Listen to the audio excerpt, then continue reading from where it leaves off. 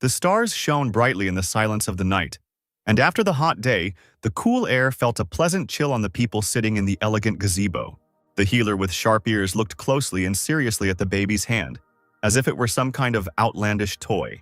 Finally, leaving the child alone, he settled himself more comfortably on the floor, and the father sitting next to him shook his head sadly. And although the plump and healthy-looking baby was happily cooing in his cradle, he was only expected to live until he was 20, and that was if he was lucky. The head of the estate, David Jones, a dark-haired man with a FAG on the top of his head, was stunned by this news and did not understand why this was happening to him. Whether it was because his wife had been unable to cope and had died in childbirth. A truly pained expression appeared on the young elf's face at these words. He looked reproachfully into David's face. He couldn't even believe that they were saying such things directly to the doctor's face. Besides, how can you speak like that about your own child who is destined to die young? It seems that the baby's 9 yin meridians are torn. In his practice, the elf has never seen anyone's Bai Hui acupuncture point so open. The head of the estate asked whether the Bai Hui was located on the top of the head. The doctor nodded, saying that if it was too open, a person's life would not be long. This is also called ascension of the deity. David had heard that ascension was only possible for powerful Taoists, but the doctor himself considered these stories to be nonsense.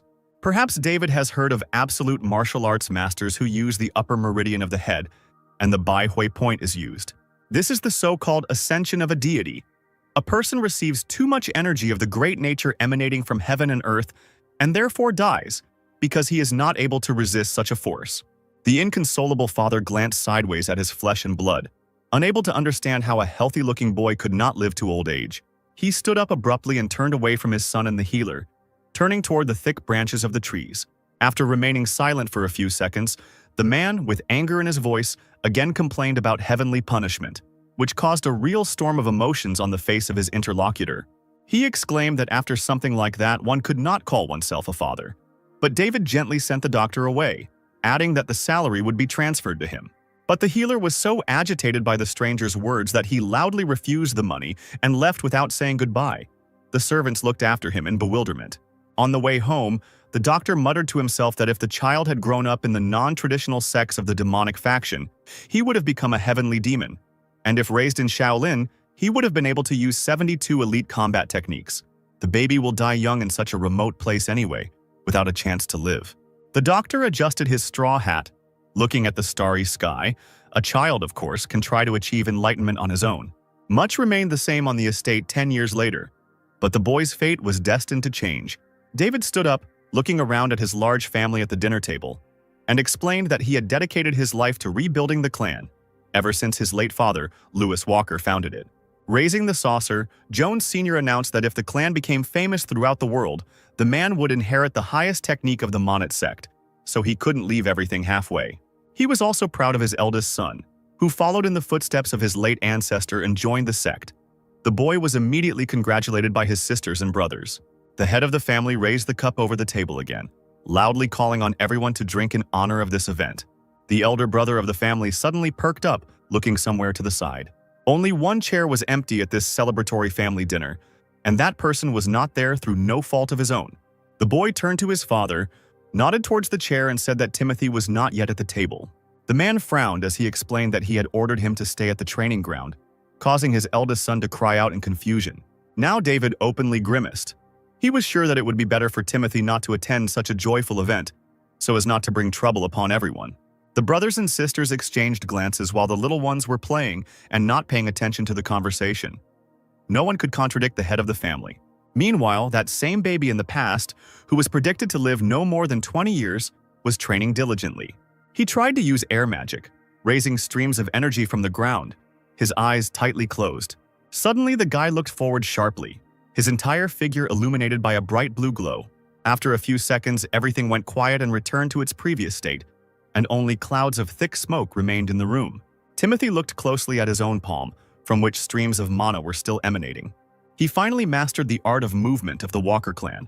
With its help, the muscles are filled with energy, which moves a person through space. If his body becomes stronger, I wonder if Timothy will be able to live a little longer thanks to this training. The boy frowned, looking at his own palms and remembering the conversation with his older brother. He asked if Timothy had created a martial art, and he replied that he had done so using the clan's cultivation technique. The clan's eldest son was silent for a few moments, considering what to say to the youngest. Finally, he carefully asked to be understood correctly and sadly scratched the back of his head.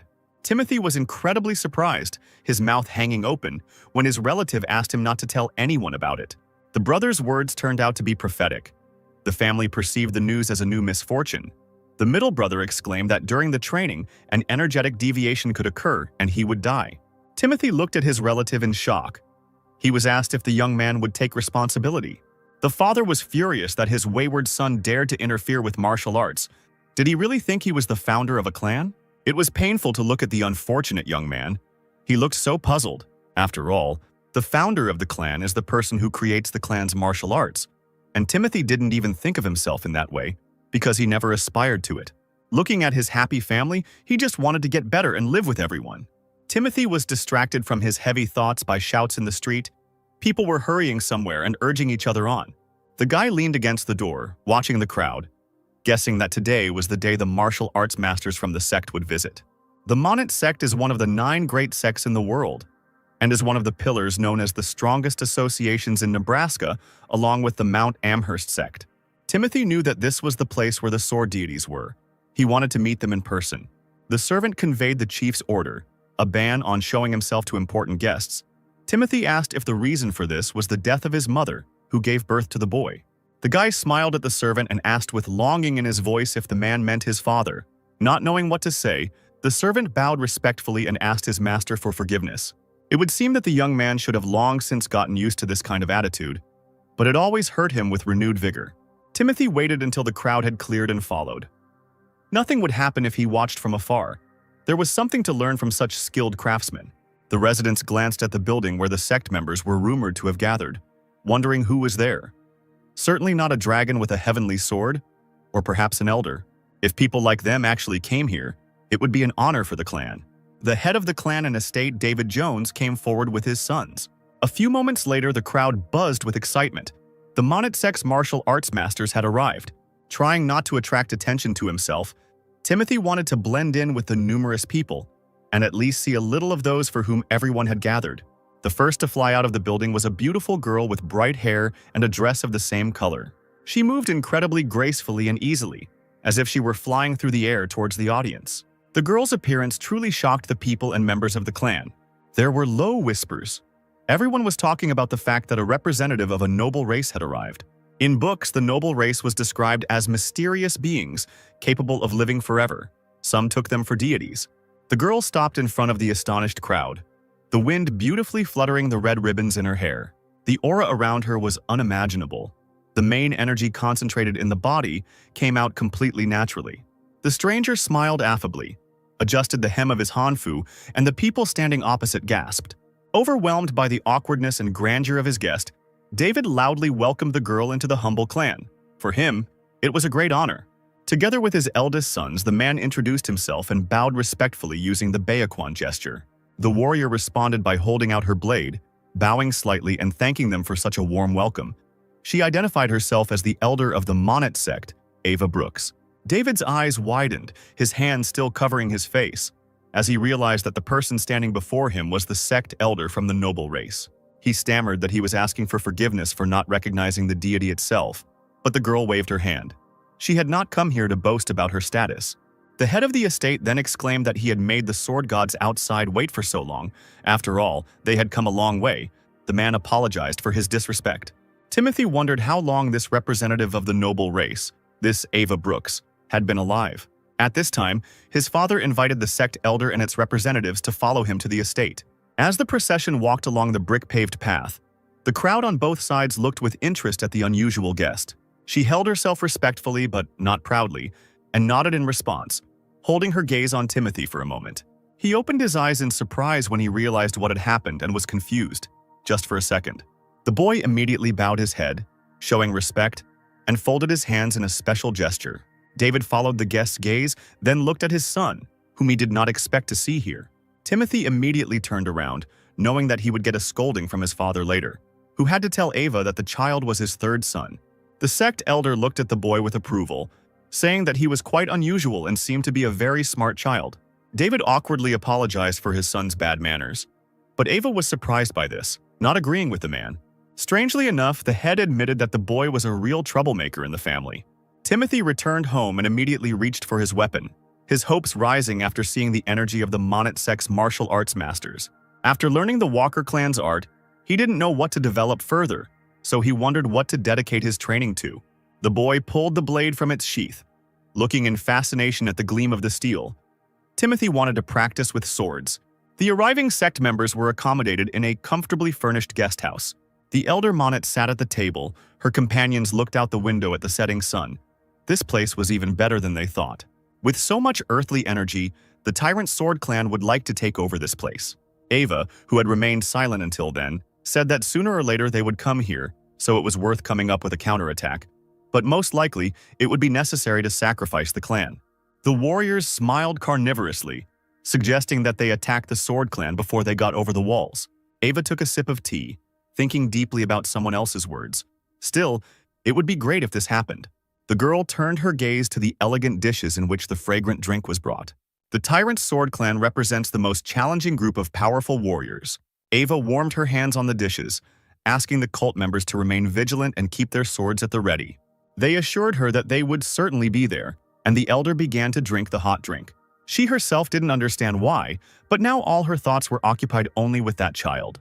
He clearly stood out from the rest, an extremely strange child of whom his own father was ashamed. Timothy was meditating alone, as always, and something was bothering him. He didn't understand why his intersection connection, Bai Hui, was so open, even though he had hardly meditated for a year due to training in the Walker clan technique. The guy closed his eyes tightly, feeling that the amount of energy passing through his head had become even greater. The body was overwhelmed by bloody energy, which engulfed his entire being.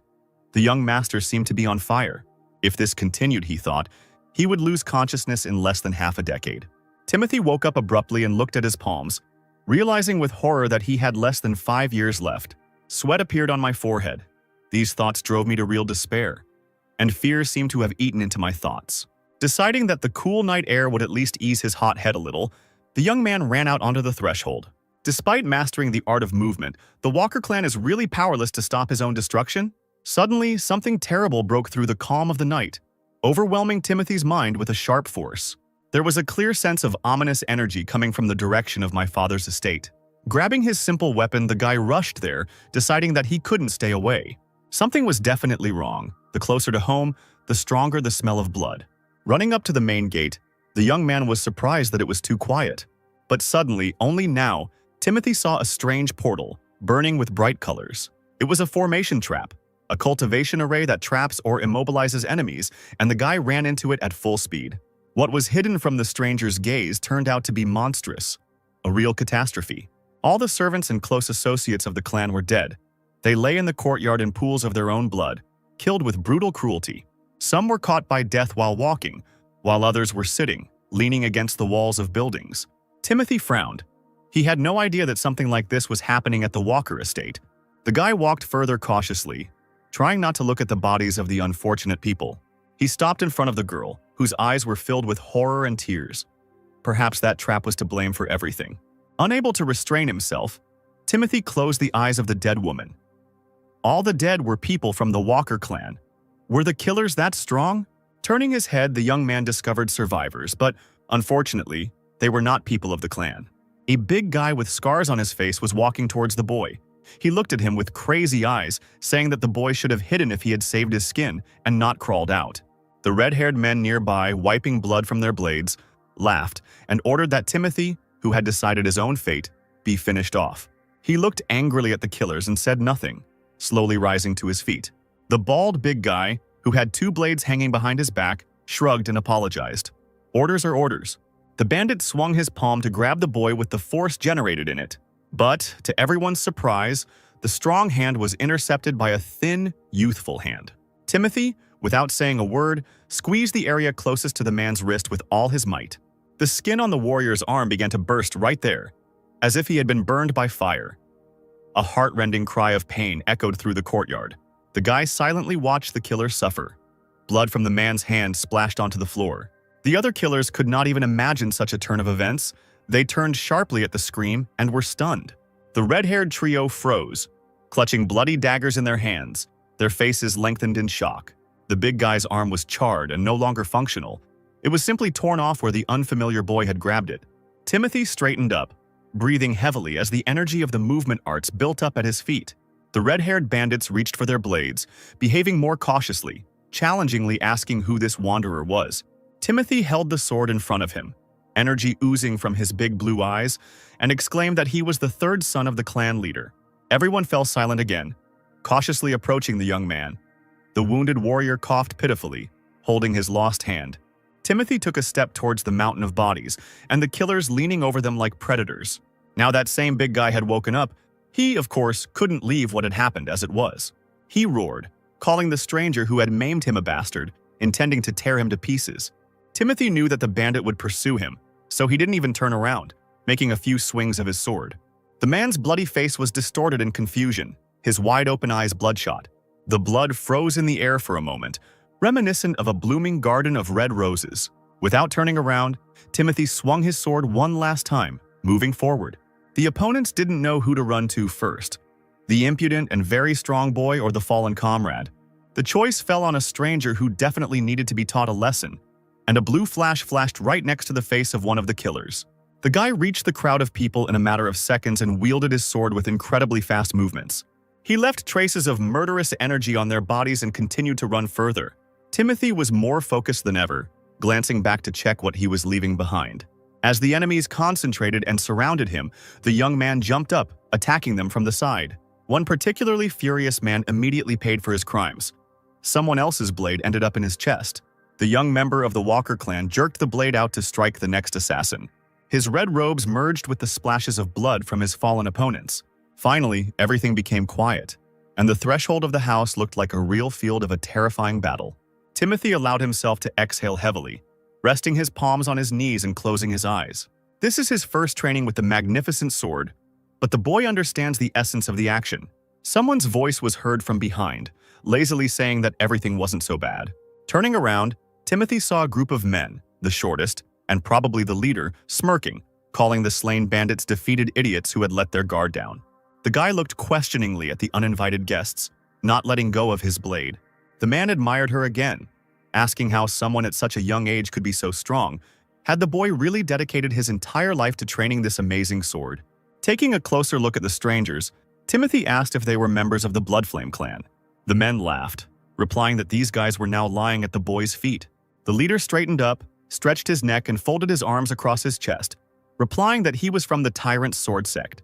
The young man swallowed hard, feverishly trying to figure out what to do when he found himself face to face with such opponents. It is said that the 13 heavens are the most cruel and powerful in all of Murim.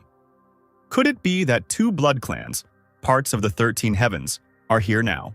When Timothy asked what two clans of the 13 heavens could possibly be doing here, the guy was rudely told that it was none of his business. The man from the sect was surprised and asked again when the guy asked if they knew him, since they were answering questions and not attacking. Timothy took a cautious step to the side, watching the stranger's reactions closely. He asked again if they knew that his family was part of the Desert Fortress, the best sect in Murim. That is why if Timothy is killed, they themselves will receive significant wounds despite belonging to the Sword of the Tyrant sect. And even though the guy was just talking, right at that moment, destructive energy passed through the wall of the estate. A man was lifted into the air and then fell to the ground, dropping his blade. Timothy recognized him by his clothes. He was a man from the Monit sect, and he clearly needed help judging by his bloody face. Then the boy heard the sound of rustling hanfu and suddenly looked up. A familiar figure flashed right above his head. The young man tensed and took a defensive stance when the elder of the Monit sect herself appeared nearby. The girl looked a little confused, but Timothy couldn't believe he was seeing her again with his own eyes. The gusts of air nearly knocked her off her feet. Ava tried not to fall, landing on the ground. She used the blade as support and sank heavily to her knees, breathing heavily. The tips of her pointed ears were covered in blood. The Tyrant Sword clan began to look around worriedly, because the girl who arrived was known as the Sword Goddess. But even she was in confusion. So who was the enemy then? Suddenly Timothy felt something that sent a herd of goosebumps running through his body. Ava froze, gripping the hilt of her sword tightly and peering intently towards the destroyed wall. The courtyard was immediately illuminated by the soft glow of a majestic male figure in flowing robes. Timothy had never seen this man before, and now wondered what to expect from him. At first, the man's face was not visible due to his long hair, but it was clear from his rich clothes and blade that this was no ordinary warrior. The stranger radiated such ominous energy that even one of the cruel clans did not dare to move. The man was floating in the air, and suddenly his colorless eyes stopped right on Timothy. The boy frowned, realizing that all his thoughts evaporated from just one stranger's gaze. The man from the tyrant's sword, whom the boy had previously mistaken for the leader, dropped to one knee, greeting the clan leader. Timothy was stunned, not realizing at first that he was hearing the rest of the clan fall to their knees and bow their heads.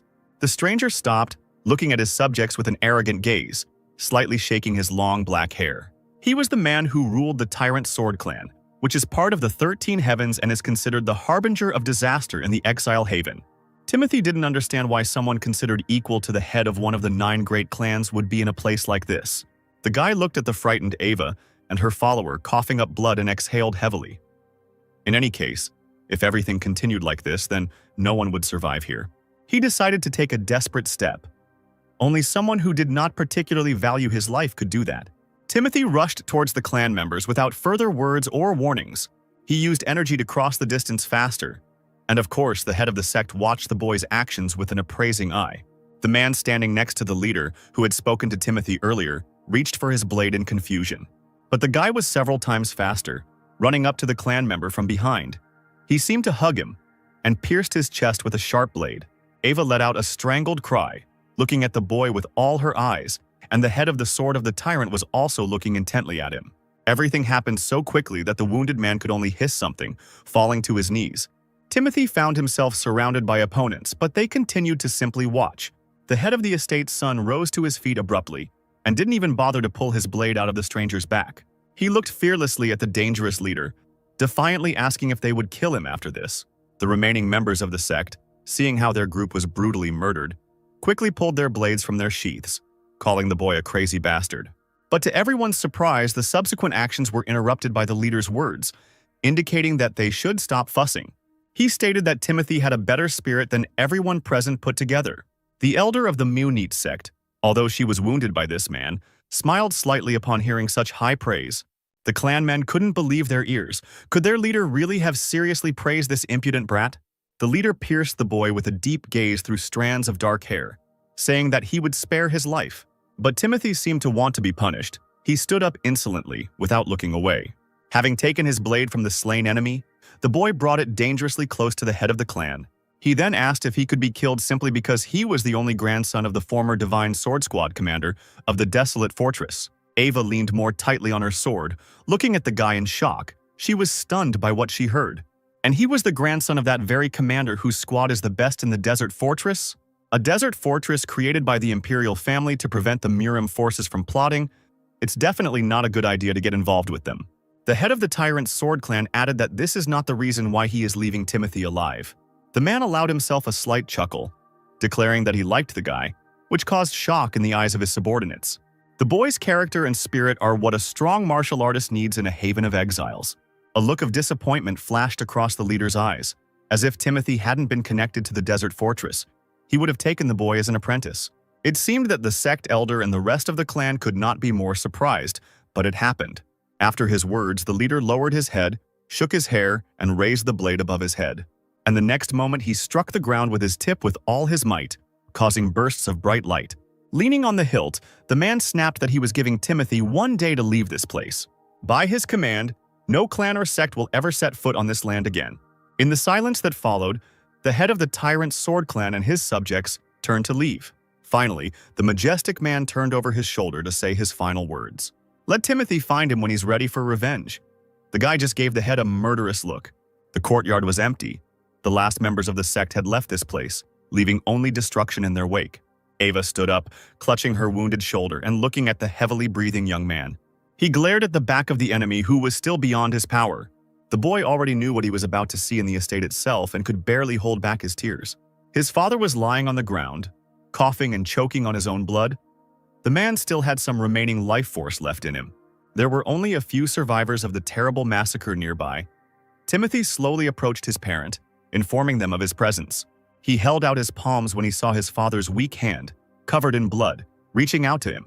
The dying leader grabbed the stranger's fingers, weakly asking why his son was so strong and how he managed it. Timothy explained that it was all thanks to the Walker clan's art of movement, which he created and mastered. The father's eyes widened in surprise, and he asked again how Timothy was able to create a martial art. The thing is that David had completely forgotten about it because his son had already tried to tell about his creation earlier. Then the head of the family did not even listen to Timothy, responding to his timid words with curses. Right in front of the servants, the man ordered them not to interfere with the clan's martial arts, accusing his son of madness. Timothy was disgraced and humiliated by his own parent, who was never able to understand him. Now, on his deathbed, only now did David turn his attention to his boy, whom he considered the weakest of the entire family. The clan leader's eyes rolled back, and a new stream of blood gushed from his mouth as he whispered the names of martial arts again. However, the Walker clan developed its own sacred art, which was created by young Timothy. Tears of bitterness and regret for a past that could no longer be returned began to flow from the corners of the man's eyes. He admitted that he was so rude and stupid, but the third son created the sacred art of the Walker clan. The father's hands, drowning in regret, gradually weakened and fell downwards. Tears blurred his gradually fading gaze, and David exhaled, telling his son that he had the qualities of a leader. These words struck Timothy right in the heart. He could not have imagined that he would hear such a thing from a cold parent. The eyelids of the head of the family closed forever, and his last words were that the boy was his son. Timothy bit his lip to keep from bursting into tears as he watched his father die. The surviving brother cried out in disbelief, grieving for his deceased parent, who just yesterday had been alive and full of strength. Timothy leaned on one knee, lowering his late father's heavy hand to the ground. He stood up, looking blankly into the distance, while his brother grieved inconsolably, and the chief courtier held his weakened younger sister in his arms. The man approached the young gentleman, addressing him by name. Timothy stopped. He asked what was wrong with Alice, and it turned out that the girl was fine. She fell asleep when her acupuncture point was blocked. Unfortunately, this had to be done in order to hide the baby from the thugs. Timothy approached his brother, asking him to raise Alice in the Monet sect. The girl has an exceptional connection with the 5 elements, so they will accept her. Still holding his late father's hand, the boy timidly asked what Timothy would do. He straightened up and turned away from his relative, quietly replying that he would take care of himself. While the family was talking, Ava came to the door, reminding everyone of her presence without attracting much attention. The surviving members of the Walker clan asked if the elder was leaving already. She nodded. Together with Timothy, she left the estate now that the head of the tyrant sword sect has intervened in the matter. The girl must immediately inform the Moonite sect about this. Ava approached the boy, asking if he was going to go to the abandoned fortress to see his mother's family. After some thought, Timothy agreed, realizing that he had nowhere else to go. Yet there is no longer a place where an orphaned boy can go to improve himself. Ava stunned the guy by offering him to return with her to Mount Monotov. That would be much better. She wanted Timothy to become an adept of the sect leader. He lowered his head, replying that it was a true honor to receive such an offer from the elder of a great sect. This proposal did not go unheard by the elder's followers. They almost screamed. Timothy stopped, looking at Ava in disbelief. He even asked again, deciding that he had heard wrong. The sect elder confidently assured the boy that he could do it. A direct disciple of the Monet sect would be able to master the absolute sacred art. Moreover, the sect leader is one of the few leading martial artists ranked among the top 10 sword masters in the world. Timothy bowed, folding his hands in a respectful gesture, saying that he would not forget this great kindness that Ava had shown him. After remaining silent, the guy added that he had to apologize, which drew surprised looks from his followers. Ava smiled, asking Timothy not to worry about it. She just wanted someone talented. The head of the Sword of the Tyrant probably thought the same. The boy apologized again, and the elder waved her hand, assuring him that the doors of the Monet sect were always open to the son of the late head of the estate, and he should not forget that. Timothy felt extremely awkward, but he could not agree to such a generous offer now. A little later, as dusk fell over the valley, Timothy asked if he could ask Ava a question. He knew that the girl was one of the oldest beings among the noble races, but did the elder know how to obtain the fruits from the world tree? Ava was extremely surprised when she heard such a question from the boy's lips. The fruits of the world tree were guarded by the head of the desert fortress, whom the emperor recognized as his equal. They say that these fruits grant eternal life and youth to those who eat them. It is a treasure of heaven. Timothy secretly hoped that he could live much longer than his allotted life with the help of this fruit. Ava paused, explaining that she hadn't lived even half her life, so she had no power over the world tree. All she knew was that the head of the desert fortress was capable of giving them to the people. Timothy said that he had to go to the desert fortress. The elder shrugged. Getting the fruits would not be easy. They are sacred items even for noble races. The guy has no other choice, so there's nothing he can do. All he could do was become the commander of the Divine Sword Squad and accomplish great feats. Ava bowed to the boy, raising the hilt of her sword in front of her, promising to support his choice. The sect elder then announced that it was time for her to take her leave to report what had happened to the sect. She left a swordmaster and an apprentice to help Timothy clean the estate. The men immediately folded their hands into fists and touched the other with an open left palm. The wind swayed Ava's long clothes and hair. The boy looked after the elder.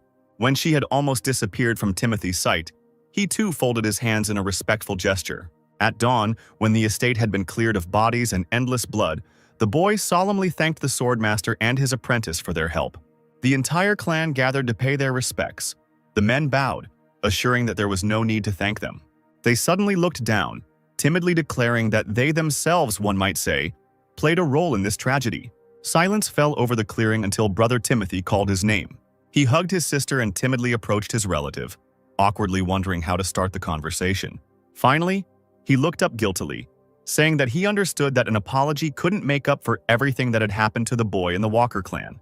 When they met again, the guy promised to be a good older brother for Timothy and do everything in his power. He also hoped that everything would be fine with his younger relative. In response, Timothy said that even though his brother would be studying the martial arts of the Monit sect at a rather late age, the boy would succeed. At least that's what he wanted to believe. And he needed to train as if his whole life depended on it. Timothy turned his gaze to the baby, who timidly squeaked out her uncle's name.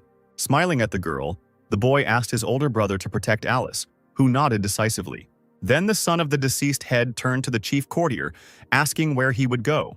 The man bowed and said that there were small branches of the Walker clan in various places in Fort Worth, and since the clan's bloodline was alive, the courtier would take care of the remaining ones. Timothy announced that he was going to the desert fortress, hoping that he would be able to see his family from time to time. The man bowed and nodded, and the boy thought that since the chief courtier was skilled in martial arts, he should be able to handle it. Finally, Timothy turned to the clan, telling them to enjoy life and take care of themselves. Nodding once again to everyone, the guy walked on, intending to reach the desert fortress. The chief courtier looked at the young master's back in surprise, considering his wish. He bowed respectfully again, knowing he couldn't even remember anyone from Clan Walker ever saying anything like that. Deep night had fallen on the city of Louisville, but the windows in the houses were welcomingly lit, illuminating the way for travelers. The central streets seemed to never sleep. Crowds of people scurried back and forth, enjoying the evening coolness. Timothy headed to the inn, one of the noisier ones with a restaurant next door, not too expensive. Having rented a room for the night, he went up to the top floor to view the city from above. Timothy finally arrived at his destination, planning to rest and then find his mother's family. The guy was pulled out of his thoughts by the voices of the guests discussing how incredible the desert fortress was. People come here from all over the Central Plain, and the manager here hit the jackpot, saying that all the booze ran out due to the influx of guests. A tipsy guest said that lately there has been real chaos in the taverns. Martial arts masters get drunk, even though they come to take entrance exams. Timothy was surprised because he had not heard before that the desert fortress had entrance examinations. Suddenly, a stranger approached the guy's desk, a young guy about his age, and towered over him, asking if Timothy had come to try to pass the entrance exams. Walker raised an eyebrow, asking a counter question. The guy immediately scratched the back of his head and apologized for not introducing himself. He was just very surprised to find someone younger than himself here. Winking at his interlocutor, he gave his name and hometown, Howard Collins from Honolulu, which is quite far from Louisville. Taking a sip of long-awaited tea, Timothy introduced himself, hoping that the stranger would go his way. But he cleverly took the empty seat at his new comrade's table, which drew a displeased look from Timothy. But he completely ignored it and began to say that his interlocutor's path had certainly been easy. Howard said that he had to work hard fighting off bandits in the Green Forest and battling pirates, and the latter were really hard to deal with. But Timothy no longer listened to the annoying new acquaintance, remembering how he himself had met a group of robbers, whom he had defeated in no time. At night, the boy had to sleep in the open air, wrapped in just a cloak. Taking another sip of his drink, he replied curtly that his journey had indeed been quite easy. Closing his eyes from fatigue, he didn't immediately notice Howard looking around, checking if no one could hear them. Getting closer, he whispered right into Timothy's ear, asking if they could be friends and help each other during the testing. The son of the head of the Walker clan raised an eyebrow and asked again what testing they were talking about. Howard stared at his interlocutor in surprise, almost falling out of his chair from astonishment. He stood up and leaned his hands on the table, exclaiming how it was possible not to know about the trials of the Desert Fortress. The Desert Fortress is very different from ordinary martial arts sects. To get in, you need to pass trials. With their help, judges test the participants' knowledge of literature, martial arts, and much more.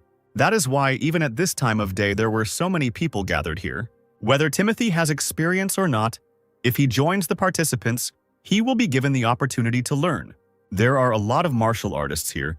Many people have learned different martial arts just to pass the test. The Desert Fortress is the strongest fighting group in the world of martial arts, which inevitably makes everyone's heart beat faster. And people would say, if you want to conquer the world with only one weapon, then go to the Desert Fortress. The imperial family, which rules the Central Plains, has collected all the elixirs and best martial arts techniques from all over the world in the fortress to control the martial arts groups. Howard said with a smile that some people say that traditional sects are much better, but they themselves don't know what they're talking about. How could the fighting groups created by commoners be stronger than the Desert Fortress? If that were possible, they would have already created an empire and become rulers. The guy enthusiastically told how almost no one managed to pass the Desert Fortress test on the first try. Perhaps one person in 1,000, but even then, these are usually the heads of the next generation of respected martial arts clans. With a conspiratorial air, Howard approached his new friend, offering to go to the test together the next day. And although Timothy did not express the slightest interest in what he heard, he shrugged and agreed. His overly active acquaintance fell silent for a moment, scratching his cheek in surprise. Then he started chatting again, saying that Timothy was easygoing and they would get along. Maybe the boy would be a little confused, but it was worth repeating after Howard. The heir of the Walker clan thought that he was happy about the upcoming trials to get to the Desert Fortress. He did not want to ask for help from his mother's family, simply not knowing where they were. The next day, the boys came to the city gates, over which the district flags were flying. As the crowd approached, Howard raised his head, looking around with interest. Timothy also stopped, examining the gate, but his new acquaintance immediately hurried him. The guy nodded, tension and excitement growing in his chest at the same time. Finally, after so much time, he was able to find himself in the Desert Fortress. A little later, when the number of participants was distributed, Timothy received a wooden plaque with his number. It will be 13th. The guy muttered something under his breath, looking at his number. Well, nothing can be done. Timothy raised his head and looked around, examining the other participants in the upcoming competition. A crowd of people gathered around a simple wooden fence that separated the spectators from the contestants. The guy assumed that the judges, two serious-looking men, were standing directly opposite. They and the contestants were separated by a large field, marked with small squares. Howard quietly explained to his friend the rules of the first exam. If the examiner takes the tablet away, then you passed. If they ask you to return it to the registrar, then you're out of luck. The new acquaintance continued to tell me that the tournament would take place during the second exam. When Collins suddenly became serious and silent, Timothy asked worriedly what was going on with the third exam. For some reason, he became thoughtful, scratching his nose with his index finger for a long time. Finally, Howard, on the way out, said in a mysterious tone, "An interview with the head of the Desert Fortress." The son of the Walker clan almost dropped the number from his hands, amazed by what he heard. There are martial artists who come to Fort Worth just for this chance, and speaking with such an absolute master is an incredible opportunity. That is why people hope to ultimately receive wisdom or advice, so striving to win. Timothy nodded, saying that he understood everything, and clutched the wooden plate with the number tighter in his hands. At that moment, the examiner announced in a loud, well-trained voice that the first exam was devoted to the art of wielding the swiftness of the sword. Contestants must demonstrate one swing using the fastest technique they possess. Well, the examiner himself will observe and, of course, evaluate the skills. To everyone's surprise, a flushed Howard ran forward, raising his hand and shouting that he wanted to go. He glanced sideways at Timothy, who was standing calmly, realizing that he had been nervous and had volunteered, while his comrade was thinking that he simply needed to demonstrate a quick sword technique. The guy slowly untied the threads of his cloak. It seemed that everything looked simple enough. Meanwhile, Howard tried to calm down and pull himself together. He grabbed the blade with both hands. Timothy decided to observe how his new acquaintance would cope. Yet, despite his nervousness and haste, it was clear that Howard had a well-honed spirit and was strong. Even stronger than the bandits Timothy met on the way to the Desert Fortress. The reluctant volunteer took a deep breath and abruptly pulled his sword from its sheath. Holding them in one hand, With the other, he described a large circle with the sword in the air. The air shook under the force of the impact, and the examiners kept their eyes on Howard. The spectators were chatting admiringly, saying that the boy was emitting extraordinary energy. They had never seen anything like it. The demonstration continued for several more minutes when Howard finally stopped and stood before the stern examiners. He was breathing heavily, looking askance at the chief judge, waiting for him to speak. The man's face opposite was completely expressionless. He froze and remained silent. The seconds dragged on so slowly that Howard was already losing faith. But suddenly the examiner reported that everything had gone well and asked to give him the board. The guy thanked him and stepped aside, and in the meantime the next test subject was called into the arena. Howard wished Timothy good luck. He nodded and became serious, gathering his strength, hoping that he would perform with dignity. The people behind the fence were whispering, but the son of the head of the Walker clan listened only to his own thoughts. The observers were slightly surprised that this young man also came to take the exams. Howard smiled as he watched his friend go, hearing the onlookers say that this young swordmaster had guts. If he was from another province where he could demonstrate swordsmanship in front of the desolate fortress martial artist, getting advice would be very valuable. The steps towards the examiner seemed endless to Timothy when he stopped in front of him. The distance between the master and the subject was not too great, but not too close either. Timothy nodded respectfully, lowering his head and closing his eyes, concentrating. The examiner chuckled and nodded in response, his face just as inscrutable. When the guy was given permission to begin, he immediately perked up and straightened up, summoning all the energy he had accumulated. The sword burst from its sheath with a pop, and the first coils of magic appeared on the stone floor. With one swing of the blade, Timothy tried to show everything he was capable of and demonstrate the martial art of movement he had created. The air vibrated to such an extent that even the formidable swordmaster retreated. The audience and the other subjects gasped, their mouths hanging open.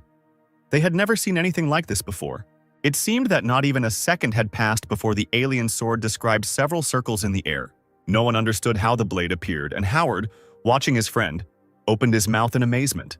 Timothy bowed and calmly hid his weapon while the examiner chose his words.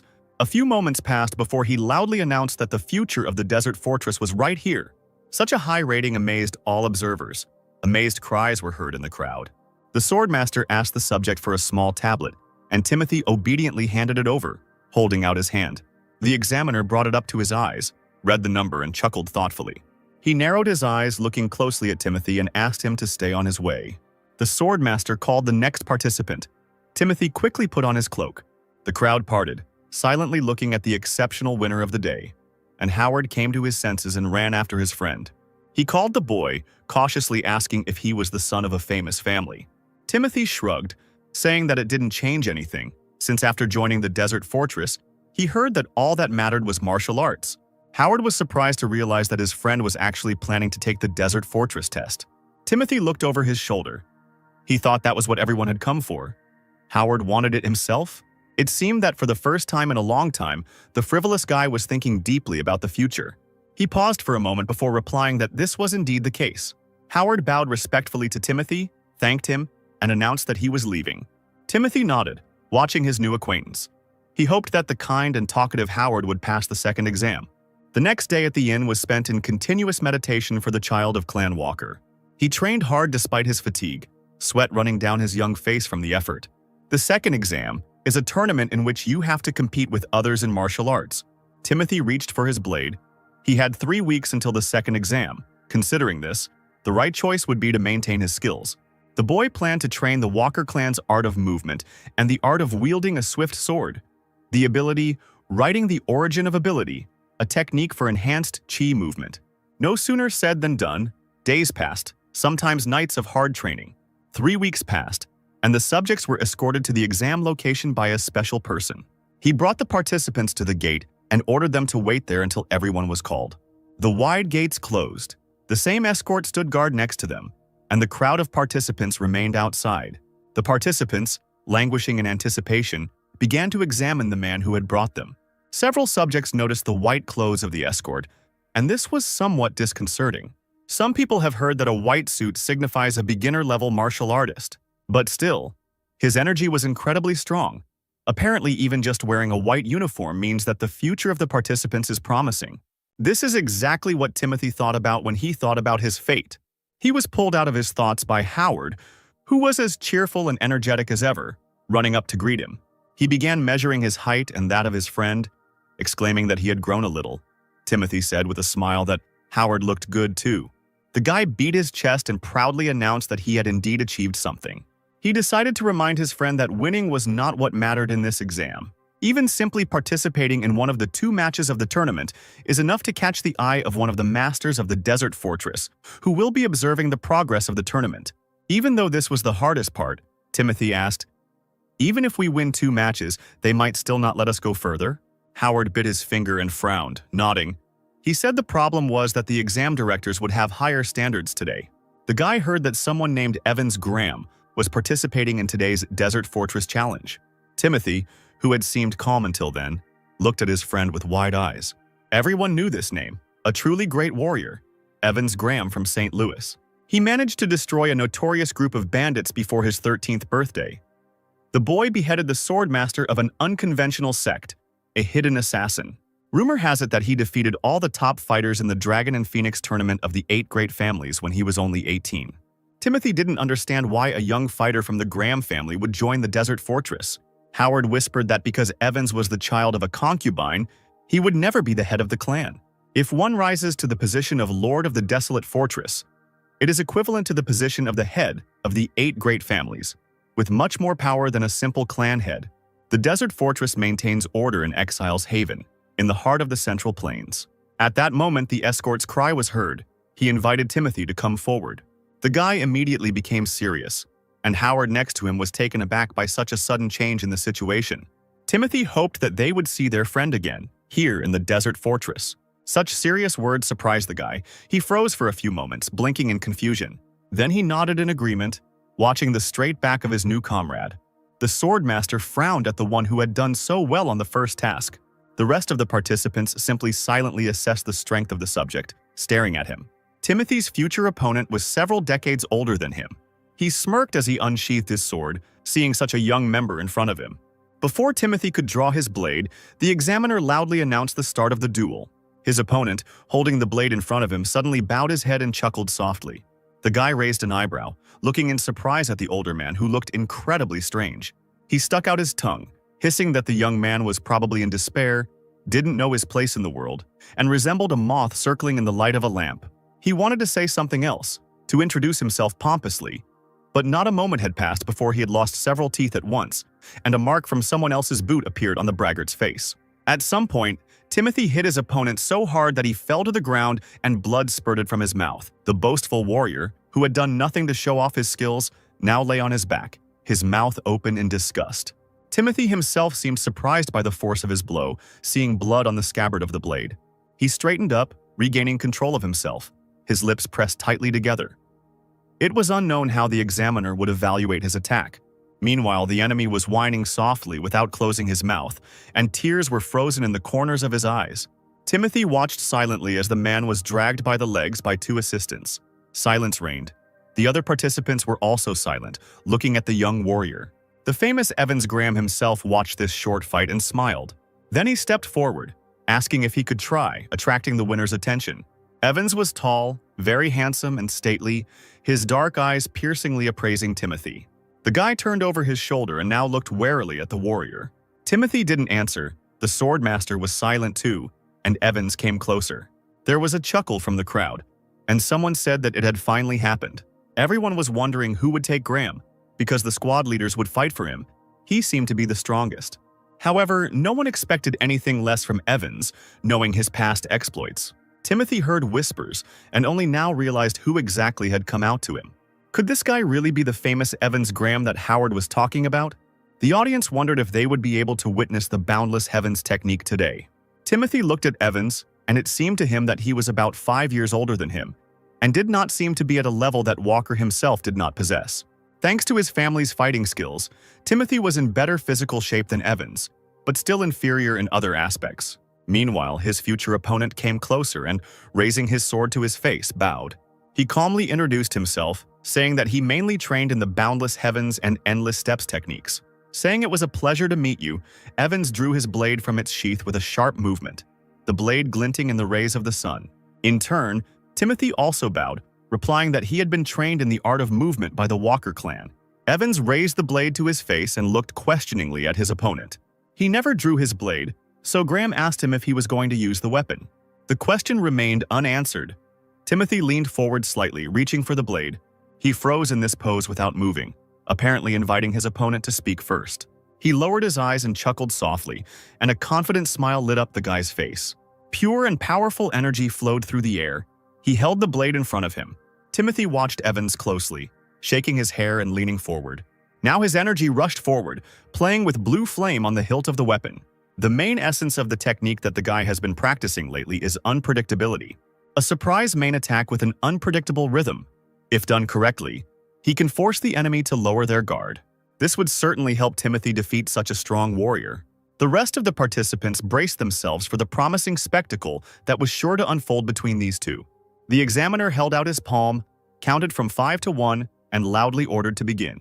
Once again, it didn't take long for Timothy to be at Evans's side, who used his sword to cut through the other man's blade, leaving his opponent with a stump of the weapon in his hands. Graham clutched the sword in both hands, looking at Timothy, who was looking at him from below from under his brows. For some reason, the boy didn't look defeated, and that was discouraging. The broken tip of the junior member's blade landed on the stone floor with a loud thud.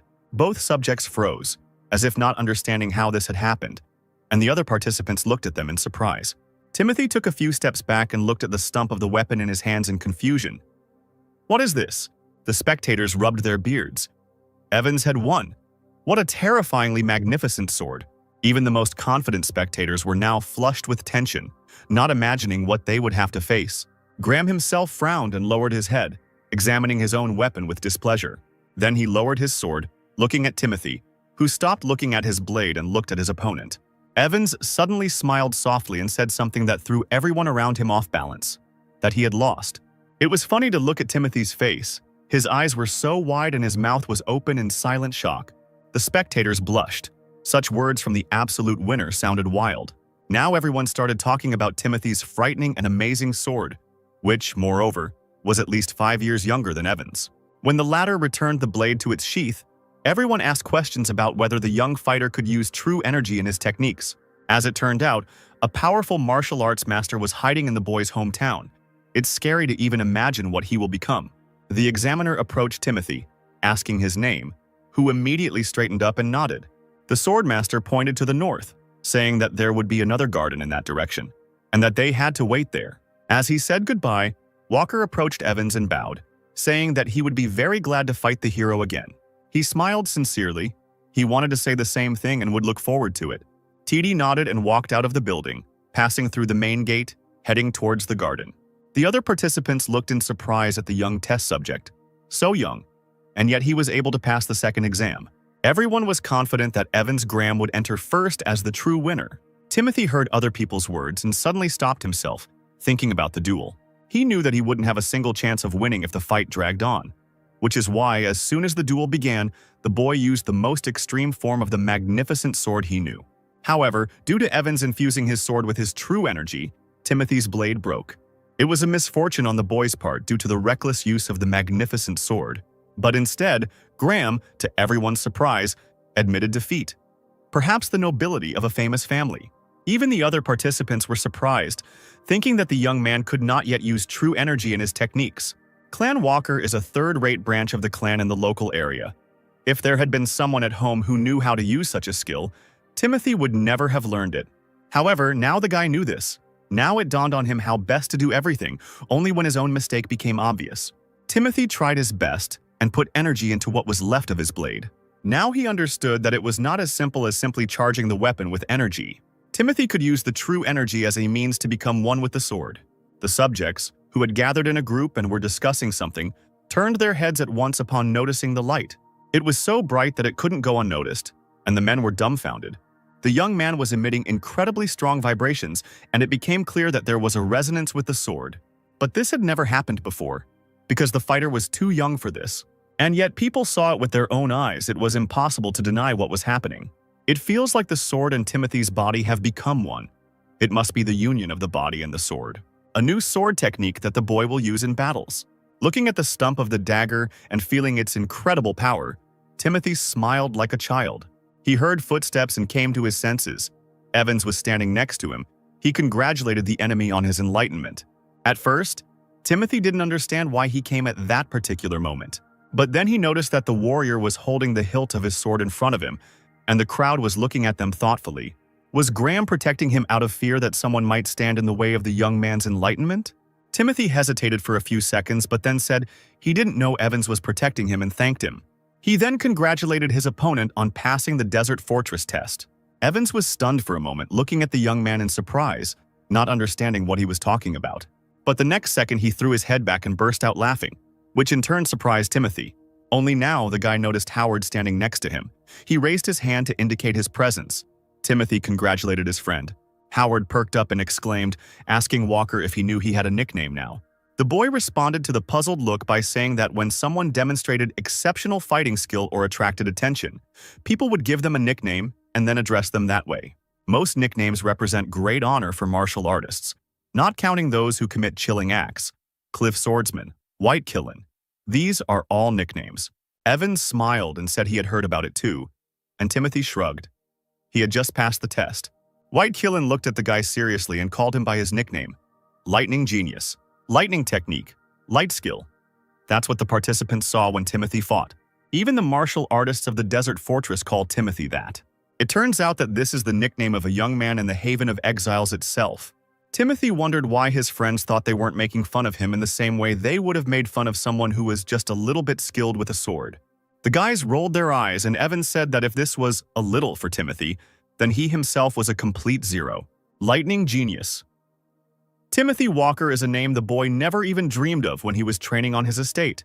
Finally, the examiner ordered everyone to gather around a tall, multi-story building. There is one last test left. If the participants pass it, they will join the Desert Fortress. Timothy raised his head, peering into the high vaults, imagining the future. A living part of history and one of the strongest martial artists, meeting with the leader of the Desert Fortress. There were now far fewer volunteers, as the task required incredible concentration and confidence. Not much time passed when the next test subject, who was walking briskly through the door, came out. Now, appearing and coming out of the shadows, everyone gasped when they saw his face. Howard was shocked by these changes. This was not the reaction he expected. The man was exhausted both mentally and physically, and wandered towards the exit as if in a dream. Everyone came out pretty quickly and looked really shabby. Did the boss just watch and say nothing? Finally, it was Timothy's turn. The guy glanced at the door with slight fear. But there was no other choice because it was necessary to finish the job once it had been started. The examiner ordered to go up to the top floor of a tall building. Having climbed many stairs, the guy found himself in front of a majestic gilded door. A few seconds passed and it slowly opened with a loud creak. Timothy gave himself a few seconds to gather his courage and go inside. He held the sword tightly in his left hand and suddenly looked down in surprise, noticing flowers growing on the floor right in the room. Long tree roots stretched across the floor, giving the place a strange atmosphere. Having reached a large window, next to which a stranger was sitting on a bench that literally grew out of the tree, Timothy stopped. This person is a young-looking girl with pointy ears and a bored look, the head of the Desert Fortress, considered to be one of the strongest in the world. She didn't even turn away from the window, but sat silently with her eyes closed when Timothy introduced himself loudly. And only then did the girl slowly, as if reluctantly, turn to him, shaking her bright hair. The guy, who had been standing calmly until then, leaned back in surprise as if he had seen some kind of miracle. And it was indeed so, the appearance of the head of the Desert Fortress. Her incredibly deep green eyes were striking. She suddenly spoke up, saying that Timothy was related to this child. He looked at the girl with incomprehension. Did she really know his mother's family? The head of the Desert Fortress crossed her legs. It seemed the guy had finally realized it, and he wasn't one to be timid. Timothy nodded, confirming that he was the grandson of the former commander of the Divine Sword Squad. The girl said that he would soon become part of the Council of Elders. This man does not give up so easily. The chief fell silent, looking closely at Timothy, then said that he was wounded. The guy didn't think it was serious, just normal family matters, nothing to worry about. But the girl didn't think so. Moreover, everything was hidden by the young man's trained body. She closed her eyes, leaning against the back of her bed, saying that the subject had probably only lived for about 15 years. But it's not worth it for a stranger to interfere in this, and this issue still needs to be resolved. Timothy bowed and asked forgiveness for his ignorance towards the chief. The extraordinary look the girl exudes as someone with absolute power is the topic of conversation, not his family problems. Suddenly, to Timothy's surprise, the head of the group rose gallantly from her seat. Straightening up, she looked down at the guy and said that she liked him. It was funny that he didn't even bow his head, although he didn't come here just like that. There was something that Timothy really needed. Does the girl really know that the guy came for a specific purpose? And does she know that his acupuncture point, Bai Hui, is too open?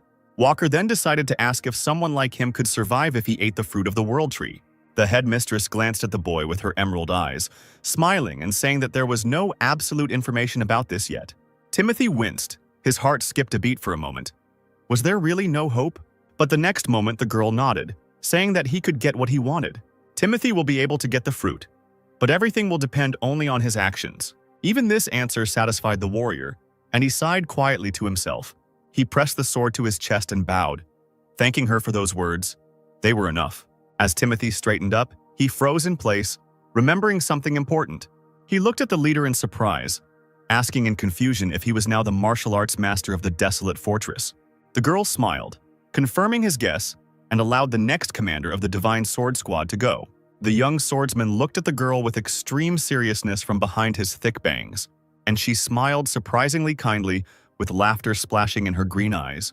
Timothy walked thoughtfully down the long corridor towards the stairs, pondering the leader's words. It's unclear whether the girl was joking about him, or whether she actually saw some potential. Some strange thought took shape in the young warrior's head, and he stopped. Was this a hint that Timothy would be able to obtain the tree's fruits if he became the squad leader? The young man immediately imagined himself standing in red robes, strong and powerful. A little later, 2 more people came out of the building where the leader was, Evans and a man unfamiliar to the company. Howard also successfully completed the task. He looked incredibly stupid from uncontrollable joy. Timothy remained focused, looking around carefully. 4 figures, among whom the youngest was Timothy, followed the escort. He chuckled softly. There had only been 4 successful candidates to date. The man looked over his shoulder and asked if the participants knew what the main purpose of the desert fortress was. Howard nudged Timothy in the shoulder, smiling as if this was the revelation of the martial arts master's insidious plans. The guide nodded, noting that that was not all. There was a certain order of actions that had to be followed. It also includes preventing conflicts in the martial arts world in general. The 4 subjects were dumbfounded, their eyes wide open. They had never heard of such a thing.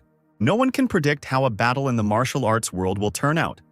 Today, when the land is filled with rumors of the revelation of the new location of the heavenly demon's tomb, the central plains may be flooded with blood. It would be fine if those who thirsted for secret techniques and combat elixirs fought only among themselves, but the cruelty of greedy martial arts masters affects not only other masters, but also ordinary people. To witness these hellish events again would be like returning to the pre-imperial period. Howard's expression grew serious as he recalled the incident with the Sky Demon's tomb out loud. The guide, without turning around, continued, saying that 17 whole years had passed since that terrible moment. The problem wasn't just him. The old factions and the 8 great sects were also adding to the trouble. If left unattended, the common people will suffer. And if the people are dissatisfied, it will make it difficult to collect taxes and create problems for the government. That is why the imperial family spends a colossal amount of resources on maintaining this place. Finally, the man led the test participants to a small house and turned around.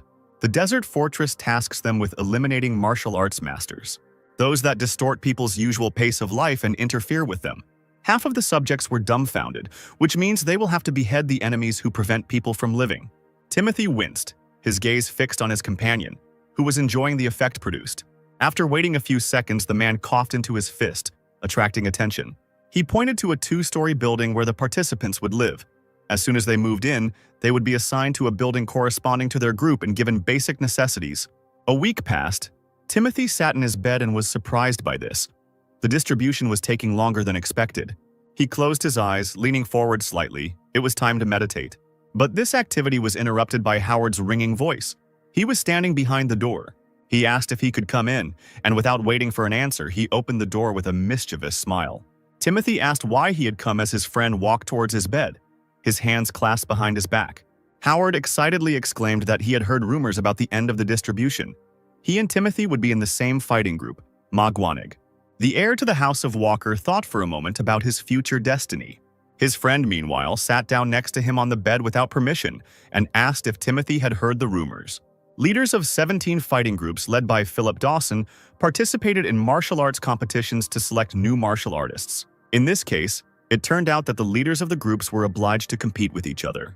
Howard winked at his younger comrade, saying that many people just wanted to acquire a nickname like White Killin or Lightning Demon. The next day, the mangacap battle training began, and the participants gathered at a large bowl. Everyone received brand new white uniforms with distinctive insignia on the shoulders. Howard lovingly looked at himself, and Timothy looked around tensely. Both found themselves in the center of attention. The other members, who had been in the group for a long time, looked at them, sometimes smiling, sometimes frowning. Among them were also mentors, who were now looking at the boys appraisingly. Standing before the boys was the stern Theodore Blair, the leader of mangacap, who was rumored to be a contender for the title of the strongest among the 17 leaders of the desert fortress. A strong and tall man with a large scar on his face came very close to Timothy.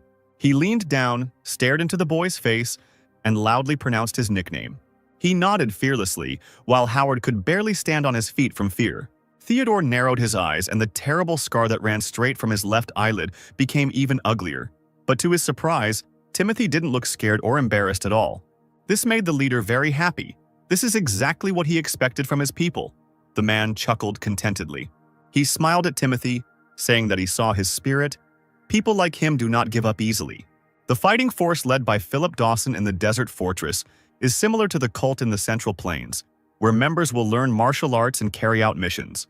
When Howard heard that those present were elders and mentors, he raised his hand, exclaiming that he had a question. Theodore gave him permission to speak, and the boy thanked him for the opportunity. He asked what it meant to learn martial arts in the desolate fortress. Was it that everyone would learn the same martial arts? The leader shook his head, replying that this was not the case. Everyone would be trained in a unique style. Naturally, knowledge is limited only to the techniques of mangacap. The young man was pleased with this, and Theodore added that persistent training was necessary for survival. Timothy had also heard of mangacap's technique before. A friend had mentioned it to him earlier. Mangacap is a fairly well-known faction among the 17 forces led by Philip Dawson. They once clashed with 24 elite masters of the Kelly sect and did not lose a single fighter. This incident only strengthened the faith of those who believe that the Desert Fortress has no equal in the world. The Desert Fortress belongs to the Lofor sect, and attacking a sect martial artist isn't considered treason, so the boys could challenge the strongest to learn. This was also necessary for improvement, but Timothy still clarified why it was not considered betrayal. Theodore was silent for a moment, looking at the boy with a stern gaze.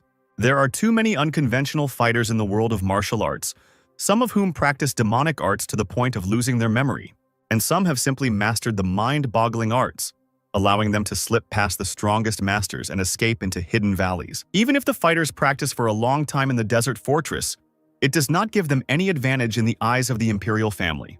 That is why it is so important to do everything in one's power to become stronger. Otherwise, death. The leader turned sharply, nodding his head towards the guy who stood out from the rest, most likely due to his energy. He told the newcomers that if they went on a mission once and returned with a wound from Jordan Roberts' sword, they would immediately understand what the teacher was talking about. Jordan, sitting on the floor, smirked as he spoke about the Silver Dawn. Blue eyes looked mockingly at Timothy from under his thick bangs. The guy said that this technique was really scary. Timothy turned to the fighter, examining him. He himself had heard about the Silver Dawn technique. This is a world-renowned transcendental technique that only the legitimate heir of the Roberts family can master. And if we're talking about Jordan Roberts, isn't he considered one of the strongest masters among them? Did this guy really encounter this technology and survive? Jordan stood up, adjusted his hat, and with a smile suggested starting with lightning genius. The experienced warrior stretched his lips into a grin. Either he was mocking, or it was his usual manner of communication, and said that he had heard about Timothy's fast sword, which had no equal. When Lightning Sword returned the intense gaze, Jordan added that he wanted to verify the rumors for himself. Timothy suspected that he was probably facing a strong opponent, so he slowly walked around him, planning a strategy in his head. Pausing for a moment, he reached for the blade and pulled it out with a loud sound, then returned it to the sheath. The other senior participants and mentors immediately turned their gazes to the escalating skirmish. They, like their friend Timothy and the leader of mangacap, were amazed by the lightning-fast reaction of the young test subject. With just 1 second of action, he activated his energy, and the figure was illuminated by a noble blue light. Jordan, watching the newcomer, smiled even more, anticipating the fun. Now the guy, in turn, suddenly pulled out a beautiful carved sword from its sheath.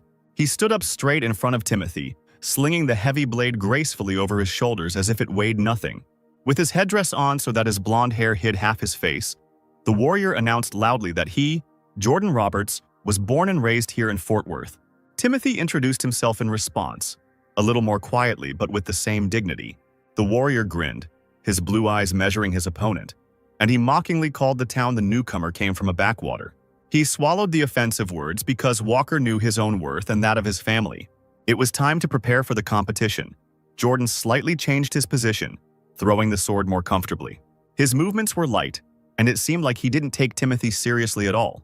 Directing a careful glance at the newcomer, Jordan retorted that only in a real battle does it become clear that a warrior is capable. This can be seen in his swings. Hearing these words, Timothy raised an eyebrow, not understanding what the mentor meant. Really? Movements in the wind?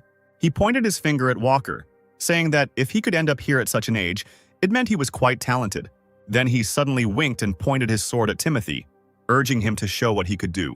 Moreover, the newcomer who entered Magwanig needed to unlock the sword's potential, and to do this, moreover, in public, in the presence of other participants and the leader, there was nothing to do. Timothy agreed and changed the position of his hands, showing off his blade. The observers gasped in unison, leaning forward. This new guy had a black sword. Even Theodore Blair himself couldn't keep a straight face. Jordan remained in the same position. Timothy again pulled his hands back. The glow around him became brighter. The two opponents' gazes locked on each other, and the mentor laughed loudly. Timothy took a deep breath, trying to clear his head of unnecessary thoughts and focus. The young warrior was going to read the energy of his opponent's breath, breathing in rhythm with him. Measured inhalations and exhalations are what helped me find the starting point for action. And a few moments later, the very moment arrived when it was necessary to begin. Swift sword. That's the technique Timothy used as he rushed straight towards his opponent. He jerked the blade out of its sheath and swung it right next to Jordan, who was about to counterattack. Two swords, filled with different energies, almost collided, passing each other in the end. Walker nearly fell on his back and managed to stay on his feet, his heart pounding so loudly that it was hard to breathe. Jordan, however, looked completely unperturbed, having seized the initiative in the fight. Timothy looked at his mentor's confident smile, wondering how he had managed to retrieve the sword so quickly. That's right. The guy survived against the sword of Charles Jenkins, a true master.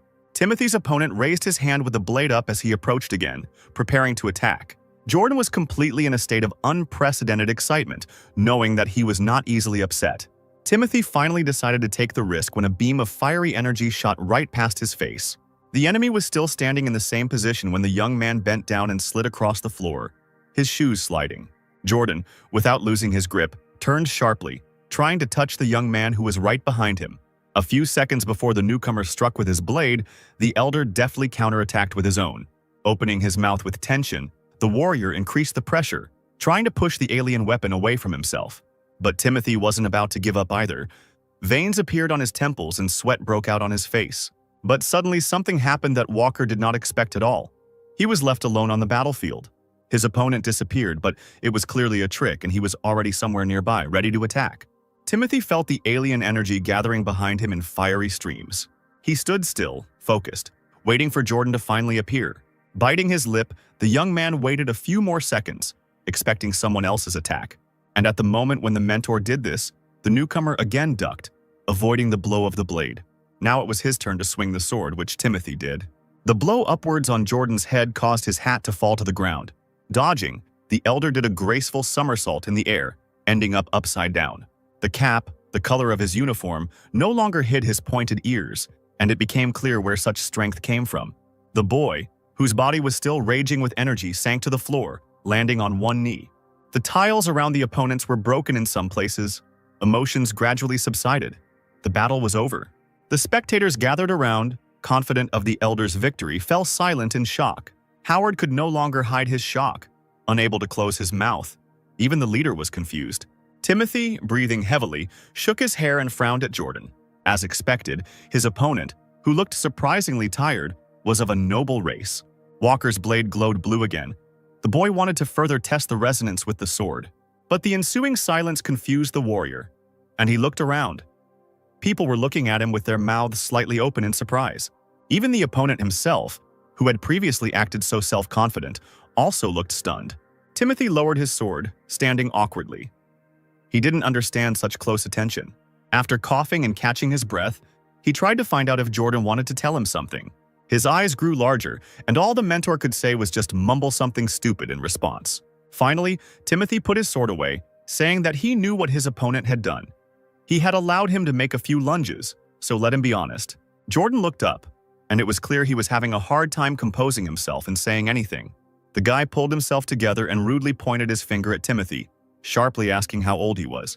He frowned, not expecting such a banal question, and replied that he was 15, and what difference did it make? After all, the enemy usually doesn't care about age and only real achievements matter. Suddenly, Jordan almost fell backwards and muttered the newcomer's age in shock. Timothy didn't understand why age mattered when it was a matter of life and death, but everyone was interested in where such skill came from at 15 years old. The other participants could not believe what they heard, thinking that the heavens themselves had made a mistake. Some have been to the Dragon and Phoenix tournament and have never seen anything like it. Even if someone has been studying the path of perception since birth, it is very difficult to reach such heights. One of the elders grinned, remembering that he was considered a rare talent in his area. Timothy turned his gaze to Howard, who was shaking with inexpressible emotions, covering his mouth with his hand. Theodore, behind him, frowned more and more with each passing second, trying to comprehend what he had seen. Finally, Jordan shook his head, smiled, and sheathed his blade. Yet today, he was faced with this incredible young fighter who, at 15 years old, was able to give him a fight. A little later, the entire group was taken outside to train and divided into pairs. The elders sat on the stairs and laughed, hearing strained sounds from the side. The leader's large palm was immersed in a blue cloud of energy, turning inside.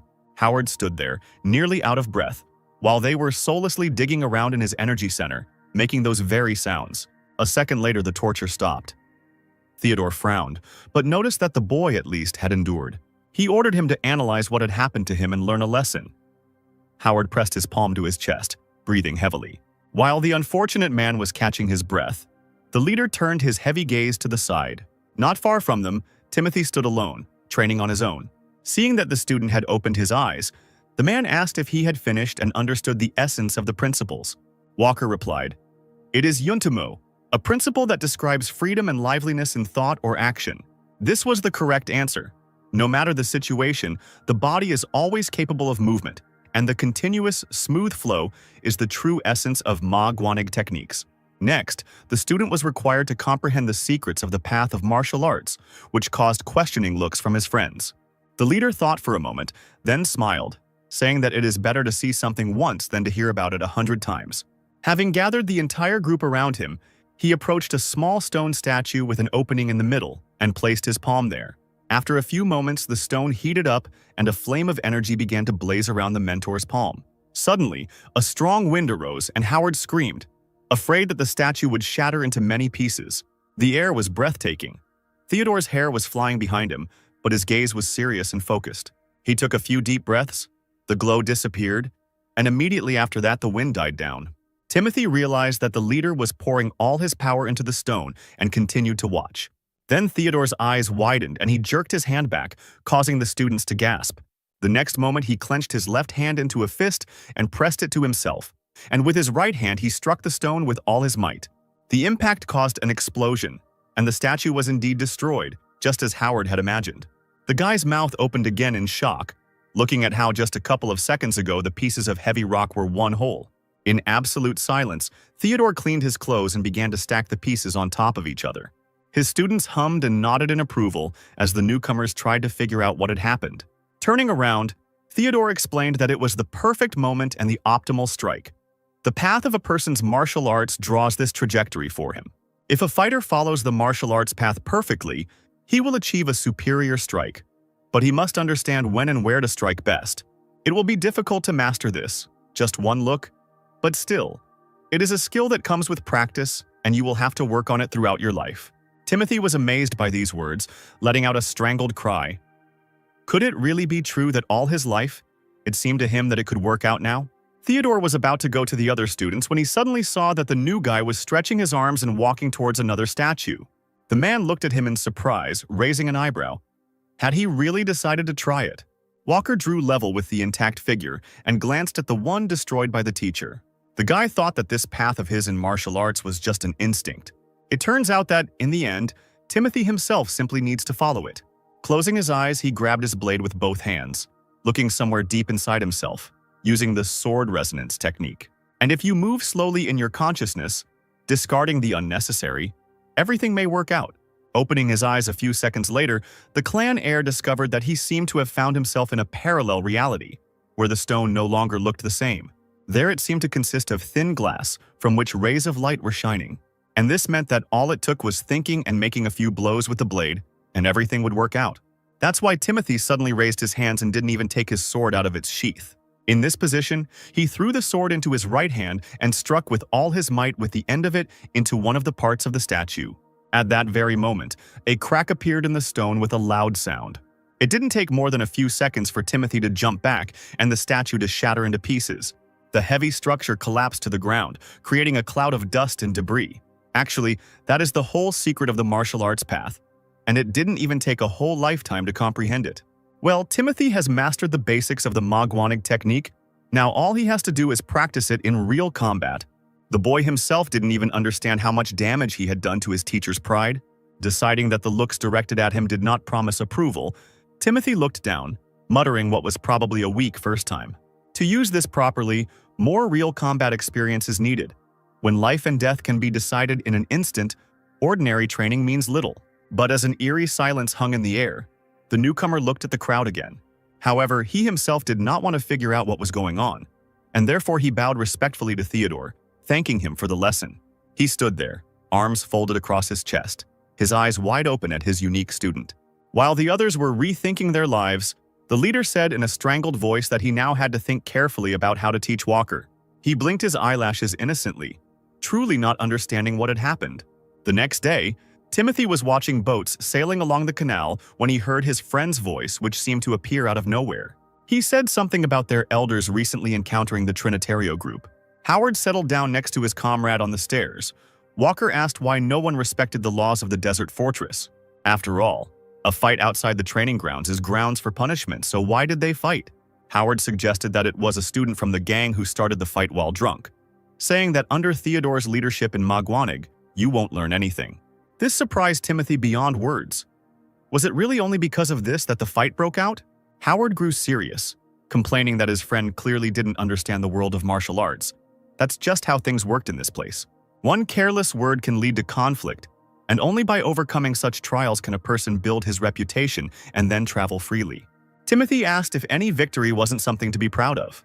After all, the elders are simply protecting the newcomers. The boy exclaimed that if someone had told him that, he simply wouldn't have known where to go. Timothy began to think that the group simply had a personal score to settle with Magwanig, and this was a good opportunity for some business. If he wanted to obtain the fruits of the World Tree, which are revered by all noble families, he would have to achieve a lot, and for this he needed powerful allies. They say that brave warriors must owe their lives to become brothers, so it would be a good idea to make them your debtors in advance. Walker stood up abruptly, telling his friend he was right, earning him a puzzled look. If the elders even drew their swords for Timothy, he couldn't just leave it like that. He had to go to them. Howard also rose from the rock, seeing his comrade run resolutely towards the team. He exclaimed that Timothy had a fighting spirit and was not alien to the feelings of a true warrior. Timothy and Howard ran out to the square, where almost the entire group had gathered. The elders looked at the newcomers, surprised that they had come to training. They didn't have classes on schedule, but they still came. That's persistence. Timothy didn't answer, and walked confidently straight towards Theodore. Howard began to bow to smooth things over, and the elders didn't understand why he was making such an effort at the initial stage, when respect was more important at that time. The leader was not very happy about the arrival of the newcomers, but they stood before him and bowed. Throwing a menacing glance at his friends, the man asked if they had any problems with their training. To Howard's bewilderment, Timothy said he wanted a duel. Theodore shrugged and suggested that he choose an opponent. The elders would be happy to agree. Walker took a deep breath and blurted out in one breath that he didn't want to fight his own people. He intended to duel someone from the Trinitario group. Everyone who was busy with their own affairs and heard this were immediately stunned. Howard almost lost consciousness from such a statement. Leader Magwanig now didn't know what to expect from the student, so he said that there was no need to worry too much about yesterday's incident. Timothy thought he didn't care at all, but said out loud that he had long admired Trinitario's techniques and wanted to try them out for himself. Theodore was surprised by the enthusiasm, thinking to himself that he liked such zeal, and that the newcomer shared the feelings of his elders. Timothy bowed, exclaiming that he wanted to fight the renowned swordsman using Magwanig's true form, and asked the master for permission to do so. Theodore looked at the student in bewilderment for a while, wondering what he really needed. He hoped to gain experience and try out other techniques, and also gain the trust of his elders, a triple benefit. The mentor warned the newcomer that he had never seen Trinitario's combat techniques or fought alongside them. A duel would not be a problem, but the group members would not show mercy. A real fire lit up Walker's eyes. He clenched his fist and exclaimed that this was exactly what he needed. Seeing this, the elders fell silent for a moment, looking at the newcomer in shock. The next moment, they began to rejoice, shouting that this was the spirit of the true leader of the desolate fortress. They were eager to see the warrior in the future. Leader Magwanig covered his face with his hand as he listened to this, but then allowed Timothy to try. He also promised the boy that he would convey his request to the head of Trinitario. After some time, a demonstration fight with the opposing group took place in a special room. Everyone was surprised that the white one was challenging the blue one to a duel. But to be precise, it was just a training sparring. Howard overheard the elders placing bets on how long Timothy would last. Most, especially the Trinitario members, were betting on 10 seconds as the maximum time. Opposite 15-year-old Walker stood a tall man from the Trinitario group. It was incomprehensible that some boy would seriously want to fight him. The leader of the Trinitario group, Elijah Barnes, was a menacing-looking man with a thick beard and dark hair tied into a high ponytail. Theodore, looking at his student, increasingly doubted his decision to allow sparring. Both leaders of the group stood next to each other, but did not want to exchange a word. After a few seconds, Elijah frowned even more and raised his finger, pointing at Timothy. He was willing to bet on one of the spiritual pills if the newbie could last 10 seconds. Leader Magwanig was surprised that his opponent had chosen such a big bet. Elijah's eyes widened in a menacing way, and he asked defiantly if Theodore thought he would lose, and he became frightened. But Theodore demanded not to tease him, because spiritual pills were not a trifle. The leader of Trinitario hissed that the honor of their groups was at stake. Would he really joke about such things? When Theodore rolled his eyes and accepted the bet, Elijah nodded and sat down in the carved chair. He cracked his knuckles and said with a smile that a leader must believe in his subordinates. But the man didn't see the main thing, how his opponent's lips stretched into a satisfied grin. Meanwhile, it was time to begin sparring, and a member of the Trinitario group approached the white one of Magwanig, asking for his name, which Timothy had given earlier. The guy bowed respectfully, repeating what he had said, as etiquette required. In front of him stood a strong warrior in blue clothes. Everyone starts with white, but if you advance in your craft, you can get blue. Time is of no importance here. Sometimes it takes more than 10 years to transition from white to blue. But even the greatest masters of the major sects respect the blue warriors of the desolate fortress. The partner said that he has been training the Trinitario sword for 20 years. They say that the sword has no eyes, but the sword of a true master definitely has eyes, so he will not hold back in this sparring. Having decided to intimidate the newcomer with these words, the man was surprised when he simply nodded. However, there was no time to think, so the experienced warrior pulled out his blade in one jerk. The noble steel in the hands of its owner immediately lit up with a bright light. The warrior immediately demonstrated his skill, the energy in his body seething, illuminating everything around him. The overseeing group leaders held their breath, while Timothy tried to abstract himself from everything and concentrate on the sparring. He was curious about what kind of sword mystery the blue warriors of Trinitario used. The boy grabbed the carved hilt of his blade, ordering himself to cast aside unnecessary thoughts. The steel of the sword also shone with light, no matter what the enemy could do, because Walker was here to reveal his skills. His opponent growled, holding his weapon in front of him, that he would give the newcomer the first turn. Timothy didn't wait long and used his time play skill. He took off like lightning and ran forward, ending up right in front of the blue one. The boy's sword, charged with energy, collided with the other's blade with a loud bang. The experienced warrior did not expect at all that the puny young fighter would be able to fight him back in the very first second.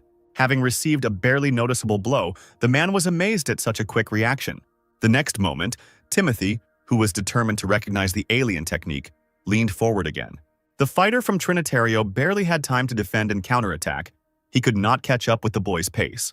The man continued to walk back while Timothy advanced, moving faster and faster with each passing moment. The leader of Magwanig was pleased with the student, But Elijah next to him did not believe that the white fighter had such speed. Hearing these words, Theodore couldn't help but grin triumphantly.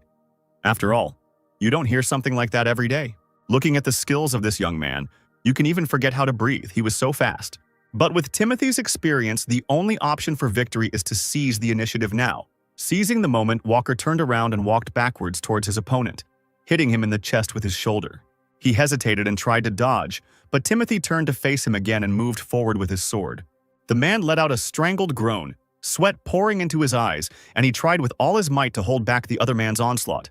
The play of time accelerated the mind. Timothy smiled faintly. He had grown a lot since he came here. The principles of martial arts accumulate in the body, tempered by the art of movement of his clan. The more curved the trajectory of the sword, the more the back muscles are involved. If you use rotation, the energy forms a vortex that prevents the enemy from even seeing you. The spectators were stunned by such a reception. The strong wind almost blew them off their feet. Timothy, meanwhile, circled around the experienced fighter, not allowing him to make a single attack. No matter how hard he tried, he could not resist. The young man realized that he seemed to have mastered another technique. A grin, foreshadowing a decline in strength, appeared on the blue one's face. He still tried to at least not fall flat on his face. In the end, less than the agreed-upon 10 seconds had passed before the senior warrior's weapon flew out of his hands. It all happened in a matter of moments. The sound of thrown iron echoed through the room. Timothy breathed heavily, looking at his opponent with a frown, pressing the tip of his blade to his neck. He didn't even move and seemed to be trying not to breathe. He just raised his hands, nervously scratching his wrist. Theodore couldn't help but chuckle through his wide grin as Elijah bolted upright, gripping the armrests tightly. Even the senior advisors were beside themselves with what they saw, muttering something under their breath. There was thunderous applause and shouts as Timothy looked at his sword. He had indeed won. Having removed the weapon from the stranger's neck, he lowered his eyes and hid it in its sheath. He was lucky. The guy believed that he won because of a flash of inspiration that added strength to his impulse at the right moment. If they were asked to fight again now, things might turn out differently. Timothy bowed to his opponent, thanking him for the opportunity to enjoy his amazing swordsmanship up close. The fight had been glorious. The man smiled and turned around to finally pick up his blade from the floor. He slung the weapon over his shoulder, briefly remarking that Timothy's skill was beyond his age. The young man was surprisingly gifted in fencing. Having gone to his group, the warrior repeated the white man's name to himself once again, repeating that he was so young, but his strength was incomprehensible. The spectators were openly envious of Magwanig's possession of the treasure. The group leader closed his eyes and extended his hand to the leader of Trinitario, who was furious at losing. Timothy took a deep breath and closed his eyes, giving himself a break. He decided that he would call this new technique the Incomprehensible Dawn. The boy heard the leader's voice calling his name and opened his eyes. A man with a satisfied smile was walking straight towards him. Without commenting on what was happening, he threw an elegant, dark-colored box with beautifully depicted trees into the student's hands. Timothy was incredibly surprised when he caught the thing and carefully opened the lid. On a soft red pillow lay it, the spiritual pill of Trinitario. The young man looked questioningly at leader Magwanig, who informed him that the pill rightfully belonged to Walker. Even the next day, when everyone returned to the Magwanig territory, the talk about Timothy, the monster guy, did not subside. Christine Palmer, nicknamed Sharp Sword, the eldest in blue robes, thought that defeating such an experienced swordsman as the Blue-Winged Joe from Trinitario was something special. The guy is not only talented and hardworking, but also modest and polite, and also has a unique ability to grasp martial arts techniques on the fly. Looking into the distance, Jordan agreed with his friend. He, too, had never seen such potential. Christine recalled what happened when she used the technique in sparring with someone else in Timothy's presence. This guy easily recreates the same moves in a more refined form. And he does it with incredible ease. It seems like he doesn't strain himself at all. It's even somehow awkward to use mediocre techniques in front of him. There's some innate ability to grasp the very essence of techniques. Jordan finished Christine's thought by adding that Timothy seemed to have always known these techniques. While they were discussing the boy, he was in the head's office, sitting on a mat in the lotus position, listening to the words of the mentor. Theodore walked slowly around the student, telling him about the pill. He did not know how much of it he would be able to absorb. Typically, it is around 60 to 70%, but depending on the circumstances, it may be less. And even if the spiritual pill doesn't live up to Timothy's expectations, there's no need to put pressure on yourself. There is a danger of damaging your energy core or meridians if you are not careful. The key to absorbing the pill is to allow its energy to circulate with the chi until it is completely dissolved. If the flow of chi becomes unstable, the master will intervene, so one must remain calm. The young fighter agreed with everything that was told to him and slowly chewed the pill, then swallowed it. Everything inside seemed to shake. The energy of the pill began to spread throughout the body. The gold film that covered the tablet burned like fire. Timothy sat motionless, imagining a hot fire spreading in his chest. The pill's power combined with Walker's, resulting in a small hurricane that swept across the room and knocked the box over. Theodore had never seen anything like it. And now, holding his breath, he watched the golden rays of light that burst out of the student's body. The irrepressible energy threatened to destroy everything in its path, and only Timothy knew whether this venture would end in success. Even Christine and Jordan, sitting outside, sensed that something unusual was happening. Turning around, they stopped their gaze on the side of the building where the white man and their teacher were now located. It seemed that it had already begun. I wonder how strong their youngest will become after consuming the energy pill. By evening, the fire that had blossomed in Timothy's chest slowly spread to the rest of his body. The guy stubbornly refused to wake up, but to accept the full potential within himself, large drops of sweat running down his face. Bright flashes were visible on the mentor's frowning and worried face. This was Timothy's first experience of absorption, but his flow of chi did not waver, and there was no need to even interfere. A few minutes later, the newcomer opened his eyes and looked in confusion at his hands, from which golden flashes emanated. Theodore forced a smile and congratulated the boy on having fully absorbed the pill's energy. Timothy brought the brush closer to his face with unprecedented interest, feeling how his chi noticeably strengthened. The leader of the group could not fully believe that this boy was able to absorb all the energy himself, without any help. Timothy's eyes widened, realizing that with the increase in internal energy, he could sense things he hadn't even noticed before. With some unimaginable feeling, he realized that his elders were all around the perimeter of the area. The boy asked the mentor if everyone was guarding him while he was swallowing the pill. When there was no answer, Walker stood up and seriously asked the teacher why everyone was so kind to him. Theodore turned around, and to Timothy's surprise, the stern expression on his face changed to a smile. It's not specifically about the newcomer. It's just natural for a group to take care of its members. In the world of martial arts, where life and death are often at stake, solidarity is natural. The higher the student's combat skills, the better it is for the Magwanig faction. That's the whole secret and the answer to Timothy's question. He remained silent, deep in thought. Late in the evening, sitting in the lotus position on the bed in his room, the guy concentrated on his internal sensations. The energy had increased and was now incomparable with the previous chi. Now the student wanted to test in the training hall how much stronger he had become. He got dressed and went out into the darkness of the night. As he passed the square, a girl's voice called out to him. Turning around, Timothy saw Truesward in front of him, calling to him, waving her hand. The girl asked if the newcomer had come here to train. Unable to resist, he scratched the back of his head and nodded. Christine admitted that she also got inspired to train while watching the guy fight. And only now Timothy realized that Christine had been promoted. He congratulated the older one. She thanked him but did not focus on it, replying that this was only a small step forward. She apologized to Timothy in case he decided to train alone, then offered to spar. He bowed, saying that solo training could be done at any time, but learning from the senior sharpsword was a rare opportunity. The girl bowed in response and with a smile asked to call her simply Christine. Timothy looked down and nodded, agreeing. If that would be enough. White and blue went to different sides of the square, choosing comfortable positions. Timothy immediately drew his blade from its sheath, announcing that he would go first. Christine didn't object. She didn't have a weapon with her. She got into a fighting stance and waved her hand to call for them to begin. The newcomer didn't wait long. He immediately ran towards the girl with a sword in front of him. And although he was very fast, he had barely approached Christine when she grabbed the hilt of his sword with her left hand. Letting go for a second, she grabbed Timothy by the wrist and created a cloud of purple energy with her right hand. This palm immediately rushed towards the guy's stomach, and the cloud began to spread across his clothes. Intently reading her opponent's every move, Christine intensified her attack, and now the purple flame passed through the newcomer's body. And even though it was a training fight, Timothy tensed up, gritting his teeth, trying to stay on his feet. Christine removed her hand, and the student managed to break the bonds of the alien energy by moving back. Taking a deep breath, Sharpsword clenched her fist again and went on the offensive. Timothy, as before, copied someone else's technique. A blue flame ignited in his hand, purple and blue colors collided in a small flash, each trying to strengthen the flow. Christine pushed forward with one hand, The new guy had to push forward with both hands. He felt dark currents wrapping around his body. It was not so easy to cope with the elder one. His energy drained, the guy had to dodge to avoid being captured.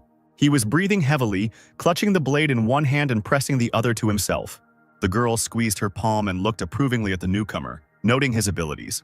Timothy asked in surprise if Christine practiced the power flow technique. This was indeed the case. As a swordsman who studies Storm cannot rely solely on his sword, close combat techniques such as force flow are extremely effective. Even if the enemy knows how to strengthen the body with chi, it allows one to destroy this defense. But the effectiveness of the power flow depends on the ability to correctly invest internal energy into the strike. Timothy listened attentively to the elder and asked if he could share his observations of the newcomer. Walker began cautiously by saying that he had been quite sensitive to chi since childhood. He then drew a surprised look from Christine when he said bluntly that he had noticed a slight problem with the girl's control. There was a silence, and Christine asked if the guy was able to see the movement of chi, but it turned out that this was not entirely true. Timothy did not see the flow of chi inside the body, but only observed the flow when it came out along with the person's energy. Christine thought, tapping her finger on her chin. It was hard to even believe it. After all, such a sense of perception is given only to purple-ranked masters.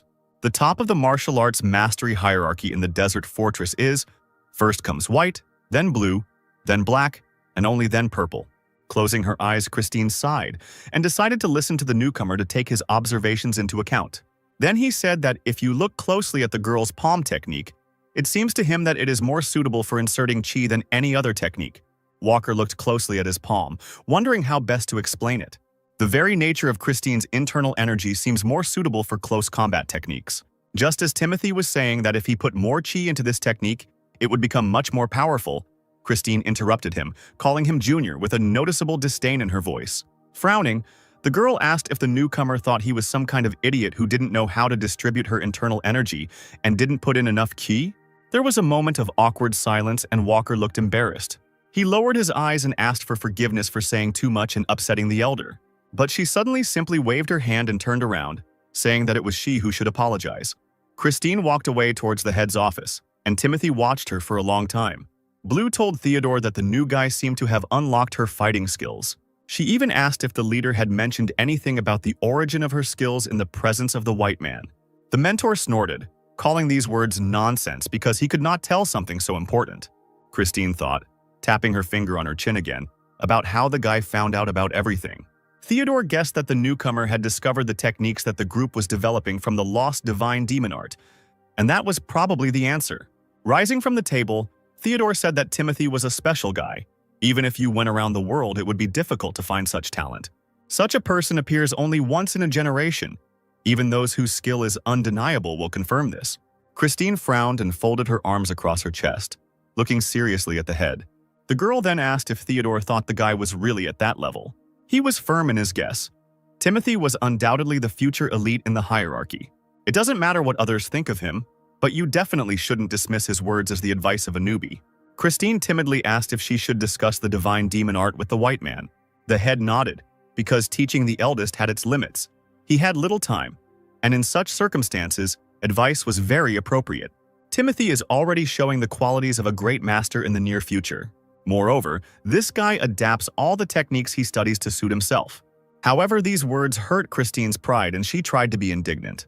Theodore continued calmly, picking up the scroll, that the only problem lies in Timothy's character. And just then a small task came in. The leader tapped his shoulder with the scroll, asking the elder to observe how the newcomer copes with the circumstances of life and death along with his comrades. The man then handed the scroll to the student, saying that this was how they would know if Timothy was trustworthy. Looking at how the new guy handled his blade, they bet on him for 5 years. The higher-ups in the group unanimously declared that the boy would certainly lead Magwaneg in 5 years. The sound of the horses' hooves and their force raised clouds of dust into the air, drenching the riders. Jordan, Christine, Timothy, and Howard. The only girl in the company did not lag behind her brothers, because she was ordered to personally look into the inside of her future leader. Several days passed and a group of senior and junior students arrived at the Cambridge County Post Office. The stable boy kindly led the horses into their stalls, while Howard leaned against his own and rubbed his back. He had barely survived 10 days on horseback. Timothy glanced first at his friend, who had begun to warm up, then glanced at the unperturbed Jordan. A little later, the chief gathered everyone to tell them that someone from the Blood Flame was terrorizing the village, regularly killing livestock and destroying crops. This was happening in the Cambridge district. There are groups that could deal with this themselves, but recently there was an incident with the theft of the Amherst sex elixirs. Howard exclaimed that the stolen pills were the life-giving elixir, supposedly comparable to the Great Berkeley Revival.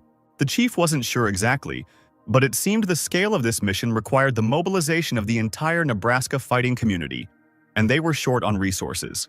Theodore looked seriously at the students, saying that this was why they had asked for their help. He also added that it would be the 4 students, seniors, and juniors who would be in charge of this.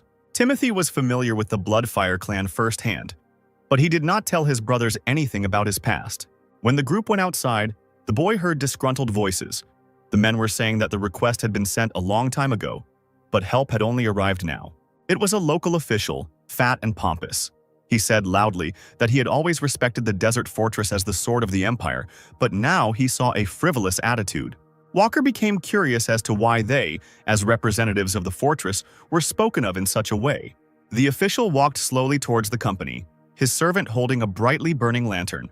His companion, looking at the guests, grimaced and said that only suckers had arrived. He chuckled in displeasure, because he was sure that they would not be able to cope with the offender.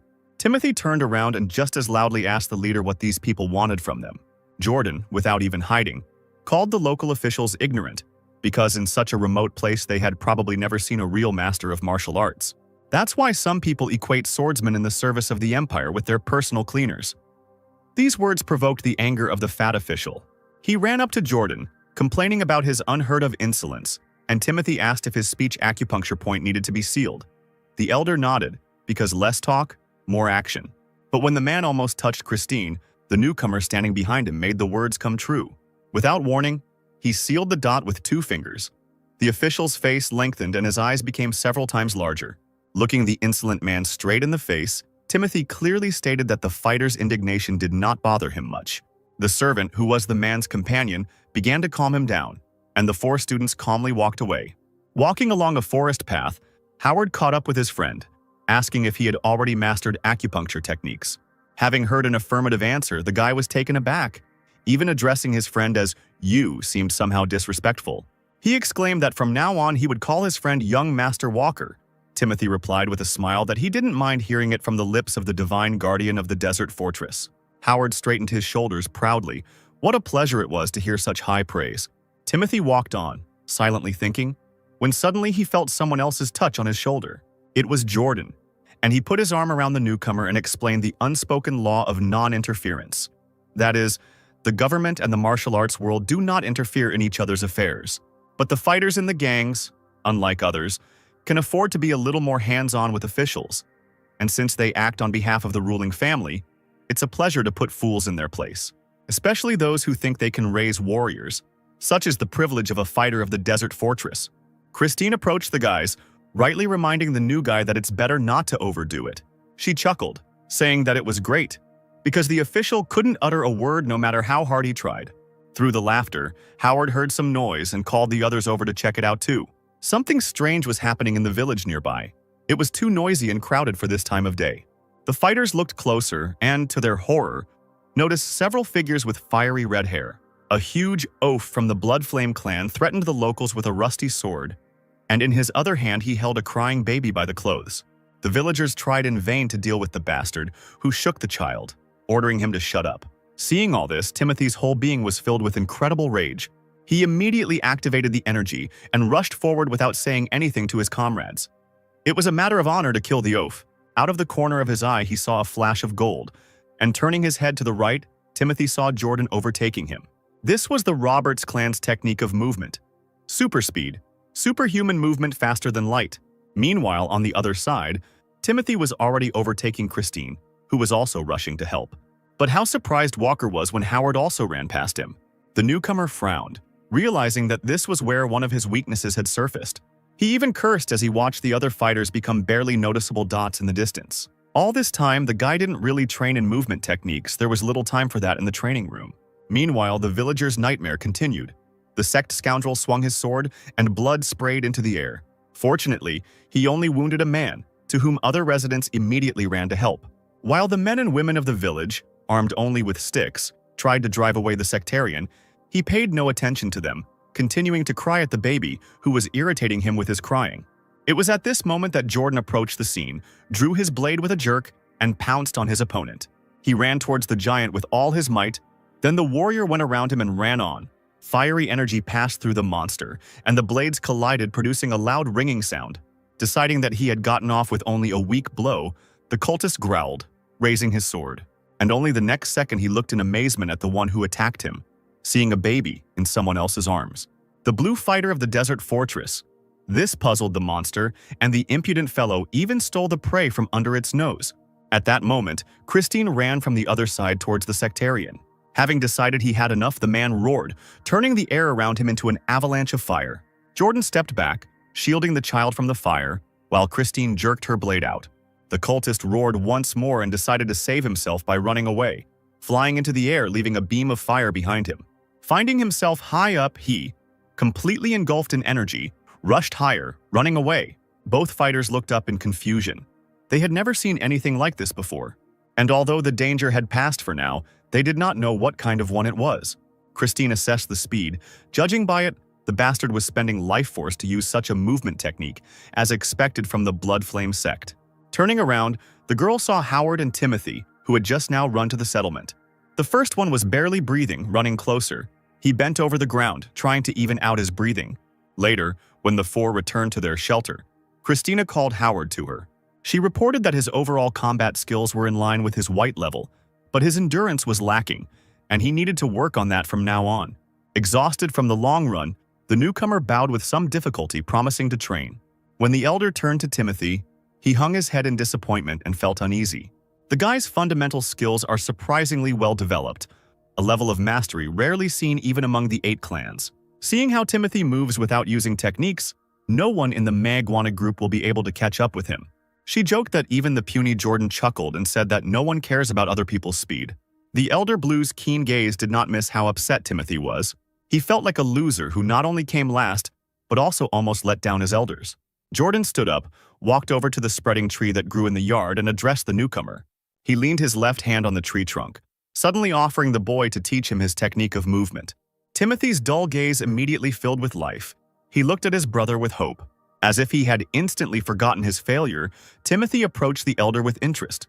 He replied that the technique of movement was not considered a full-fledged martial art of the clan, just a short lesson in walking, which was too difficult for most ordinary people. But a newcomer could manage it. Walker couldn't quite believe his ears. He was being offered to learn the Roberts clan's movement technique. Jordan winked at Timothy, telling him not to get too excited, as no one in the Manhwa sect had ever gotten the hang of it. Christine rolled her eyes when the guy added that he had once taught to those who wanted to learn, but no one had succeeded. The ground beneath Jordan's feet lit up with a golden light, as if hundreds of golden fireflies were rising up. To the amazed gaze of the newcomers, the Superman rose slightly upward, the hem of his cloak fluttering in the wind. Although it is called a movement technique, there is no system in it. Timothy noticed that energy appeared at the tips of his fingers, although there was no activation of the flow. Jordan looked around at the onlookers and repeated that it was just a walking lesson. The warrior folded his hands behind his back and walked easily along the tree trunk, as if it were an ordinary floor. The smile disappeared from Jordan's face. He was extremely focused as he walked along the tree. Having climbed onto one of the wide branches, he also continued to run along it without difficulty. The boy stopped and leaned one hand against a tree, admiring the view. Timothy didn't even feel the warrior's presence. He watched him carefully, reading every movement, absorbing knowledge. This Roberts clan technique does not use chi, but something like energy supports the body. Finally, Jordan took a step in the air, finishing the demonstration drill. He ran down the trunk to the others without losing his balance at all. Timothy noted that even the warrior's descent was like a falling leaf. Finding himself in front of the newcomer, the elder smiled at him, asking if he understood. Rubbing his chin, Timothy replied that it was most likely some kind of wind created with energy, but it didn't have the same powers as the Roberts clan. Jordan was taken aback. The smile instantly wiped off his face. He asked if the guy understood it, just watching the flow of energy. After thinking a little more, Timothy looked at the blue one, wondering if this wasn't why they showed him the technique. A few seconds passed in stunned silence. The guy finally spoke. He realized something thanks to Jordan. He began to talk about how he had broken down the movements based on fighting forms and allocated energy accordingly. Timothy was interrupted by Howard, who turned wearily and muttered that this would take a long time, and that he would better go and find a place to spend the night. Night fell, and everyone gradually fell asleep. But Timothy could not calm down, remembering Jordan and how he demonstrated the technique using the energy of nature. Even in a calm state, the guy was burning with unreleased energy. He wanted to repeat what he saw. That warm night, Jordan chose to sleep on a lounger tied directly to that very tree. Through his sleep, the elder heard the door creak. Opening his eyes, he looked down. Timothy came out of the room, trying not to make noise. He walked quietly across the yard. Without revealing himself, Jordan watched the guy in surprise, not guessing why he came out. Timothy crossed the square and stopped nearby, opposite the gate to the inn. Taking a deep breath and concentrating, the guy lowered his head, looking at his feet. He copied what he saw Jordan do, his feet glowing blue. Roberts himself, lying in the hammock, almost flew out of there when he saw what the new guy was doing. He called the guy crazy when he imitated his pose and easily rose into the air. As the days went by, Howard trained diligently with the sword, while Christine watched him. The guy still couldn't believe that they had been here for about a month, and Timothy had already mastered the art of the Roberts clan. Lying in the hammock, Jordan rocked harder. He didn't deny that the newcomer had the makings of a great master. Even for his clan, this was not the easiest task.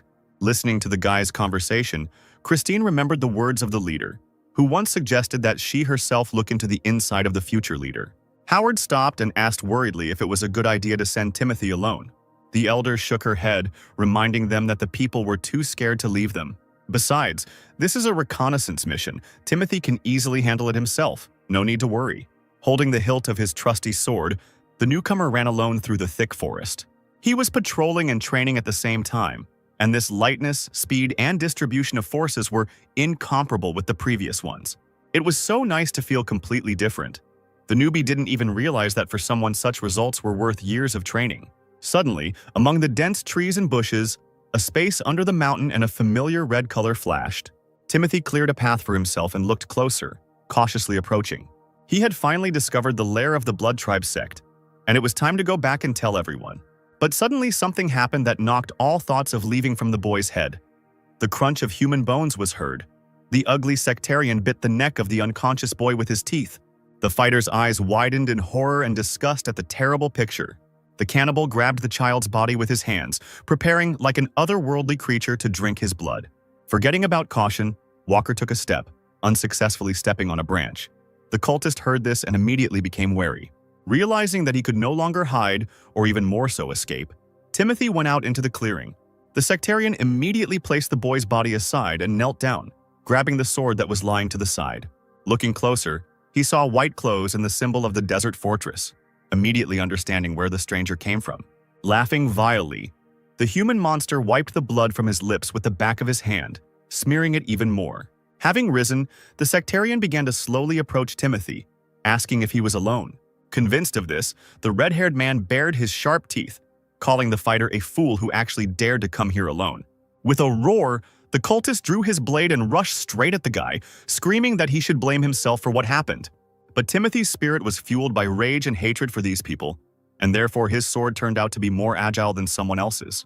The heavy body from which the head had instantly separated fell heavily to the ground.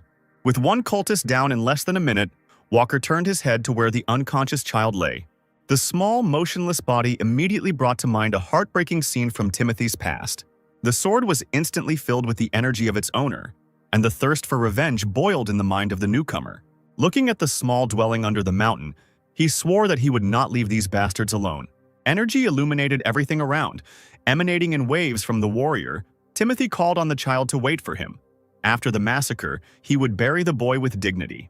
Timothy decided to use the same technique his mentor taught him when training with the statue. The mind immediately drew a diagram of the house, in which it was divided into parts and destroyed. There was a bright flash in the air, and the student immediately imagined the building collapsing. Timothy's swift sword storm technique allowed him to destroy an already fragile house with just one swing of his weapon. The sectarians there were instantly knocked off their feet by the blast wave. At first they thought it was an earthquake. The cannibals screamed, trying to get to their feet, but it was all in vain. One of them trembled when he saw a vague silhouette through the destroyed thin walls.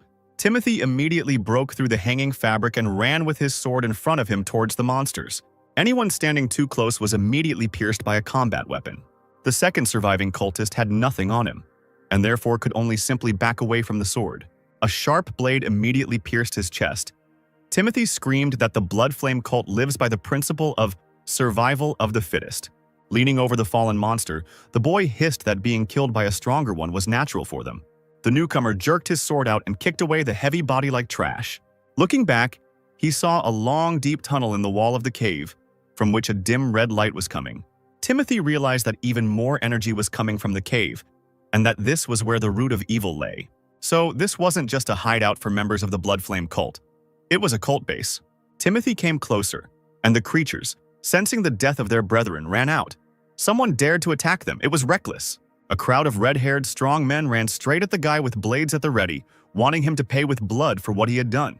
Walker pursed his lips and prepared for battle, knowing that no one would help him. The red-haired gang growled menacingly, continuing to threaten the man who had wandered in. It seemed they didn't even expect him to gather all his energy and rush straight into the crowd. Timothy raised his sword and, combining several techniques, soared up to the ceiling of the cave.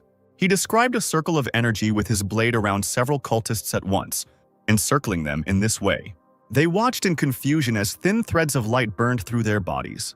The next moment, streams of blood rose into the air as the threads of light turned into real deep cuts. Timothy watched as the cultists died, not paying attention to how their blood sprinkled him from head to toe.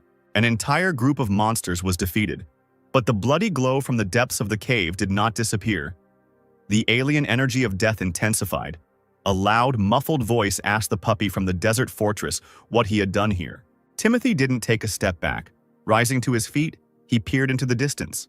Through the red haze and the wind, the silhouette of a tall man with a sword appeared. And only now did Walker realize that the ominous energy did not come from a group of cultists. A few seconds later, a man who looked like a savage came out to the student. He was dressed in rags, and his black and red hair fell on his shoulders. Red streams enveloped Timothy, but the thirst for revenge was stronger than any fear. The stranger's eyes glowed in the semi-darkness, and he was completely different from those Walker had encountered before. Finally, when the man came into the light, his terrible facial features became visible. The newbie heard that when a person reaches a certain level of internal energy, their hair color can visually change. In that case, it could only be the leader of this cult, the Supreme Master. In the Blood Flame sect, he is called the Blood Demon with a sword. With a creepy grin, the monster pulled a strong blade from its sheath and hissed that the boy's suffering would help quench his thirst for blood. Timothy swallowed hard, the saliva that had accumulated in his mouth, continuing to watch the cultist with the title that the leaders of the Blood Flame sect's divisions bear. Among the civilian population and the lower classes of the martial world, they are considered to be reapers of death. There are very few masters skilled enough to kill them. This was the kind of monster that now appeared before Timothy. They were about to fight to the death. The ugly face twisted into a terrible grimace, but the student only gripped his sword tighter, filling it with energy. He knew he had to attack first before the blood demon got close, just like he had gotten the upper hand last time, attacking the Trinitario member before he could react. So now it was necessary to act in the same way, and Timothy raised his sword in front of the sectarian. He grinned, baring his fangs, growling that everyone in the desert fortress was so arrogant.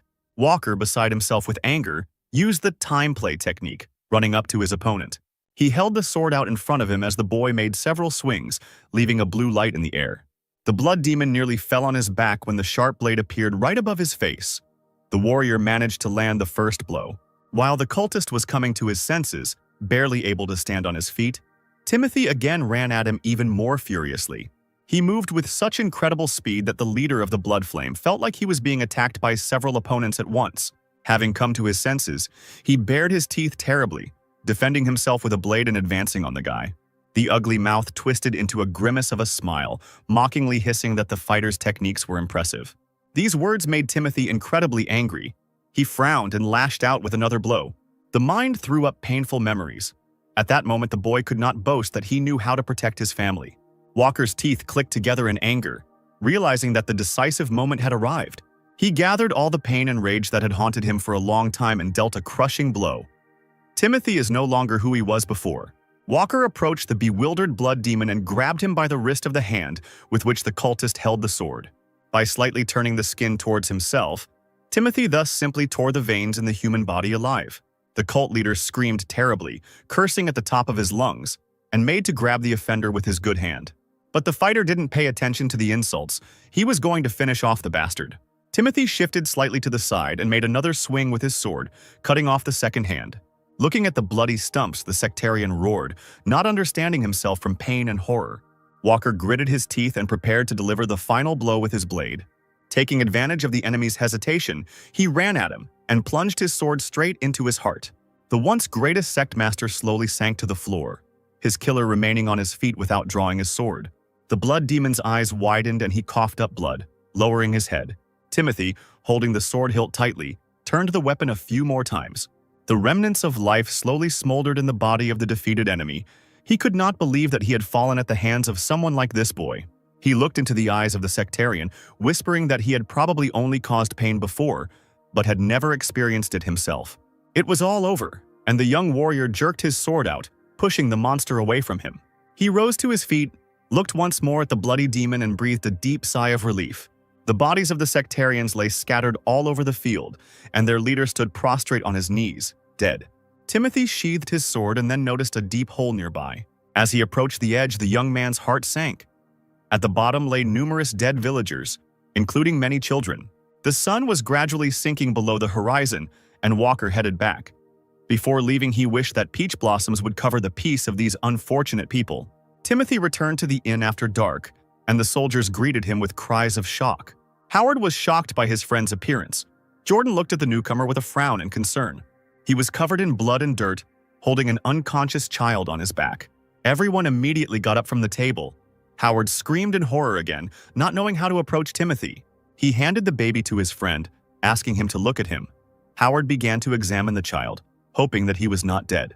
Christine realized that the student had been fighting. She asked what happened and if he was okay. Walker seemed to only now realize that he was covered in dirt and began to examine himself. He replied that he was fine, and the blood was not his. The guy found the place where the division of the Blood Flame sect had settled. The older one sighed with relief, saying that it was good, but then a few seconds later she jumped up. She leaned her hands on the table, exclaiming that she had not immediately realized that the newcomer had found the sect's abode. Timothy spoke of 8 members of the Blood Flame sect, all of whom were causing trouble in the village, and there was also a strong man with black and red hair. Hearing this, everyone fell silent. Christine stared at the newcomer in confusion. She walked around the table, immediately realizing that he meant the blood demon with the sword. It turns out that this is definitely one of the factions of the Blood Flame sect. Jordan, without saying anything, picked up his blade from the table, attached it to his belt and stood up. Whatever the goals of the cults that have settled nearby, the Blood Flame are an enemy of the desert fortress, and the warriors are obliged to eradicate this threat. He headed for the door, saying that the lightning genius had accomplished a great deed and could rest, while he and Christine would deal with the rest. As the elders moved decisively out of the room, Timothy said that there was no need to go there anymore. They could just send a patrol. People will only be needed there to help remove the bodies of the victims. Christine was the first to look back, not yet suspecting what exactly she would hear from the student. Howard scratched his chin, frowning as he repeated what his friend had just said. Both blues froze, the girl clarified, asking the lightning genius if he wanted to say that he defeated the blood demon with the sword and the sect members single-handedly. He only nodded, confirming that he had killed them all, leaving his mentors in complete shock.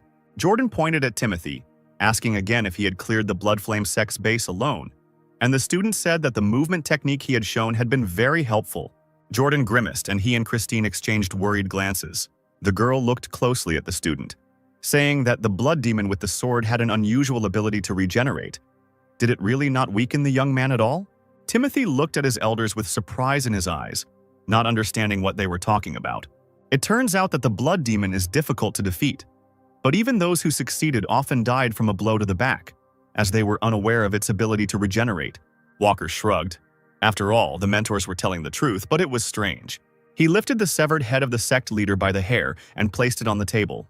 Allowing himself to smile, the guy said that he hadn't even noticed such an ability in the monster. Both elders opened their mouths, looking first at the head, then at the thoughtful student. Jordan shook his head and just chuckled nervously, not knowing what to say here. The company could barely contain their laughter as they offered to admire the blood demon's regenerative abilities. 10 days later, the company returned to the desolate fortress, and the leader Magwanig called the elders to his office.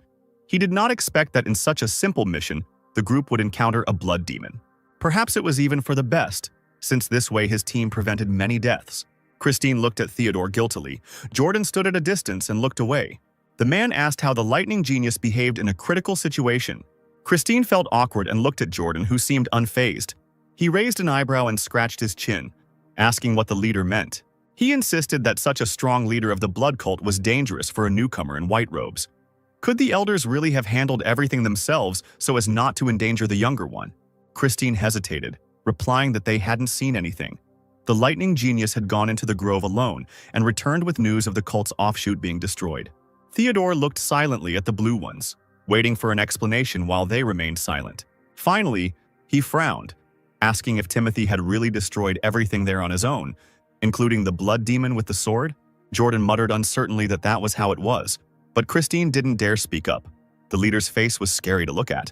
Once in their rooms, the younger ones decided to rest. Timothy stood by the window and looked at the night settlement. Howard sprawled out on the bed, glad to be back. It seemed like the guy had become very attached to this place. He asked young Master Timothy mysteriously if he didn't think there was some kind of commotion going on around him.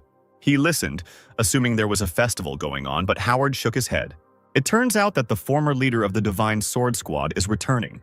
The friend smirked, saying that the leader had come to challenge for the position of council elder. He also brought with him a boy who was said to have been adopted into the famous Parsons family and who possesses extraordinary talent. Timothy turned to the window and frowned. The Parsons family was his mother's family, close relatives, but they never visited the boy's homeland, neither when his mother got married, nor after she gave birth to him and left. For them, her marriage is just a reason for reproach because they almost broke off ties with their daughter, who married a low-born man. A little later, Timothy came to the headmaster's office. The teacher called him in for a talk. He turned to the guy, began to frown at him, and remained silent. Theodore admired the student. Even his aura had changed by this moment. Still, destroying a branch of the blood cult alone can't be just luck. Theodore stood up and called Timothy to follow him. The head calls him to him. Walker was surprised by this news and immediately remembered the piercing green eyes. He immediately exhaled with concern, looking at the back of the teacher leaving the office. Timothy asked if the newcomer in white robes had been called back for an audience during the year. Without turning around, the head of Magwanig briefly replied that never before. When the mentor and the newcomer left the building, all the seniors immediately began to look at the junior. They parted to let Timothy pass, discussing among themselves that the lightning genius from Magwanig, who had defeated the blood demon with a sword, was coming. It was hard to believe that the white man killed him himself, because he looked even younger than everyone thought. Naturally, the leader could not help but notice the close attention paid to the student and told him that this was not surprising. If he single-handedly destroyed a branch of the blood cult, it means he is already on par with the masters of the desert fortress. Timothy thought for a moment and said nothing. While they approached the abode of the head of the desert fortress, Walker just muttered something and, without turning around, confidently walked after his mentor. Timothy's perception of time was different from that of others. There was no time to rejoice in successes. If the guy wanted to survive, he had to become the leader of the Divine Sword Squad before turning 20. From white to blue, then to black robes like his mentor Theodore. And finally, past the 17 steps of Magwanig, reaching the purple rank of Divine Sword Squad leader. After several flights of stairs, Theodore and Timothy found themselves in front of a door that was already familiar to the student. The mentor raised his hand to knock, and voices were heard from behind the door. The head of the desert fortress asked if the former leader of the squad had a grandson. He replied that the child of low blood was nothing to the clan. Timothy bit his lip after these words. He didn't react in any way even after the old man laughed at the fact that the boy didn't disgrace the Parsons family. And that was good. The child who was next to the leader is a true heir. Although he is from a side branch, his talent is exceptional. In the silence that followed, the door slowly opened, as if inviting guests to enter. Theodore stepped slightly around the student, seeing his hesitation, and stepped into the corridor first. Timothy followed the mentors but kept a little distance, trying to cope with his nerves. Finally, they appeared before the seated head of the desolate fortress, the former leader of the Divine Sword Squad, and his grandson. Seeing Timothy, the clearly bored head straightened up and smiled at the guy, recognizing him. He swallowed hard, becoming even more agitated but tried not to show it. Having stared at the girl, he seemed to wake up when Theodore folded his hands together in greeting. He bowed and greeted the leader, and his movements were repeated by the student. Through his thick bangs, Timothy looked at the proudly standing old man in bright clothes. It was the former leader of the Divine Sword Squad, his grandfather, who had disowned his grandson. Although the man was many years old, he was a purple-rank great master, surpassing even Theodore. The face, covered with wrinkles, did not lose its grandeur and disdain for those below its rank. The old man turned to Timothy, asking if he was the famous lightning genius from Mangwa. The leader introduced himself as Robert Duvali, the one who once led the Divine Sword Squad. He pointed to his grinning grandson, who would like to wrestle with his gifted peer, so they turned to Timothy. Robert said he was pleased to meet him, and the guy wondered if they recognized him. The head of the desert fortress was silent. She leaned against her bed, watching what was happening with interest. Duvali spoke again, his hands clasped behind his back, and said he had heard rumors about the young apprentice. Such a person could not help but notice the extraordinary aura of the person in front of him. Therefore, raising an eyebrow, he exclaimed that having met him in person, he realized that there was a lot they were not telling him. The guy is really strong, an incredible level for his age. After these words, the former leader's grandson frowned. Timothy, despite everything, bowed respectfully, preparing to introduce himself. He greeted Robert and stated his name, bowing his head low. Hearing this, the old man stroked his beard in confusion, surprised. At that moment, all eyes were turned to Timothy. Only one head smiled slyly. There was a strange silence. Those present wanted to hear an explanation. The former leader no longer concealed his surprise. He frowned and looked strangely at the boy. He suddenly felt uneasy, because if his last name was Walker, then that explained everything. Robert seemed ready to lose consciousness, or beat up the student standing in front of him. Timothy shook his head and confidently replied that he was seeing the man for the first time. Leader Mangwa grimaced just as much as the old man, slowly turning to face his disciple. He immediately turned pale, staring at the boy, not believing what he was saying. As soon as he said that Timothy was his sister's son, the boy pursed his lips, deciding that the mentor had gone crazy. Timothy continued to look at his new relative as if he had gone crazy. However, such views were shared by everyone present, in addition to the leader of the desert fortress, which means that Theodore and Timothy's mother are brother and sister. In this case, the mentor is the student's uncle, and he immediately asks for forgiveness, since he is not familiar with the genealogy of his family on his mother's side. He added that even in the fallen main family, he was considered an outcast within the family. As soon as Timothy said this, the faces of those around him lengthened even more. Both leader Mangwa and Robert Duvali were stunned by the news. Everyone started asking the guy again if he really meant to say that the Walker family was destroyed. Timothy realized that, judging by their reactions, no one even knew that the family had fallen. Even Robert instantly lost all his pompous air, muttering something under his breath in disbelief. He turned to the head of the desert fortress, who was silently listening to the conversation. The old man, whose gaze was filled with sadness, asked permission to speak with Timothy alone. He turned sharply to the girl and she rose, but did not even have time to say anything. The student came a few steps closer, apologized, and asked if he was a stranger to Robert. As a warrior of the desert fortress, he respected his maternal grandfather's achievements, but any personal matters were burdensome to him. The elderly former leader looked the young man over, realizing that he was not so simple. The head spoke, her green eyes measuring Timothy, the Mangwa warrior standing before her. The girl smiled welcomingly, noticing that the guy's fighting spirit was impressive. At this point, the adopted boy's nerves could not stand it, and he exclaimed that this was unacceptable. Pointing his finger rudely at Timothy, he shouted that he would not accept the fact that someone like this scoundrel could be a direct descendant of his grandfather. He also exclaimed that there was a general lack of respect for the previous leader of the Divine Sword Squad. Timothy thought that the impudent man himself was behaving inappropriately in the personal presence of the leader of the desolate fortress. But after the boy's unflattering words, Timothy's confident voice was heard. He didn't need anyone else's approval. Pointing to the symbol on his shoulder, the guy retorted that he was not a member of the Parsons clan. In this case, he reports directly to the Mangwa group. Looking straight into the face of the former head's grandson, the guy chuckled, which provoked the anger of the arrogant relative. He cried out to his grandfather, begging him to let him fight Timothy to show that he was not worthy of being related to the family by blood. Disciple Mangwa, listening to someone else's speech, shrugged his shoulders, saying that it was nonsense. He attracted attention with a serious expression on his face, and silence fell over the room. Timothy is not averse to fighting if they want to test his skills, but he is not obligated to prove his worth to anyone as the heir of a fallen clan. Robert must have felt guilty at some point because he didn't answer, but his grandson clenched his fists and turned red with rage. Even the veins on his forehead bulged. Timothy had long noticed the combat gloves on the boy's belt. It seemed he was trained in the close combat techniques typical of the Parsons family. The situation was noticeably heating up, and before things went too far, the stern voice of the leader was heard, who ordered an end to the arguments. The girl changed her position, shook her head, and said that friendship is often forged in battle.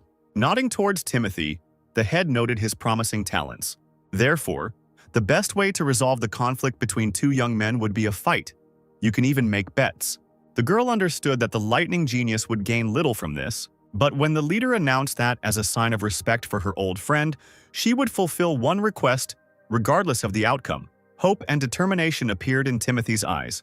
Of course, he immediately clarified whether this was the same request he had voiced earlier. But, unfortunately, the girl threw up her hands. This is impossible, at least for now.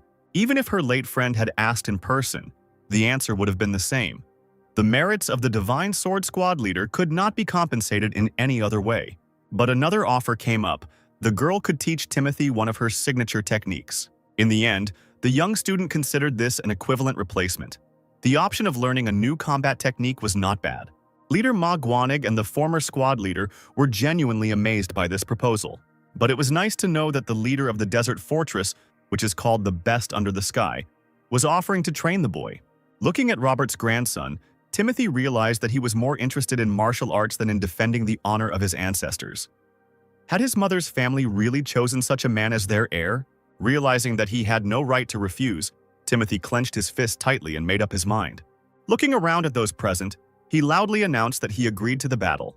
Everyone came out to the square in front of the head's palace, and both young men stood opposite each other. On one side were the leaders and the leader of the group. On the other, a high wall and trees. Here, no one would disturb the rivals. The grandson of the venerable leader put on gloves and began to warm up demonstratively. He had a sarcastic grin on his face and cracked his knuckles as he looked at his opponent. Timothy did not show any obvious attention to his relative, but he noticed that the elders were watching them closely. At the moment, his affiliation with Ma Guanig was enough for him, and therefore, he was not interested in a connection with the Parsons clan. Taking a deep breath, the young warrior raised his hand, attracting the enemy's attention. He turned his palm over and urged him to attack first. This disrespectful attitude had the effect on the boy like a red rag to a bull. He roared in anger, ran up and immediately activated the energy of his gloves, preparing to attack. Timothy stood in place the whole time, and as soon as his opponent reached him, he pushed him to the side. Parsons Jr. didn't even realize that he was several meters behind Timothy.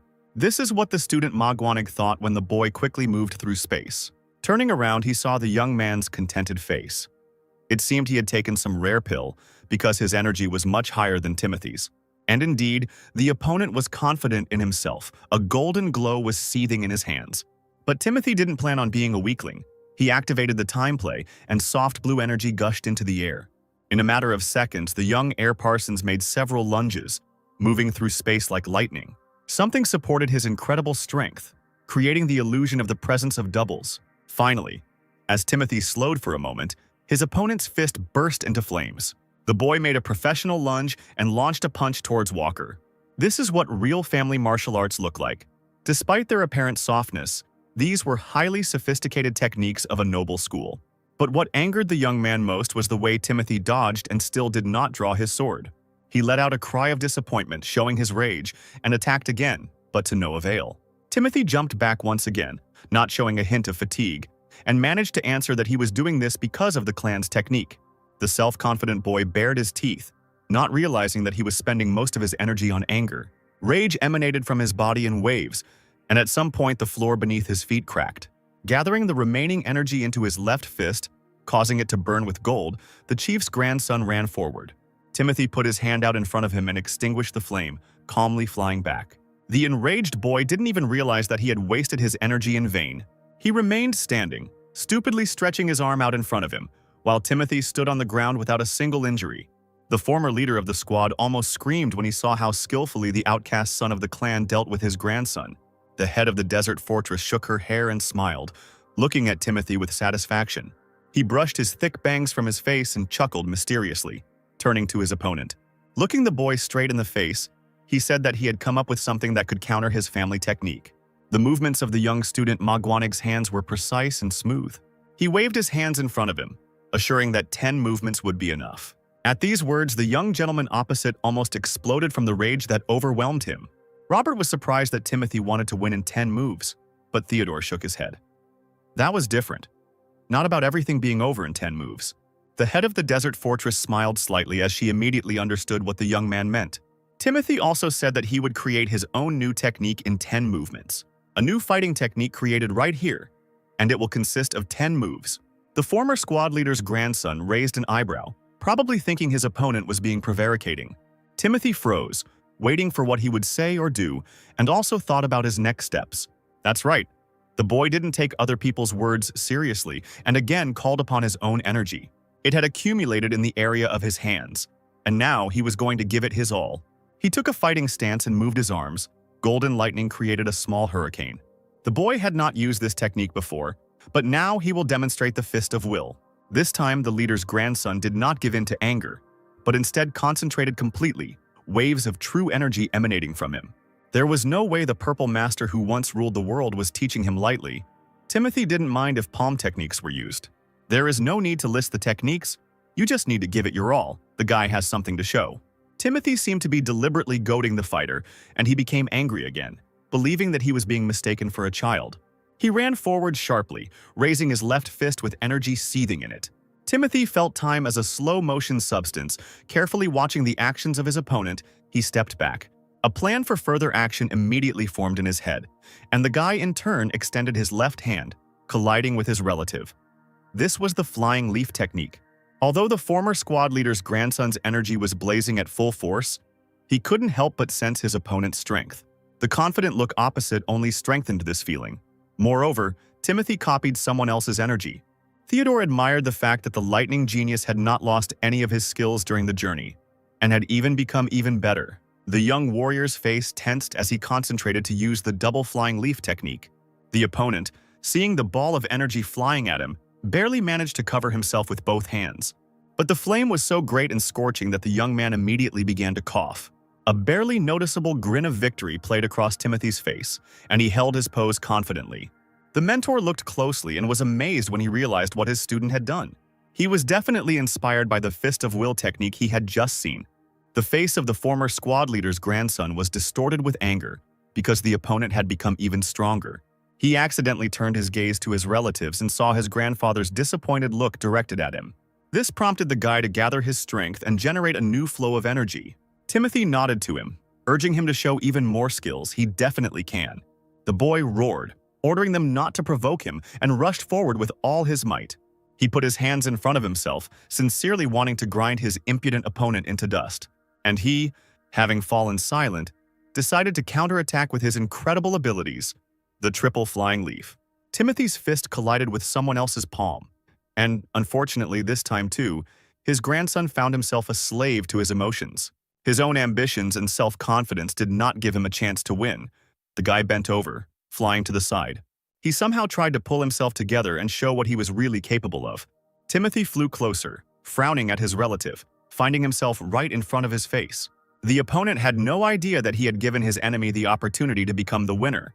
Timothy raised his hand and turned his wrist over, copying the technique. Smiling, he began to implement his plan. The faces of his new family frowned more and more.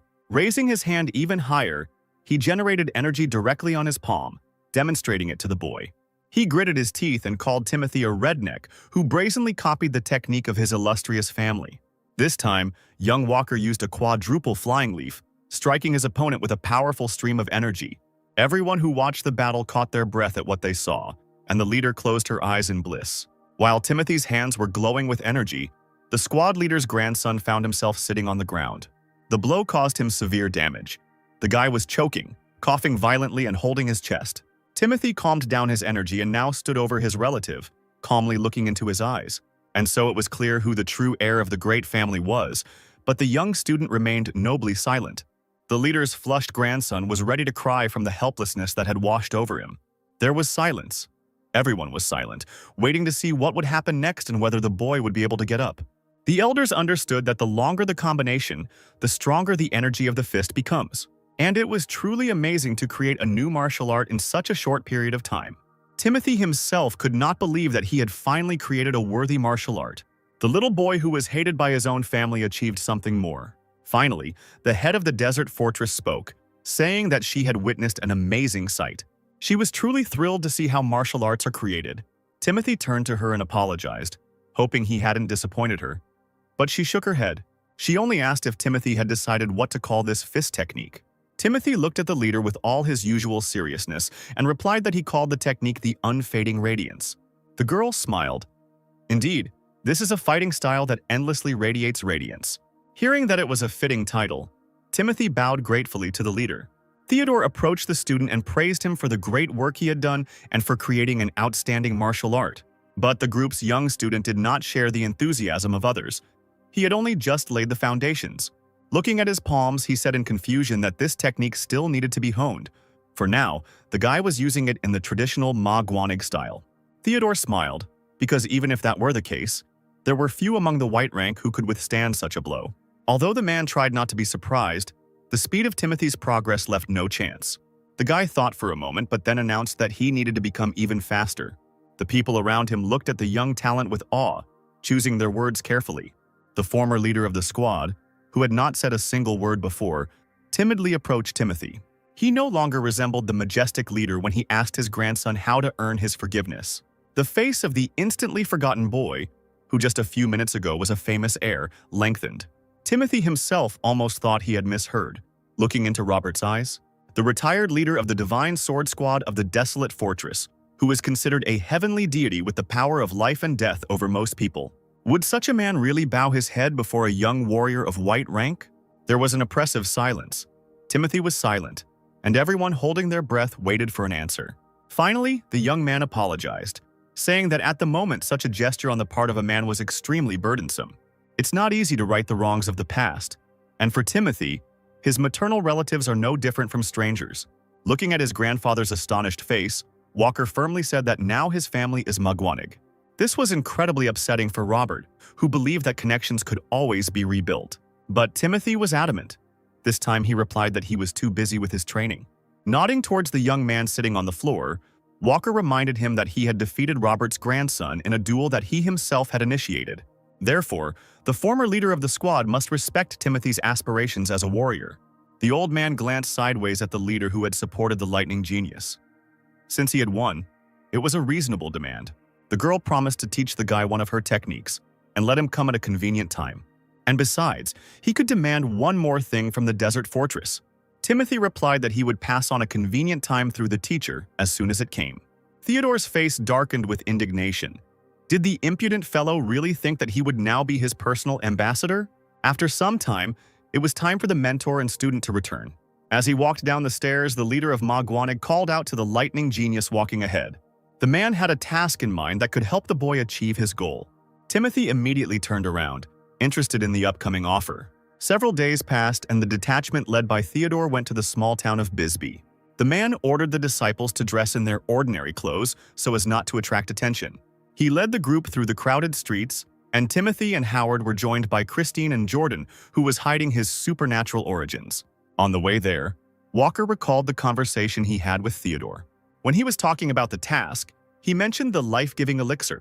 This is a rare pill of the Synonym sect, which is considered a treasure of the martial arts world. The sect lost it, and since then many other sects and martial artists have been searching for this treasure. Timothy listened attentively to the mentor, then asked if there was a stir among the warriors about this. Theodore nodded. Their squad's mission will consist of accompanying representatives of the Synonym sect in search of the life-giving elixir pill. In words, this is a joint search, but in reality, it is necessary for the sake of preserving lives. Walker decided that since there would be many skirmishes during the mission, he would have the opportunity to test his sword in real combat. Leader Mangwanag almost rolled his eyes at his student's ambition, which only confirmed his guess. He added that the mission would likely prove useful for Timothy, as he would be able to freely fight numerous masters. Considering the guy's innate talent, he will achieve greater success than simply continuing his usual training.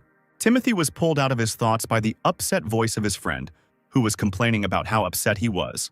The Desert Fortress cannot openly support the Synonym sect, so the Mangwanag faction is not allowed to wear their usual battle attire. Hearing these disappointed sighs, Theodore looked over his shoulder and smiled slightly. The group moved on, and at that moment several people in gray clothes came out of the building. Their leader, a tall, stately man walking in front, looked closely at the leader of Magwanig. He stopped and returned the gaze, looking back seriously and nodding. Behind the stranger, there were many more people in similar clothes. The man greeted the masters of the desert fortress. They were expected. At first, the newcomers didn't understand who was in front of them. But Howard looked closer, craning his neck forward. He almost screamed when he noticed a small flower on his clothes, the distinctive sign of the Synonym sect. The sect leader smiled at Theodore, thus greeting him and the group personally. He smiled back and raised his sword respectfully, bowing slightly to Sean Watts. Timothy looked at this man, an outstanding warrior about whom legends circulated. Sean Watts is the leader of the Plum Blossom Swordmasters and an unrivaled grandmaster. Even Theodore Blair, who wears black clothes, does not reach his level, but the impression they make is roughly the same. Sean nodded to Christine, the true sword. Greeting her, the girl's cheeks flushed slightly. The man also paid attention to Jordan, calling him a blue-eyed demon, who saluted the master. The leader of the Swordmasters gloomily stated that all the faces were familiar, and there was no point in exchanging pleasantries. The previous skirmish had put everything in its place. Timothy was very surprised to realize that the two groups actually did not have the warmest relations. He turned his gaze to Sean's followers, who were frowning and twirling their fists. Even the weakest-looking and shortest student did not look at the guests but yawned tiredly. The Grand Master walked around his old acquaintance and stopped next to Timothy, saying that the Desert Fortress's attitude to the matter left much to be desired. At the boy's surprised look, the man turned his back on him, announcing that they had taken on a completely inexperienced student on the mission. Timothy wasn't offended, but he wondered again how it had become clear that he was a student of the Desert Fortress, despite not wearing the official white robes. The leader of Magwanig coughed and raised an eyebrow, quickly explaining himself to Sean. But the Great Master did not let him finish. With one practiced movement, he pulled the blade in its sheath from his belt. Looking at Timothy again, he guessed that even the Desert Fortress's disciple wasn't so simple. Sean suggested that the students of the factions exchange blows, so that at least they could have some fun along the way. Theodore smirked and narrowed his eyes, realizing that the master had decided to test him. Since it is not a solid fight for the leaders of the groups in a joint mission, he decided to take revenge through the youth, who determined future relationships. And although the sect members were already flexing their fists, looking unkindly at their future opponents, the head of Magwanig turned to Timothy, looking at him questioningly. The student shrugged and nodded, tapping his fingers on the hilt of his sword. Theodore knew that the boy would not let him down and smiled contentedly, barely noticeably. Magwanig's group looked at the sect members. The same yawning short warrior rolled his eyes, exclaiming that the teacher had decided to give him work again. He stretched and stepped out of the crowd, mockingly asking if 5 seconds would be enough. His brothers laughed, and Sean reminded them that this was an exhibition fight and they had to fight with all their might. The guy smiled, doubting that Timothy would be able to show anything. There were rumors that the martial art of Magwanig was based on sensory perception directly in combat. It became clear that the member of the Synonym sect did not take his opponent seriously at all. Timothy came closer. He became interested in what the teachings of the Synonym sect were. The boy, who stood with his hands behind his back, heard his opponent ask if 5 seconds would be enough. He scratched his chin and made a guilty face, pretending that he felt sorry for offending the fighter from Magwanig. He apologized because he didn't want to humiliate Timothy. It was just that way during morning training, and he didn't notice how the words sounded. The boy looked very young, but spoke like a cunning adult. His name was Stuart Ellis. Timothy looked at the guy, looking at him seriously and not responding to the mockery. Howard immediately whistled. He heard this name. The Hidden Dragon of Synonon. They say he is an outstanding student of the leader of the Synonym sect. Christine added that the boy was nicknamed the hope of the next generation of the sect, and there were rumors that he had already begun to master the Purple Mist divine art. Howard was deeply troubled by the idea of such a monster being put against Timothy. But Timothy himself didn't seem to be worried at all. He calmly stepped aside and put his bag of things on the ground. Stuart folded his hands on the hilt of his sword and watched the boy with a mocking look on his young face. Meanwhile, Walker slowly began to warm up, starting with his hands and fingers. Running his fingers over his wrist, kneading it, the student loudly called out his name. A few minutes later, both guys found themselves standing opposite each other, surrounded by the sect. Before the fight began, both looked calm, as if there had been no unfair words a few minutes ago. Timothy behaved with more than restraint, not giving in to provocations. When he introduced himself, Stuart only smiled sweetly, piercing his opponent with his gaze. And suddenly, without warning, the boy who had been standing still ran forward like lightning, using the falling petals sex technique. A strange grin appeared right in front of Timothy's face, and then a huge fiery flower blossomed. Timothy had heard of this technique before and found it quite versatile. He smiled and held his palms out in front of him, returning the fiery petals to his opponent. Covering his face with his hands, the disciple Magwanig began to watch what would happen next. Then an icy spiral formed in the air. This was the first technique, unfading radiance. As the long flashes of light drew ever closer, Stuart looked at his opponent in bewilderment. Timothy created the spiral and thus struck his opponent with his power. Walker moved through the fiery corridor faster and faster with each passing second. Finally, he landed on the ground, the impact of his boots on the ground creating ice chips. Moreover, this obstacle almost hit Stuart, who barely managed to jump back. Timothy prepared for the next attack and used his second move called Wall. His opponent didn't even realize it until he was left alone with a bright flash. Coming to his senses, he waved his arms, buying time to create the palm technique of falling petals. The synonym sex falling petals. Palm technique is enough to inspire Timothy to attempt his third unfading radiance. Walker asked Stuart to hold out longer, at least for 10 more hits. When the opponent looked questioningly at the guy through the shining wall, he leaned forward, putting his fist in front of him. The faction leaders watched the fight closely, and Sean no longer looked as confident as before.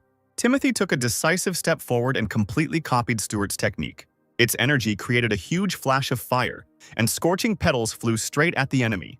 They burned the boy's body, forcing him to fall shamefully on his back. Finding himself captivated by someone else's energy, he began to cough harshly, trying to even out his breathing. But the combination of the two techniques was not in vain, and the icy streams knocked the warrior off his feet. Looking at the sect's strongest disciple lying on the ground, Sean pursed his lips, while the other disciples gritted their teeth, imagining how much pain Stuart was in. Timothy clenched his fists, stilling the wind and the currents of his energy, while his opponent gasped for air like a fish out of water. Walker realized that this attack was meant to be a third move. He would call it Unfading Radiance. Third move, Palm Bud. Disciple Magwanig smiled to himself and then looked back. The sect members stood with their mouths slightly open, amazed that a talent from another sect had won. Everyone looked at Timothy, not hiding their surprise. They were amazed at who this guy was. Sean immediately ordered a strong disciple of his sect to pick up Stuart. As he left, he told Theodore that it seemed a dragon had been raised in the desert fortress, and Magwanig's grip on the martial arts world was becoming even tighter. The leader of the group smiled, shook his head, and asked not to exaggerate. He said softly that the desert fortress would not touch the innocent anyway, and Howard grinned mockingly behind his back. Sean frowned, realizing that his cult members still had some work to do. He turned to Timothy, who was standing to the side, and asked again what the guy's name was. The leader of the Swordmasters praised the strength of Magwanig's disciple, who demonstrated outstanding martial art. It's somewhat similar to the falling petals technique, but it's unlikely that someone could have taught the guy the Synanon technique. The man had no idea that similar techniques existed and hoped that this would motivate even the lazy. If the day comes when circumstances force Timothy to leave the desert fortress, let him know that Synanon will welcome him as an honored guest. Theodore, Howard, and Jordan, who were about to leave, turned around abruptly. The head of Magwanig cried out indignantly and was about to lash out with accusations against the sect leader who had crossed the line.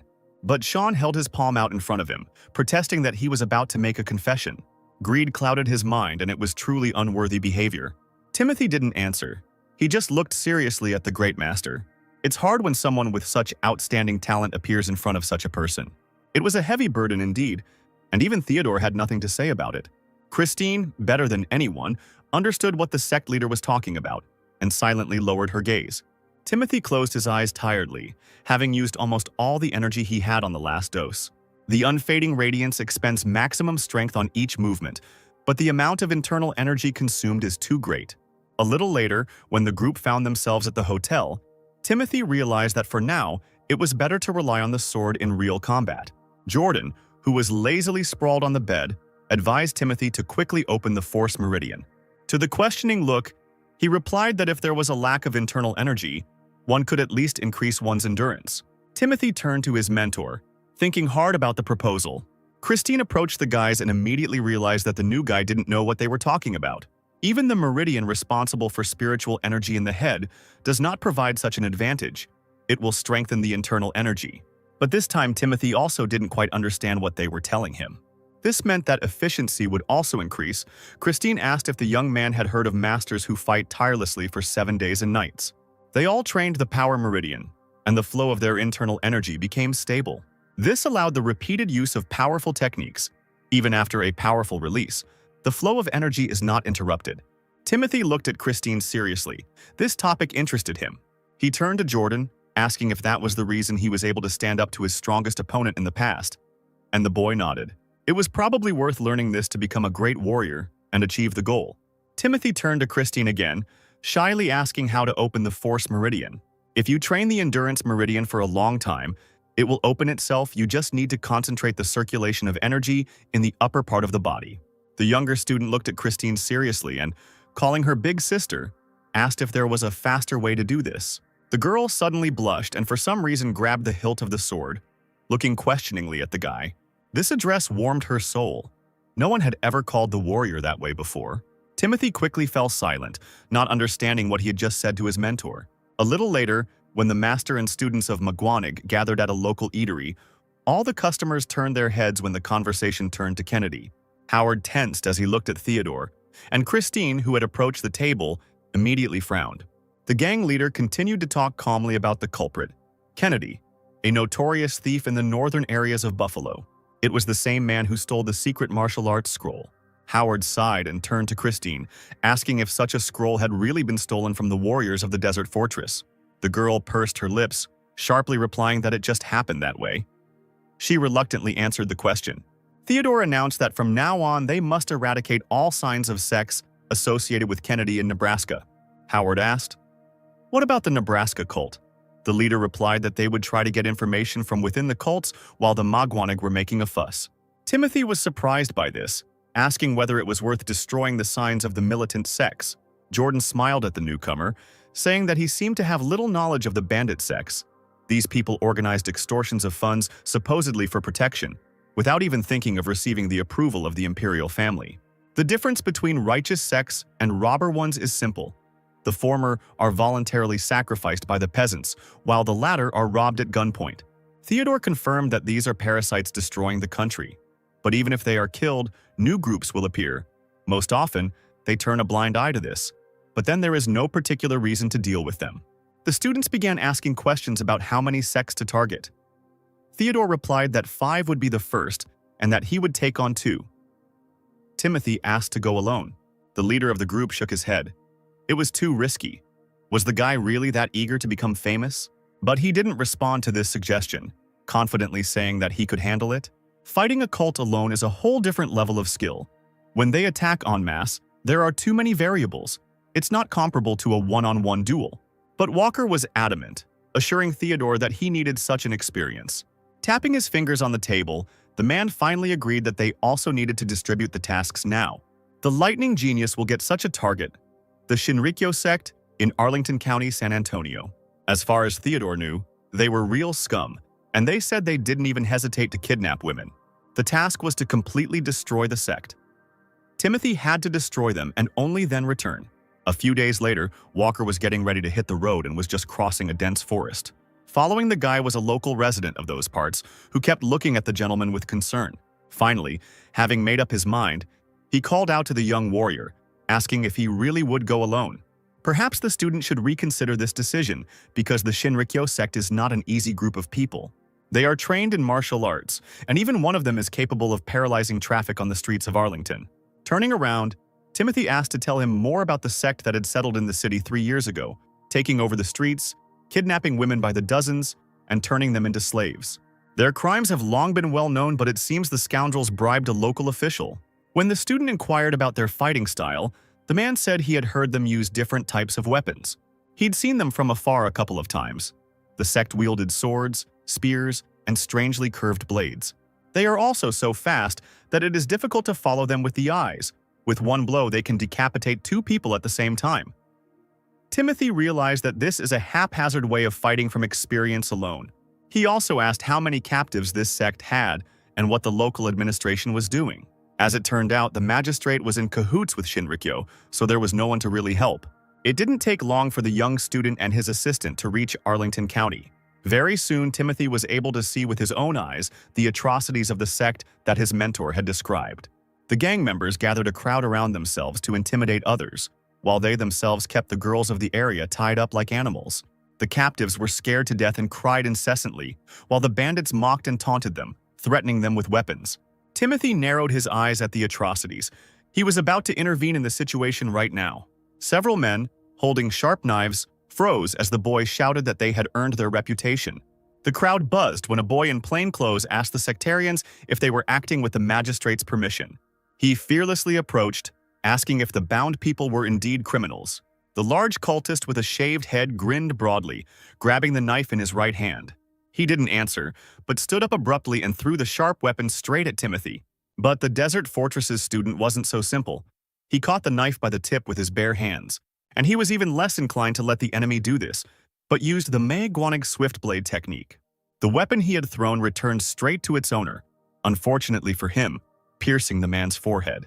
The other members of the cult probably didn't even realize what had happened when their fellow member fell dead to the floor. They immediately started asking where Timothy had learned martial arts, as his stance with the dagger was strange. The bandits began to draw their swords, approaching the guy and asking whose martial art he demonstrated, their eyes blazing with madness. Timothy remained standing in place, not showing his fear, and with just one jerk pulled the sword out of its sheath. Looking straight into the eyes of the man who asked the questions, the boy replied that he had used a simple mixture of random techniques. The sectarian laughed softly, exclaiming that he saw a good sword that could be presented to the head of the sect. The next moment, a wide beam of energy formed in front of his face.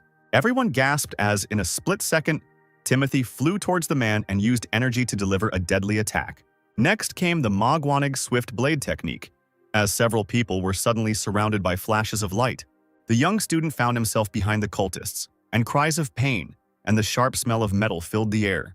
The bulk of Shinrikyo was killed by a young stranger in less than half an hour. The bound women, not fully believing that they were still alive, timidly approached Timothy. Behind him, the local residents only now came to their senses and rushed towards the captives. While some were freeing the girls, the rest bowed to Timothy, thanking him for saving them. The assistant of the warrior of the desert fortress looked at all this with eyes wide with shock. Walker, having listened to the locals, asked the man where the Shinrikyo sect was based. He was so unable to come to his senses about what had happened that he remained silent for a few more seconds. Finally, stuttering with fear, he pointed towards a large building nearby. Timothy nodded and looked over. This was exactly the information he needed. The people, amazed by the sudden and long-awaited rescue, watched the young man with astonishment. Without wasting any time, he headed towards the gates of the sect to see with his own eyes the inhabitants of this courtyard. Without much ceremony, Timothy lifted his leg and opened the gate with all his might. He had no intention of entering quietly or secretly, so immediately afterwards there was an unprecedented explosion. The courtyard was filled with gray smoke for a few minutes, and the sectarians froze, looking at the figure at the entrance. There were quite a few of them in the monastery, large men, hung with weapons, dumbfoundedly awaiting the army of warriors. But when the smoke cleared, only one unknown boy looked at them all calmly. Timothy came closer and was surrounded by a crowd of sectarians along with the leader. The guy stared at the leader, not paying attention to his accomplices, who immediately realized who had beaten the students. The leader even dared to wear robes with dragons, which only the emperor can wear. This is treason. A tall, portly man with an insolent look came down the stairs, demanding that the others not interfere. He drew the blade from its sheath, hissing that he had not felt the taste of sword fighting for a long time. The cult leader grinned, asking if Timothy enjoyed playing the hero and how he even dared to appear before the cult. The boy asked the man's name, but he refused to answer, because why would a man who was about to die know this great name? The young warrior shrugged, retorting that one must always know who one is dealing with in order to later claim victory. This clumsy-looking man suddenly rushed forward to attack the stranger who had broken into his estate. Timothy noted its speed, but did not dodge or move out of the way. Meanwhile, the head of the sect was already very close, pointing his blade at the enemy. Suddenly, Timothy realized that he could see the trajectory of the sword. Was it because he had become stronger? And just as the blade was about to touch his stomach, the student immediately counterattacked the other man's blow. The unfortunate sect warrior, who had simply been pushed aside, awkwardly backed away. He brought his weapon up to his face to examine the smoke coming from it and was amazed at its incredible power. The sectarian turned his gaze to the boy opposite, who was stubbornly looking at his opponent. The sect leader growled, dejected by the defeat, now deciding to involve the rest of the disciples in the battle. He sent them forward, ordering them to attack first against the strong boy. A multitude of strong men surrounded Walker, slowly circling him. Hoping to distract the boy in this way, they rushed at him a few seconds later. But being confident in his technique, Timothy only had to glance in the right direction. His actions were invisible to the human eye, so the sword attack went unnoticed.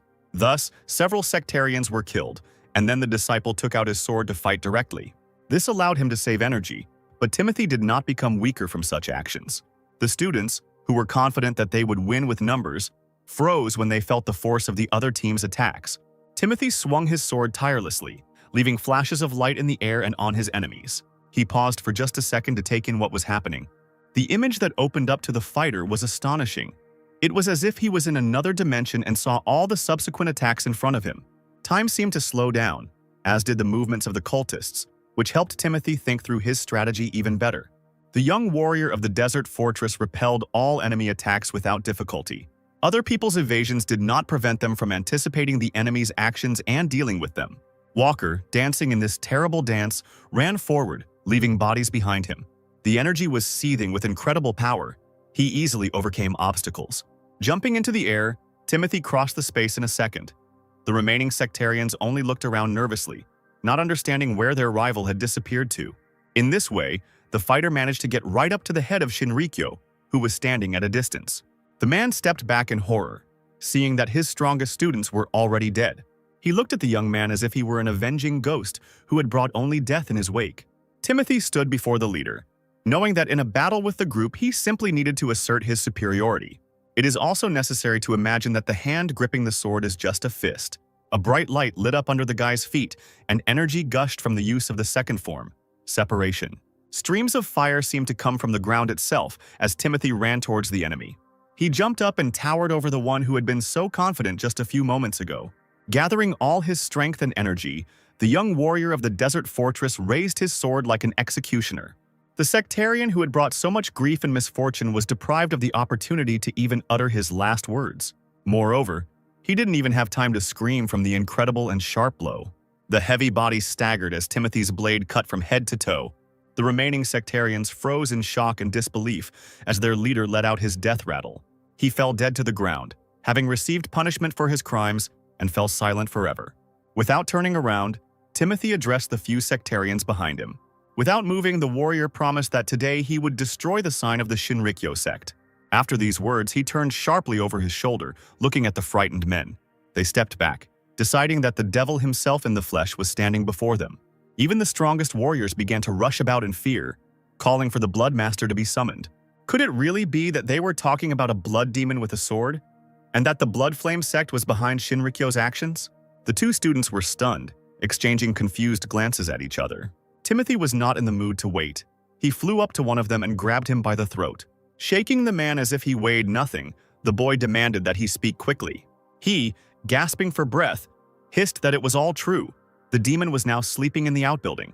Walker raised an eyebrow, because if it really was a blood demon with a sword, he couldn't help but sense a fight of this scale. And then, out of the corner of his ear, the fighter heard the thin sound of a blade flying towards him. Without letting go of the cultist's neck, he turned around, deflecting the weapon with his sword in one precise movement. Steel clanged in the air as the alien blade plunged into the ground. Timothy looked closer. On the right side above him, someone's sharp shadow flashed, flying like a bird. The man, with his long hair flapping, landed right next to the blade stuck in the ground. Timothy watched the stranger closely as he pulled out the lost weapon in one motion. The red-haired man chuckled, showing his sharp teeth, and called the boy a clever kid. Turning around, he, still smiling, admitted that he hadn't thought the boy would be able to repel it. Timothy remained silent, tensely awaiting the unexpected guest's next steps. In front of him stood the blood demon with a sword, the tall man grinning, blood frozen at the corners of his mouth. Before setting out on his journey, Timothy made a request to his mentor. He turned to the student with a smile because he had already declared that he wanted blue clothes. But to receive them, it was necessary to fulfill one main condition. Theodore promised to have a conversation only if Timothy cut down 5 blood demons. Therefore, finding himself face to face with the second of them, the guy remembered the words of the mentor. And only after this the fighter will perhaps be recognized as a blue-blooded warrior, despite his young age. Looking at the blood demon in front of him, Timothy sighed dreamily. Now he would only have 3 left. Hearing these words, the man frowned and stared at the guy in confusion. Dark energy thickened above both figures. The demon pointed his sword at Timothy, asking what he meant. Instead of answering, the young warrior of the desert fortress slammed his boot into the ground with all his might. The floor beneath his feet collapsed, and a fiery flower of energy appeared in the air. The enemy was slightly surprised by such zeal, not expecting such a quick reaction. Without further ado, Walker ran up and attacked the cultist, wielding his blade. Without taking his eyes off the demon, he understood that he needed to finish as quickly as possible. This is the center of the Shinrikyo sect. The longer the fight lasts, the lower his chances of winning. The opponent bared his teeth, revealing sharp teeth, and raised his palm, on which deadly flashes of energy began to appear. The sword Timothy lifted began to be surrounded by streams of energy. He plunged the steel into the demon's chest using the Undying Radiance technique, the first technique being the spiral. The blood demon's face turned red, and the veins on his forehead stood out from pain and tension. He wanted to say something, but after such an attack, he even lost the opportunity to attack. Walker hacked at the cultist's body with all his might, shouting furiously that he wouldn't even let him say the last word. The man's mouth opened in silent rage, his eyes burning with hatred at his opponent. The next second, Timothy swung again with force, and blood splashed in the air. The blood demon's hair was matted with blood, its head severed from its body. The young warrior of the desert fortress turned away as the alien body fell to the floor. Having dealt with the main evil of the set, Timothy turned around sharply, casting a stern glance at the other students. They were beside themselves with horror. Now it was all over. Some boy turned out to be stronger than the blood demon. Seeing that the scoundrels were about to run away, Timothy ordered them not to move. His stern gaze did not allow one to doubt for a second his decisive intentions. When the offenders of the weak townspeople were punished, they thanked the great master with all their might. The guy had already picked up his things, throwing them over his shoulders, and was saying goodbye to the crowd, which continued to honor Timothy. The crying man, who had a small child's body wrapped in cloth in his arms, lamented that now, thanks to the boy, the unfortunate women could rest in peace. Timothy looked at the inconsolable townsman with pain in his eyes, sympathizing with his loss. San Antonio was supposed to be under the protection of the Monit sect, and how could they allow this to happen? The man answered the boy's question by saying something that greatly surprised the warrior. As it turns out, the Monits are currently waging an active war against the Sword of the Tyrant sect. Timothy immediately remembered the intense gaze of the head of the opposing sect and the elder of the Monit sect. Moreover, all the Monit warriors patrolling in this area returned to their mountains. The guy didn't want to stay in San Antonio, so he set off after dark. Since the enemy was the Tyrant's sword sect, the Monits were obliged to pull together all available forces. Apparently, killing a couple of blood demons would not change the situation. The scene of Alice saying goodbye to her brother and little sister immediately came to mind. It was impossible to leave everything to chance. It was necessary to help the Monit sect win this war. The 13 Heavens Group is a powerful organization seeking dominance in Murim, and the Desert Fortress will be forced to deal with them, as will the Tyrant Sword sect. Believing that no one would object to the warriors' initiative, Timothy stopped, thinking about trying to pick up Kennedy's trail. At that moment, leaves rustled nearby and Sean and Stewart ran out of the bushes. They almost passed right in front of Timothy and stopped in time. The leader of Synanon glanced sideways at the boy, assuming that Shinrikyo was already finished. Timothy almost threw up his hands. All he could do was apologize for it. Sean looked at the young warrior with approval, saying that his fighting skills were impressive. It seemed the man had witnessed the birth of the future leader of Magwanig, or even the new leader of the Divine Sword Squad. The leader's face suddenly took on a stern expression. He turned to Stewart, reporting that the future of the Desert Fortress was quite clear. The boy scratched the back of his head and looked away, remembering that he had allowed himself to say something about 5 seconds. He apologized to Timothy for this stupidity. Disciple Magwanig was surprised. He did not expect that such an arrogant boy would actually ask for forgiveness. He looked seriously at his interlocutor, suggesting that they begin their acquaintance anew. They could even discuss a lot about the combat techniques of Synanon, since their clans are not that far from each other. Timothy was silent for a moment, then said that he would not climb the mountains for such a thing. It was pitiful to look at Stewart. His face was so elongated by the unexpected answer. Walker, taking pity, added that if Stewart himself came, he would not drive him away. He continued to gasp for air when he heard at parting that it was better not to come empty-handed. In the early morning of the next day, Timothy finally returned to his group at the hotel. Tired but not broken, he appeared before his brothers and leader. They clearly didn't expect to see the new guy so quickly. Jordan muttered that his prayers had been answered. Christine walked around the guy, noticing that there were wounds on his back, let Timothy sit down while she applied the healing balm. Theodore crossed his arms over his chest, seriously asking the lightning genius about the status of the mission. He didn't answer, but silently took the heavy bag off his shoulder and placed it on the table. The leader opened what he had brought and bent over the contents. Howard couldn't help but let out a startled cry. Timothy brought the severed head of a Blood Flame sect member as evidence. Howard didn't even believe that it was really him, and the leader added that it was, moreover, the blood demon himself with a sword. Jordan patted the newcomer on the head, exclaiming that this proved that his past achievements were not just a stroke of luck. Theodore thought about it.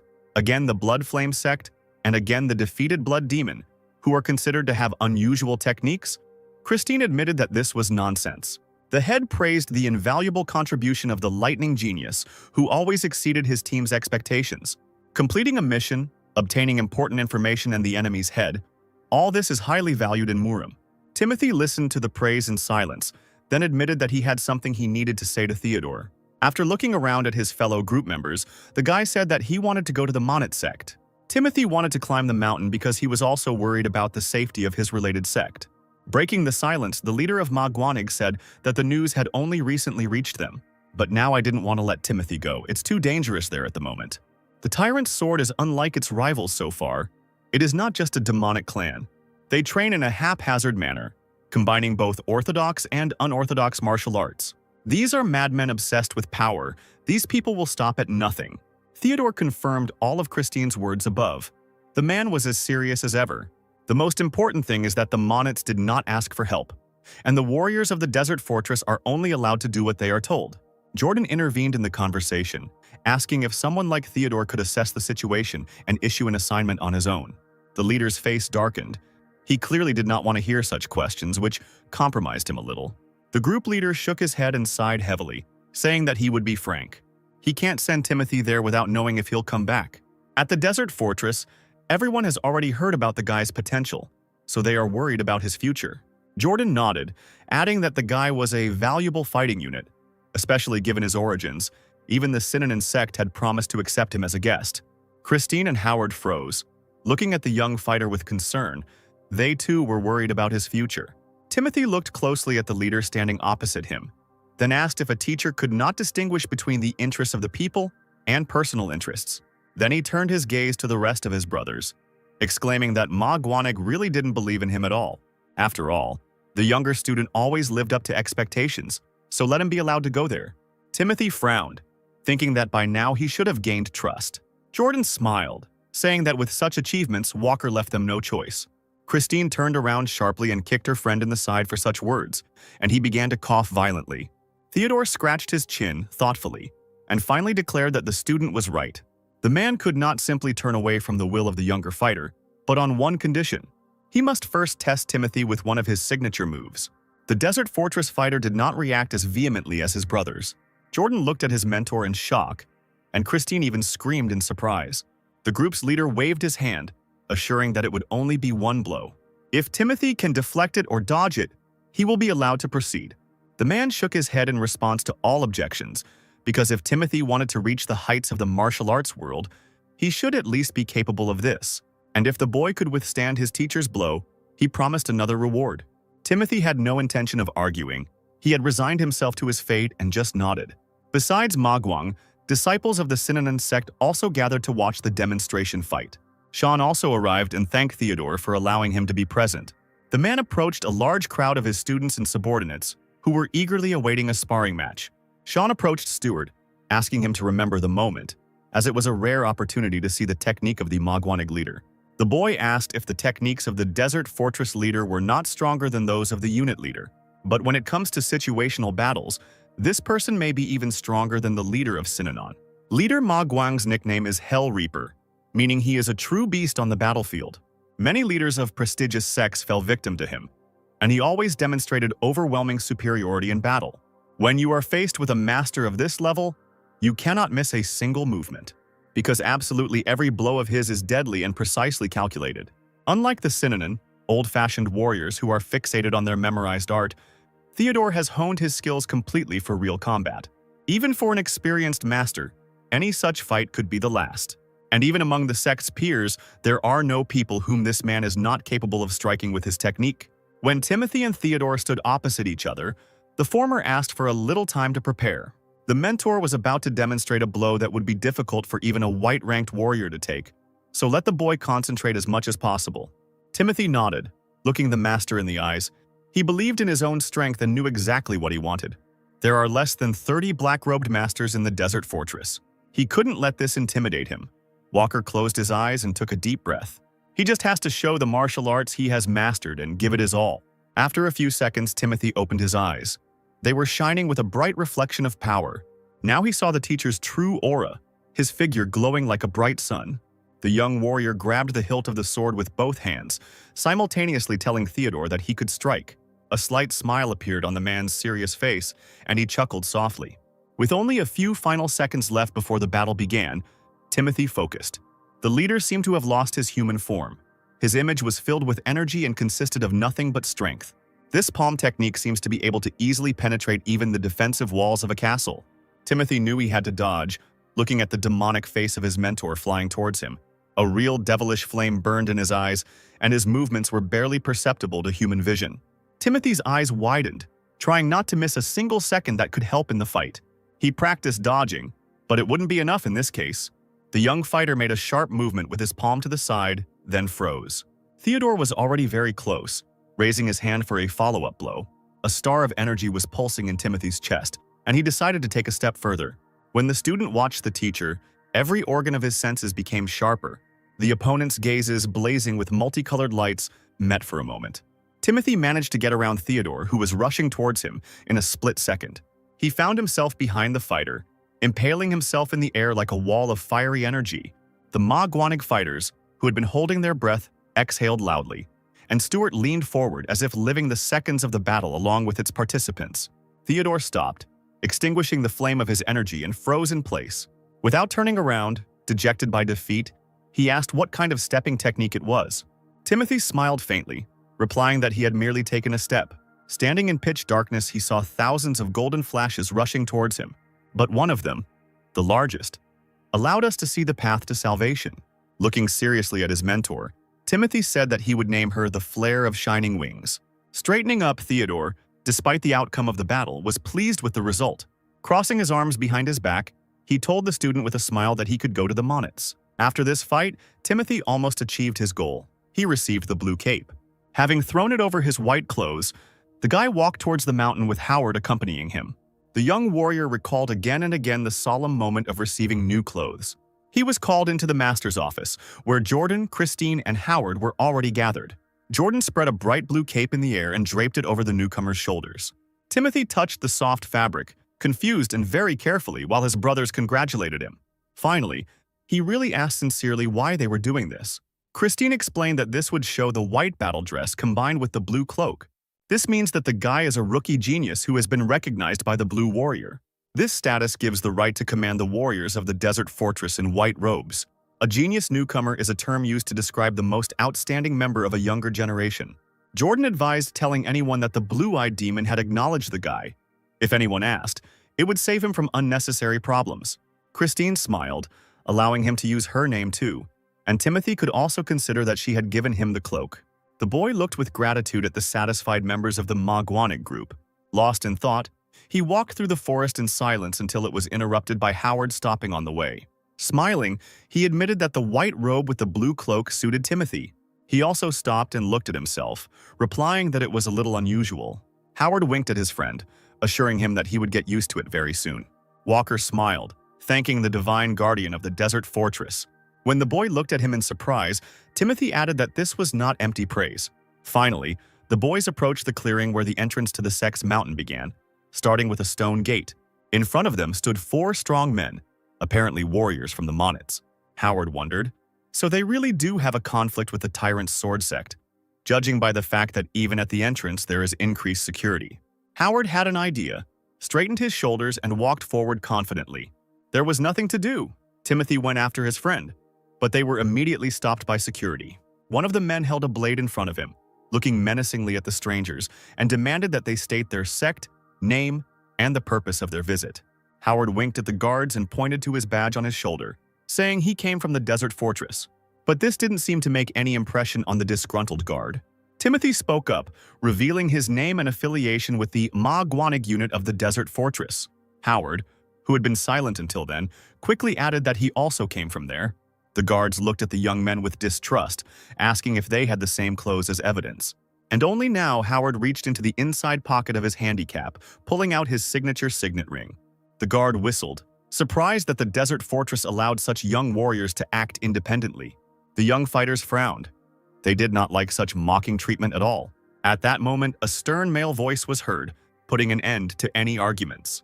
The guards grinned, glancing sideways at the man who had just arrived. He looked at the strangers seriously, saying that there was a war going on and the time was not right for visits. Howard tisked when he said that you couldn't trust just anyone at the moment. The young fighter's patience snapped and he cried out that it was time to finish. His energy was instantly activated by anger, almost causing a fire. The guards, whose faces were illuminated by the bright light, stepped back in surprise. Howard looked at the confused men with satisfaction. This was proof that the boys belonged to the desert fortress. But at that moment, one of the sect's guards pointed his finger at the warrior, exclaiming that he dared to put pressure on a Monet sect disciple right in his home. Looking at this, Timothy shook his head, realizing that the battle with the tyrant's sword was not going so smoothly. It seems that the pride of one of the 9 greatest sects in the world has been seriously hurt, and then some youngsters showed up claiming to be warriors of the desolate fortress. This was really annoying. The man who had spoken to the boys earlier said he didn't believe them.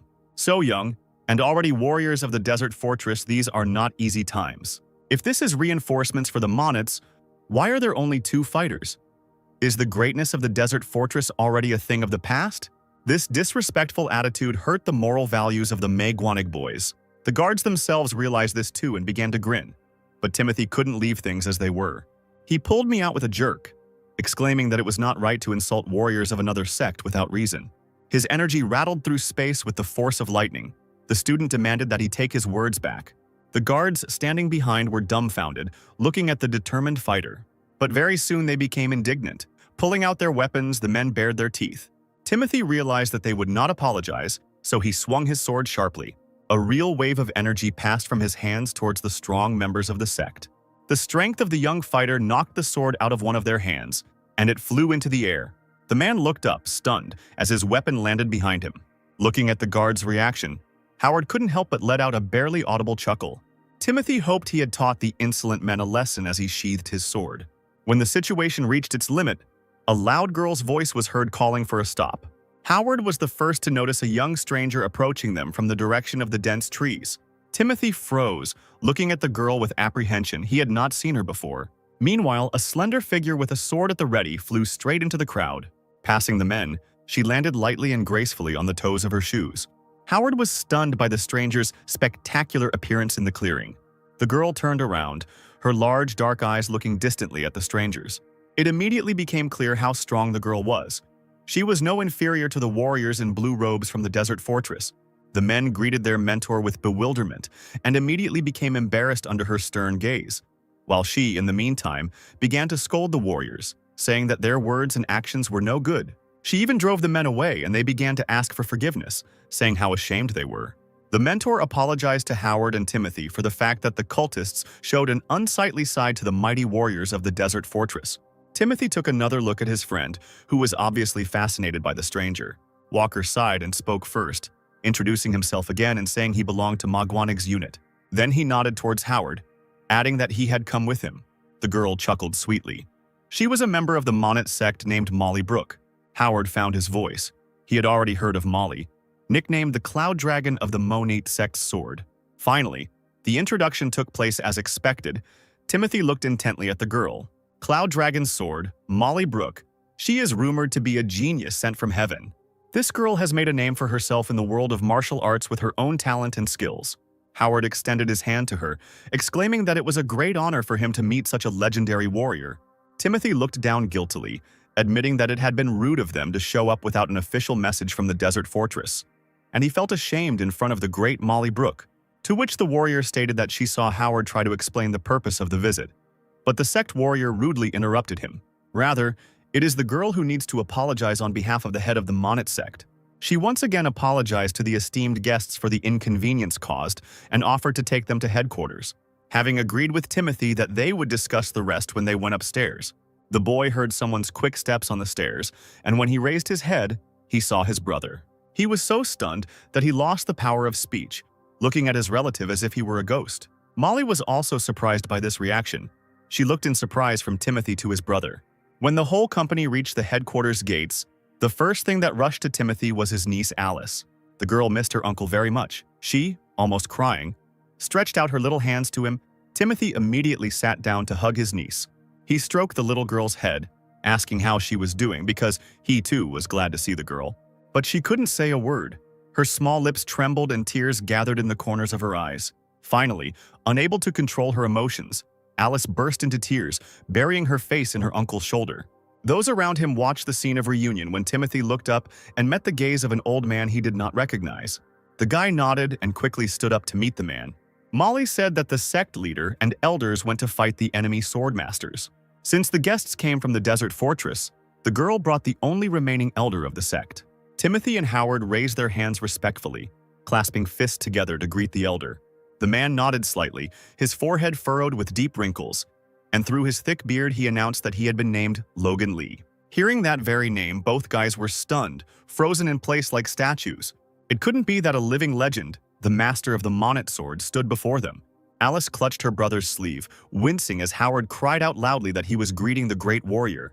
Timothy knew firsthand that Logan Lee was considered the strongest warrior of his generation, perhaps even stronger than his maternal grandfather, Sebastian. Suddenly, the old man turned his gaze to the young heir of the Walker clan and asked how old he was. Timothy replied that he was turning 16 this year, and Alice smiled meekly, hugging her relative and trustingly burying the back of her head in his stomach. Logan sighed long and sadly, slowly shaking his head, then asked the guy to look to the left. Turning around, Timothy looked closely at the mountain. Symbols were carved on the flat surface, like on a canvas. Molly glanced at the elder, worriedly asking if he was going to tell the sect's secrets to an outsider. The old man frowned silently, and the girl reminded him that passing on the 9-yan style had been the Monet's long-standing dream. But the fact is that its creator was never a member of the sect. One of the founders of the Monets became friends with him and gave him shelter. In his later years, he himself had already carved secrets on the Monet Mountain, but the 9-yan style cannot be considered a martial art exclusively of the Monet sect. Alice listened to the adult's serious conversation and blinked several times in confusion, looking at the old warrior. He said that his time was running out, and he would be able to leave without regrets if he saw his benefactor's sword just once before leaving. Molly was currently the only one who could revive the 9-yan style, but Old Man Lee couldn't entrust his dying will to just her. The girl could not understand why Logan was going to bequeath her to the first mortal. What did he see in the boy? It was obvious that the elder's long-standing wisdom was incomprehensible to the young warrior. He turned to the mountain and asked Molly to look in the direction where Timothy stood. The guy walked up to the very edge of the gorge, standing with his back to those present. He seemed to glow from within, looking at the signs on the mountain, but seeing something more in them. Molly thought she was imagining things, but still, the enchanted gaze of her new acquaintance looked like he had entered a trance after seeing the path of the sword. Indeed, the guy's eyes glowed with hot gold, and an acupuncture point opened above his head. Timothy rejoiced. His inner instinct had not failed him. In front of him was the trace of a blade, these few lines carved into the rock. What happened in those days was inhumanely skillful. Logan Lee folded his hands behind his back as he began to tell the story of how a swordmaster had carved these symbols 49 years ago. In response to Howard's question, the old man spoke about John Barnes, an exile who founded the Broken Sword Sect, one of the most famous martial arts schools, unrivaled in the world. The boy's eyes widened, thinking that if the master was his leader's equal, then he was certainly an outstanding master. Gazing into the distance, Logan remembered how John had lifted him, a hungry orphan, onto his back and climbed Mount Monotov. Howard asked why the elder couldn't master his martial arts if this master, John Barnes, accepted the old man into the Monet sect. He shook his head, answering only that such is life, he lacked talent. But not only Lee, but also many swordsmen of the sect failed to do this, no matter how hard they tried. Knowledge or skill alone is not enough to master the art of swordsmanship. After listening to Logan's speech, Howard became thoughtful, staring at the mountain. And the longer he looked, the more some of the deepest indentations formed into a sentence. Narrowing his eyes, the guy read with some difficulty that, Only the worthy will be rewarded. Timothy continued to stand on the edge. The trio approached him, and the elder said that it was entirely a matter of talent. All this time, the sect placed its hopes on the young mentor Molly. She tries not to show it, but Timothy is probably under a lot of responsibility. At that moment, Timothy slowly opened his eyes, the otherworldly circle of trance above his head dissipating. The guy closed his eyes again, sighed heavily, and exhaled tiredly. Seeing that the guest had come to his senses, Logan called him, asking what he saw. Timothy acted as if he was still in a trance and afraid to speak, then reached for the blade. Molly jumped up, turning sharply towards the guy, not believing her ears. Timothy raised his sword, his gaze cold and determined as he stared up at the mountain. He abruptly thrust the weapon in front of him, a piercing blue fire burning in his eyes. The elder was stunned as he looked at the guest, his eyes widening in shock. While everyone was staring at Timothy in fascination, explosions were heard in the distance. As if awakening from a dream, those present simultaneously turned towards the hills. Molly screamed, and from the distinctive sounds she immediately realized that it was the tyrant's sword. Howard's face showed extreme concern, as they were most likely under attack. Logan stood silently for a moment, wondering what to do next. Finally, he addressed the arrivals, announcing that the guests should wait in the same place. The old man walked forward. Molly nodded and followed him, looking back at the others. She looked seriously at her older brother Timothy, asking him to look after Alice. The boy promised to do it, and the little girl looked at the adults with confusion. After making sure that each of the sect received the order, Molly and Logan rushed into the thick of the battle. Timothy assumed that this was not the first attack and asked his brother if those two always fought for them. The relative glanced at the backs of his elders and shrugged his shoulders. Who knows who attacked? It also happens that enemies can only hit the master, so they come. It seems the Moneties are in big trouble, if even the elder of one of the strongest sects is forced to defend the monastery. The guys from Magwanik decided it was time to intervene. The local warriors will do everything, but they will defend their pride as the strongest. If it weren't for Mistress Molly, things could have ended badly this time.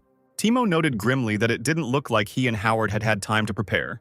Immediately after his words, a male voice was heard from the side, demanding not to speak thoughtlessly about the warriors of the sect. A little higher up, on a small observation mountain, the same men who had so unkindly greeted Magwanik's disciples had gathered. Timothy sighed heavily, deciding that they were trying to create conflict again. Howard folded his arms and frowned, and Timothy stood up for his friend because he hadn't said a single disrespectful word. But they answered him that the words could be understood in different ways. Didn't the boys understand that not everywhere would they welcome the desert fortress with open arms? Howard looked coldly at the warriors and asked if their masters had not come down to fight. Then he raised an eyebrow dismissively, noticing that the sect was lacking reinforcements. The sectarians were incensed by such words. They growled, and he ordered that their patience not be tested and that the Monets not be insulted. But the argument that had begun to flare up was interrupted by rough voices, and everyone was immediately distracted from the conflict. A whole crowd of formidable warriors in dark clothes appeared before those present. The aliens from the Sword of the Tyrant broke through the Monets' guards and rushed towards their enemies. Timothy quickly huddled up, wondering in surprise how long they had been working here to get to the mountain. Strong men with a confident look slowly approached the approaching Monet warriors. One of the Tyrant Sword Sect's fighters, whose face was covered in battle scars, carefully examined everyone present. The scoundrel's gaze was fixed on Alice. The girl felt it and pressed herself against the adult in fear. The warrior grinned and ordered his gang to kill the cubs, the main legacy of the local swordsmen. At the same time, the warriors of the Monet sect rose up, roaring terribly, and drew their swords. Having run up to the opponents, both sides froze. Every subsequent step meant injury or death. The carnage began. The main warrior of the Sword of the Tyrant, with a confident grin, walked around the fighters and went towards Alice. But suddenly the man froze when he recognized the form of Magwanig's group. The oaf dismissively called the boys puppies of the desert fortress, who had forgotten who knows what here. The fighter did not take them seriously as opponents, laughing that Magwanig had intervened because she was bored and had nothing to do. Timothy was angry when he realized that these people had taken advantage of the confusion to break in and kill all the children like Alice. He didn't give in to provocations and answer the oaf, but turned to Howard asking for help. Brother Timothy was scared, but Howard just smirked, confidently declaring that he would have his friends back. He actually watched with pride as Timothy was ready to protect his loved ones. Timothy wasn't afraid of such an opponent, slowly approaching him, because he had already met those who were much worse. The man watched the boy with the same smug grin, and he rushed forward, reaching for the blade, intending to teach the cultist a lesson. Timothy's eyes were once again filled with an otherworldly blue light, aimed at the enemy. And although the warrior was seasoned by thousands of battles, the blow that fell upon him was unexpected. Perhaps because the man was overconfident and had written off Timothy, he was now having a hard time holding back the onslaught of the other man's weapon. The soldiers immediately noticed that the smile had disappeared from their commander's face and rushed to help. Several warriors, maddened with rage, were determined to teach the young man a lesson. For a second, the young heir of the Walker clan thought he couldn't cope when a shadow appeared behind him. A loyal friend was ready to take on the sectarians and not allow Timothy to be distracted. Howard overtook his comrade and drew his sword to attack his opponents. One of the fighters glanced at the boy in confusion, his arm hanging awkwardly over his head as Howard attacked with vigor.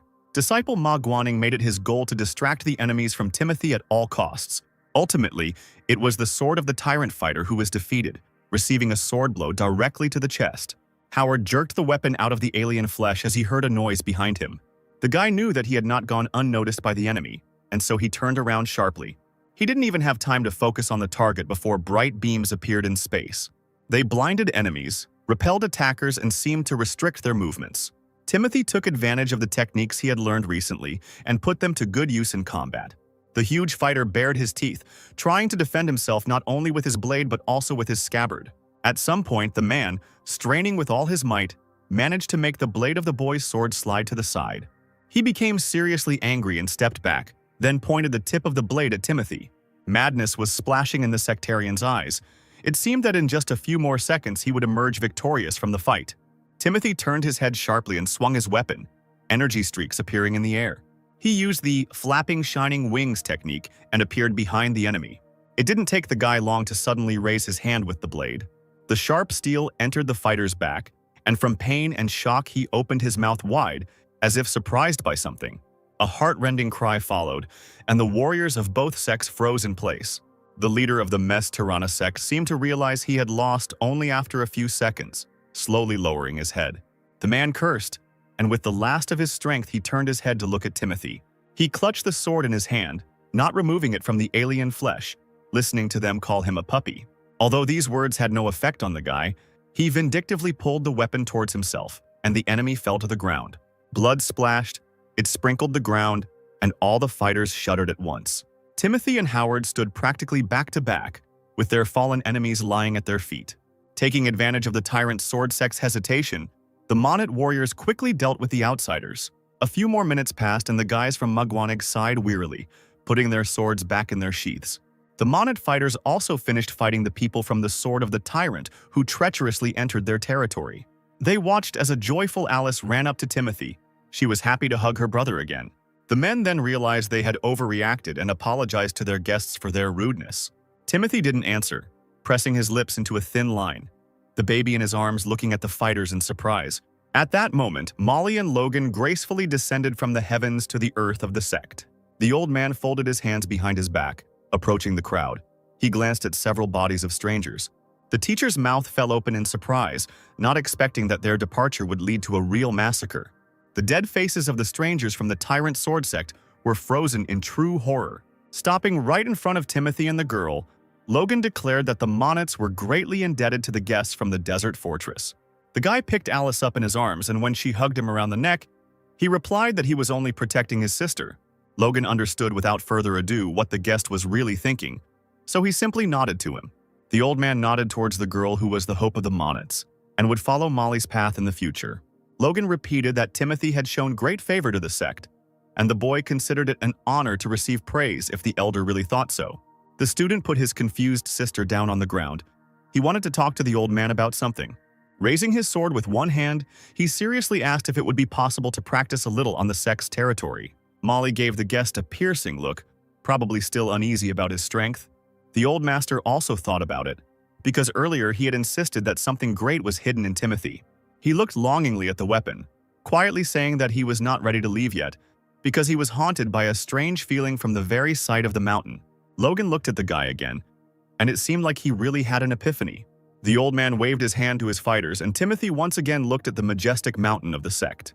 His solitary figure looked strangely advantageous against the backdrop of the peak with its carved symbols. Timothy stepped back and slowly drew his sword from its sheath to check something. Through his confrontation with the swordsman from the sword of the tyrant, he learned a lot. Sunbeams danced on the blade, gently moving onto Timothy's face. Molly was surprised at how his face shone. A raised hand and an ordinary sword, from which golden rays rushed in different directions. Timothy no longer looked like a simple student of the group. His eyes, shining with an otherworldly light, eclipsed everything that had been seen in him before. Logan looked at the guy in bewilderment, unable to look away. This was something new. Timothy's aura changed dramatically, and if you looked deeper, you could see golden threads extending from the blade. The student made a few swings of the blade immediately after the battle and, as expected, exhaled wearily. The Qi was flowing completely differently than he thought. Timothy had not yet comprehended the legacy of this master's sword. This trace on the mountain clearly conceals his mastery, calling for an expansion of perception. The trace of a martial artist who founded his sect is imbued with his own special spiritual energy, which is beyond the boundaries of conventional martial arts. The elder was sure that the boy was the same, since he was even capable of touching the master's light. Such was the essence and purpose of Timothy. The student raised his gray eyes to the old man, looking at him with hope. Timothy became curious about where the master lived in his last years. Logan confirmed that it was here. His style is probably intertwined with the sect's craftsmanship. The Monet style is too expressive and doesn't suit the guy. Mastering it probably won't be useful. Molly approached the guy, calling him master and asking him to explain what he meant. Timothy meant that restoring the Barnes clan's technique was entirely the Cloud Dragon Sword's burden. He added that he could help a little, and the girl could not believe that there was a ghost of a hope of mastering the lost sword technique. Molly was silent for a few seconds, collecting her thoughts, and when she wanted to ask Timothy something, he turned away. As if he was enchanted by something, the student walked to the side, asking him to wait. Without explaining anything to those present, he only said that his training was not yet complete. Molly looked at the guest with bewilderment. It seemed she had never met such unusual people before. Once again, the boy approached the edge of the cliff, reaching for the sword in its sheath. The chips he saw on the cliff gave him a rather strange feeling. It seemed as if the sky and the earth had turned upside down, compressing into a single line. Timothy closed his eyes, feeling the gentle yet bright light on his skin. Then, looking at the mountain, it dawned on him once again, and his body was wrapped in energetic threads. It is not enough to simply be faster than your opponent. Now it is clear why Tai Chi and Plum Blossom techniques are considered the highest art in the martial world. Sublime techniques differ from ordinary fencing, as they are intended not only for the beautiful swing of a sword, but also embody an entire philosophy. Timothy stood in the center of the circle of fiery gold he had created, merging with the flow of Qi, the techniques creating a harmony never seen before. Molly stared wide-eyed at what the boy had created, the sunlight giving way to the bright flashes of the fighter. Timothy gripped the sword even tighter, despite the heat scorching his hands. He found himself in nothingness, where there was only the warrior himself and the sword. Until now, Timothy did not understand what true fencing mastery was. The rising wind raised dust into the air. Lightning struck the ground in broad daylight, but what Timothy had managed to do made the elder cry. Tears streamed down the old man's cheeks. He saw true strength and sublimity. The swordmaster, a disciple of the Magwanig faction, held the blade above his head, revealing ancient secrets. Finally, the wind died down. The sun slowly hid from people behind a high cliff. Timothy lowered his sword and closed his eyes tiredly, flashes still sparkling in the air. He opened his eyes to the sound of his friend's voice, asking if Timothy had chosen a name for the technique. The guy's face showed admiration for what he saw. He was genuinely interested. The heir of the Walker clan looked at the glowing blade in his hands, replying that he would call the technique the flickering of the suns. Howard nodded, lowering his head slightly and smiling, thinking that sounded great. The flickering of the luminaries is like the luminaries that fill this world and will never go out. Timothy looked at the purple sky and bright stars. May his life be just as unfading. When it was time to rest, the guests were accommodated in a small guest house. Timothy thought about how much he had gained from this place, saving his niece and creating his own sword technique. Howard's cheerful voice pulled him out of his thoughts. He was enjoying the golden tea he had brought, saying that he would like to take it with him. He was clearly enjoying his rest immensely and was at the same time mimicking one of the Monet warriors. Through his thick bangs, Timothy looked closely at his friend, who was only pretending to be a local idiot. His Magwanig brethren should have seen him when the guy attacked his opponent with the sword of the tyrant. A few minutes later, a figure appeared behind the transparent door of the room. Howard immediately calmed down and froze, blushing when he heard the lady's voice calling Walker. Timothy didn't answer but stood up and went out into the hallway to meet Molly. The girl shifted from foot to foot and waited for the guest, looking impatiently at the door. When he approached, Molly quietly said that she wanted to hear what was left unsaid last time. The student, languid from the evening warmth, asked whether the teacher meant the marks of the great master's sword. Molly admitted that she didn't want to talk about it in front of the sect's disciples. But the reality was that she dreamed of getting rid of the swordmaster's shadow. Her spirit tells her to follow her own path, absorbing all available techniques. The girl lowered her head, gazing at the leaves of the tree. She would like to become a great master one day. Only now Timothy looked differently at this courageous and warlike warrior who was actually very vulnerable. A fog rose above the land, the tree branches rustled softly, and the guest agreed to help Molly. He looked at the girl with a piercing gaze, smiling only slightly. Molly turned sharply to the guy, her cheeks flushing at the answer she heard. Timothy waited calmly for the master to answer, and they could finally rest. Molly became even more embarrassed because she remembered that the guest had had an epiphany.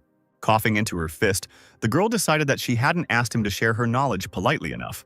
Having collected her thoughts, Cloud Dragon suddenly raised her hands, clasping her fists in her palms. She bowed slightly, exclaiming that she asked to teach her the arts of Master Barnes by her own example.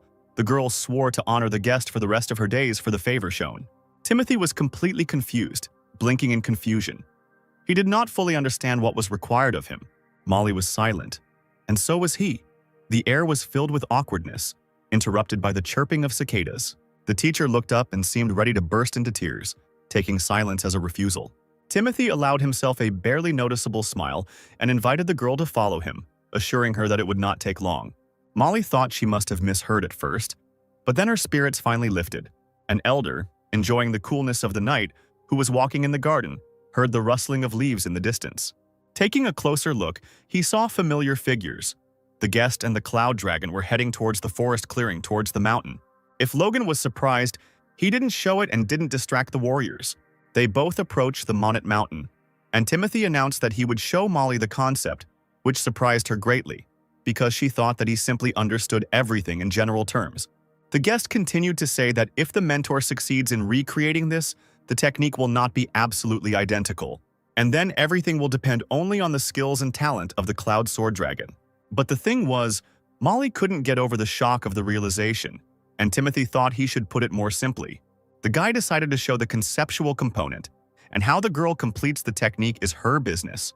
He pulled out his sword from its sheath, thinking that this shouldn't be too difficult. After all, rather than following in the sword's footsteps, rethinking every step, it's easier to follow the beaten path. With these thoughts, Timothy announced that the training had begun. The next day, Timothy met with the elder, who told him that as soon as Molly heard about the guy's mastery of the technique's secret, she was simply enveloped in Sima. Timothy looked at the old man in bewilderment as he spoke of a condition in which the mind and body become confused, preventing the attainment of insight. Until the very morning, the warrior pored over books. She was, to put it simply, amazed by the abilities of the young warrior. Still, she was considered the best among her peers. Without equal, everyone around her called her the master of martial arts of the Celestial Empire. Timothy only now began to think about what all this meant for the girl. Apparently yesterday she understood perfectly well what he was telling her. Molly just felt uneasy.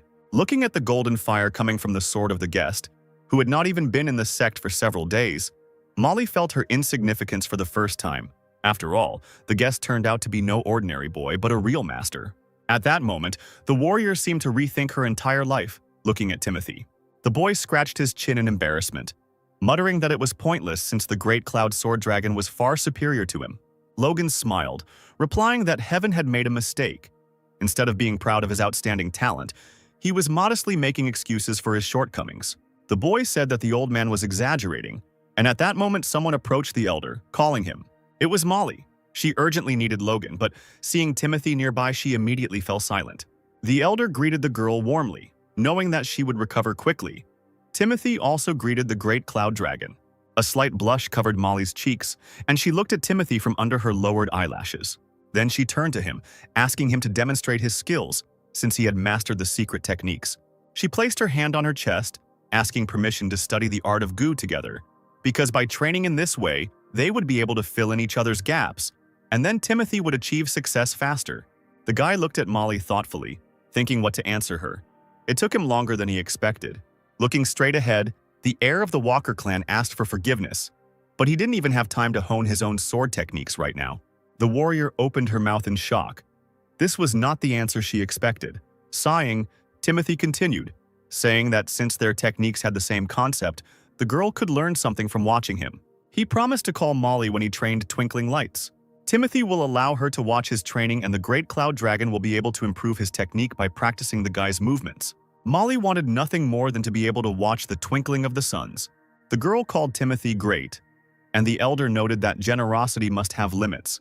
The guy had already reached a level capable of eclipsing the entire celestial empire. The young disciple suddenly clearly remembered his conversation with his mentor and leader Magwanig Theodore. During the next lesson, he explained that one should not watch someone else's martial arts training. Timothy had completely forgotten about this because he had become accustomed to the fact that in Magwanig the students openly discussed martial techniques. Jordan intervened in the conversation, confirming that they could even kill for this. Timothy was surprised because the mentors calmly demonstrate their teaching techniques, and everyone trains together so they involuntarily see everything. Christine shook her head. This is different. Full-fledged combat training should never be shown. Watching someone's martial arts training is an unspoken taboo. Looking at the upset faces of the sectarians, Timothy hesitated. Apparently, because of this taboo, he was misunderstood. Sometime later, Timothy and Molly sat down next to each other in a clearing. Both warriors took a deep breath and released it with their mouths open, preparing for training. They took a few steps to the side, marking the beginning of the training. Having prepared themselves, they ran forward in unison, holding their blades in outstretched arms. Timothy used the palm bud technique.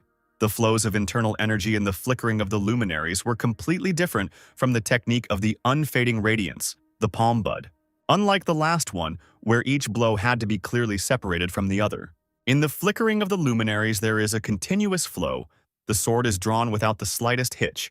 The blade feels like an extension of the body. Rising higher and higher, with each movement it draws intricate patterns in the air. This unity is only possible because Timothy created this technique personally. With his experience, perseverance, and skill, the guy created the twinkling of the stars. Molly didn't miss a single swing of the sword that the guest wielded next to her. The girl had been trying for quite some time to recreate the Gu clan technique that was destined for her, so Mr. Walker's attempts initially seemed rude to her. However, in terms of skill, the boy instantly surpassed her, the one who had much more experience. Both began to study the technique at the same time, and their progress seemed completely different. Molly's face showed a mixture of bewilderment and admiration. The difference in speed was simply colossal. Timothy was extremely focused and seemed to be oblivious to everything. Within seconds, he had broken the speed of light itself with a swing of his blade. The hot steel raised golden whips into the air, which spread in different directions. The air current swayed Molly's long hair as she watched the young master in fascination. Judging by his intense gaze and technique, Timothy was absorbing everything at lightning speed. The girl's eyes widened in shock for a moment. She realized that she no longer belonged to herself. The picture was clear as day. The dragon's huge clawed paws held the pearl. Lotus flowers bloomed right in the air. It became clear that the dragon here was not Molly at all. A few days later, Timothy was introduced to the court of the sect's deity, Elder Ave Brooks. The woman stood, and in the chair next to her sat the same pointy-eared Superman, her son, looking at the guest with interest. Ava's big eyes looked at Timothy carefully, and by the will of fate they met again.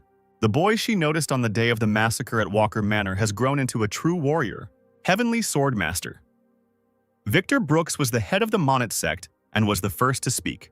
The man smiled, saying that he had heard some rather interesting rumors. Warrior Magwanig learned the legacy of his late father and shared secret techniques with Molly, and also saved the young disciples of the Monet sect. Timothy showed a great favor to the entire sect. Victor waved his hand, asking what the guy wanted as a reward. Timothy lowered his eyes for a moment and asked with all his heart for permission to help fight the tyrant's sword sect. Outside, Elder Logan watched the warrior Molly train. The girl watched Timothy closely and was determined to repeat his success. Her hands moved gracefully in the air, creating the illusion of clouds in the sky and the movement of water in the ocean. She seemed to have managed to recreate that same continuous flow of energy. Spinning around its axis, energy beams flowed through the air following the blade. But something prevented the girl from opening up to her full potential. She froze, sighing heavily. Then she shook her head and lowered her sword, looking down in disappointment. The elder chewed his lips, noticing that the warrior's concentration had been broken. The girl became embarrassed and apologized to Logan, saying that she was only distracting him unnecessarily. He thought it was Timothy's fault, but Molly shook her head, saying it was her fault. After all, everyone recognizes the guy's sword, but what she had honed her entire life turned out to be meaningless. Molly asked the elder if the Glimmer of the Suns was inferior to the original Barnes technique, and the old man confirmed it. It wasn't just the skill of a novice. Even though both warriors had trained together, Timothy seemed to be several steps ahead right away. The fact that someone was able to recreate a new martial art was incredible, but the fact that he mastered it without learning the original technique and then simply surpassed it was simply shocking. The elder nodded, saying that the young man had immediately achieved what Molly had been striving for so long.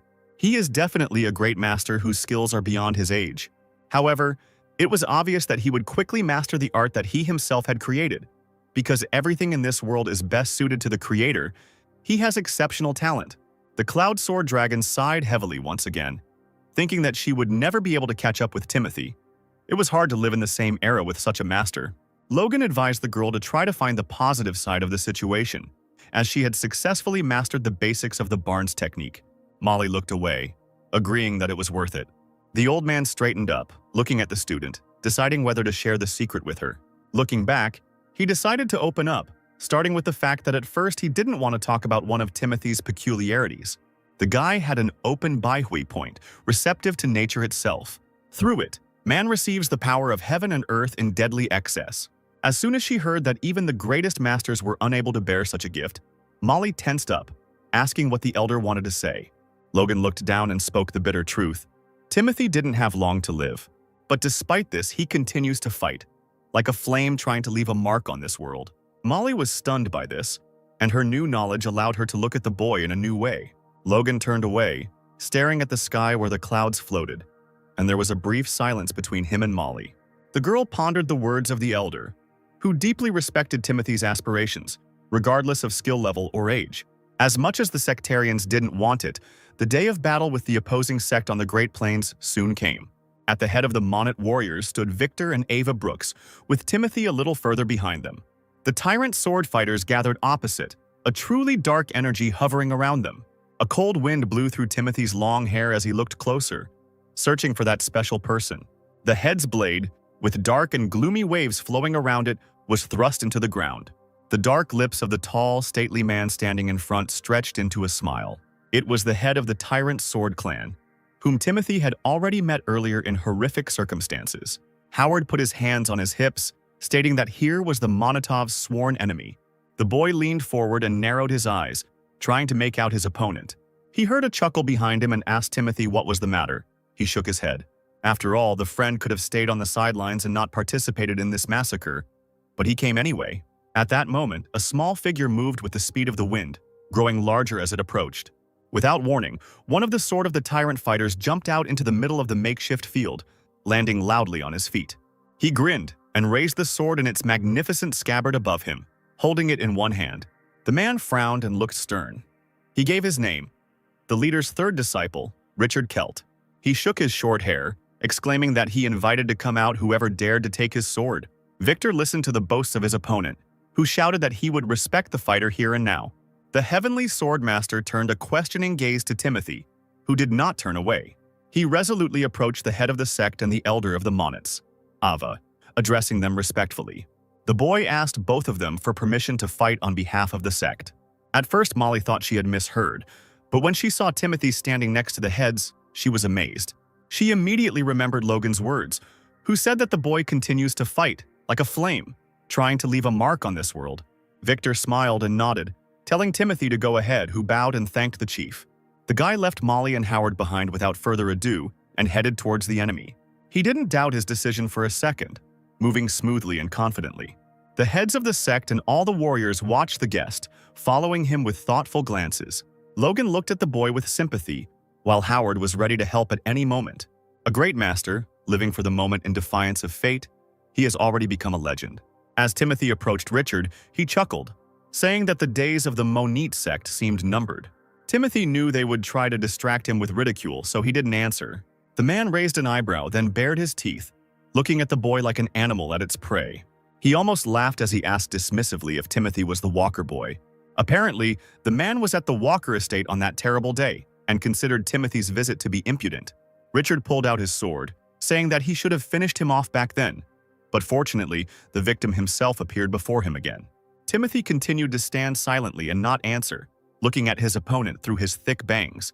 Richard kept trying to get Walker emotional, shouting that he was very much mistaken if he thought everything would be like last time. But the thing was that the guy didn't even listen to the leader's henchman, but only looked at the sect's ruler. He abruptly pulled his sword from its sheath, his gaze promising to get even with his enemy. The leader of the tyrant's sword also did not look away, nor did he turn away when looking at this arrogant boy. Richard was infuriated by the fact that Timothy continued to look through him. The Celt yelped and ran at Timothy, shouting that he should stop staring. Being in the air, confident in his abilities, the man dared. But as soon as he approached the guy and swung his sword, his attack was repelled, immediately using one of the techniques. The space was illuminated by a bright light. The wind carried multicolored flashes through the air. Timothy frowned at his opponent and tried to press his sword against the enemies. He bared his teeth, praising the guy's technique, but was in no hurry to put away the dagger. Timothy tilted his head slightly, his sword in the same position as it had been minutes ago. He whispered to Richard that a famous man had once said that one could judge an opponent's abilities by the swing of a blade. And now that Timothy had mastered the true art of fencing, he could feel these words. As soon as he told their opponent, he frowned, not understanding what they were talking about. Timothy smiled and used his flickering lights technique, blinding Richard. Flashes of sharply bright light threw the enemy back several meters. He barely managed to keep his balance to avoid being disgraced in front of his fellow men. Biting his lip, he zealously tried to straighten up and strike his offender with the blade. And then he let out a ragged cry, feeling something weightless but very sharp pass across his neck, and the guy ended up behind him. Both Molly and the Monite leaders were shocked by what they saw. They didn't expect this from the young fighter. Timothy made a few more light movements with his sword before the thin streak of light disappeared. Richard tried to turn his head in bewilderment, his whole body burning with pain. The man's eyes widened as he felt hot blood on his own face. At that moment, Timothy sheathed his blade with a loud sound. He didn't turn around, but he heard a heavy body fall heavily to the ground. The guy raised his head and looked at the head of the sword of the tyrant, who pressed his lips into a thin line. The boy pointed the hilt of his sword straight at the man, intending to tell him something. Looking him straight in the eyes, Timothy loudly announced that he had cut off his hand. It didn't seem like this surprised the chief. Looking at the guy, he smiled. Cries of joy and shouts of victory were heard among the Monite warriors. Everyone started asking each other what the guy's name was. They had heard rumors about his incredible techniques, about what a truly mysterious and graceful art of fencing he possessed, and what was also incredibly powerful. The tyrant's sword cultists were stunned by the death of their comrade, as Richard had not even had time to do anything. The head of the sect waited a few more minutes to come to terms with the outcome of the small skirmish. Finally, he stood up and ordered his warriors to kill everyone, causing angry cries and stamping feet. Enraged by their brother's loss, the strong men intended to flay their opponents alive. The Monite warriors ran towards them with the same warlike mood. Howard shouted the name of his friend. The figures of both armies gradually approach each other, preparing for battle. Timothy stood closest to all the sectarians of the Sword of the Tyrant. He did not leave, waiting for them. A huge man, several times larger than the guy, was rushing straight at him, calling him a scoundrel. Even though his opponent's eyes were burning with a devilish fire, Timothy concentrated, pulling his sword from its sheath. He understood that the sectarian was dangerous. Such an opponent was too tough for him. He shouted that he would kill the boy. Timothy assumed that Richard's relative wanted revenge on him and specifically shouted that he hoped the man would have greater endurance.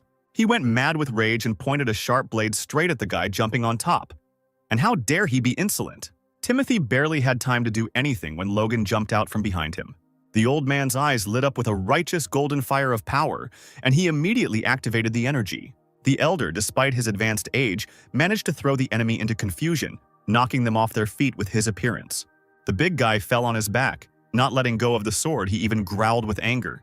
He quickly regained his concentration, finding himself on his feet, and the rest of the cultists were rushing towards the fighter. Timothy could only watch Logan's graceful and powerful fighting technique. The elder was backed up by the Monite fighters, and he turned around for a moment to look at the guest.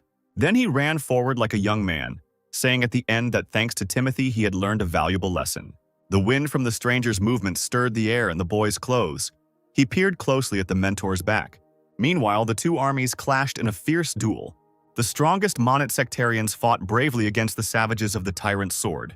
When fighting a group of enemies, you shouldn't rush headlong. You need to choose the one you can defeat. Timothy looked around when he suddenly heard shouts calling for destruction. Ordinary but no less strong warriors of the Tyrant Sword Clan were running towards the guy, spears and swords in their hands. Timothy drew his sword from its sheath and prepared to defend himself first. The man who ran up first immediately pointed the sharp tip of a spear at the boy. Timothy made one deft move and found himself on the sidelines, parrying the attack with the sheath of his sword. Then the sword in his other hand began to glow as he used the flickering light technique. Once again, the enemy did not take into account the guy's strength, considering him an ordinary weak warrior. The first enemy was defeated by a lightning attack and Timothy ran forward. All he needed was a small wave of his hand for a thin strip of light to cut through someone else's flesh. The remaining warriors, for whom revenge was their first priority, only now began to notice something incredible. They didn't have time to make a single sound when a thin death ray cut their throats. Timothy ran forward, defeating opponents on the go, mentally counting the number of those who fell. Above his head, the Baihui acupuncture point blossomed like a blue flower. Golden light poured from the boy's sword as the cultists attacked him en masse. Timothy not only wielded a sword masterfully, but also deftly slipped under other people's blades. Then, without even turning around, he counterattacked, forcefully fighting off the fighter's attacks.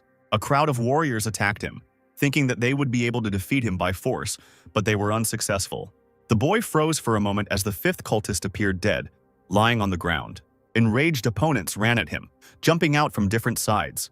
One of them tried to attack from the side, but was immediately defeated. Timothy turned around sharply and saw his faithful Howard behind him, covering his friend's rear. The boys' glances met.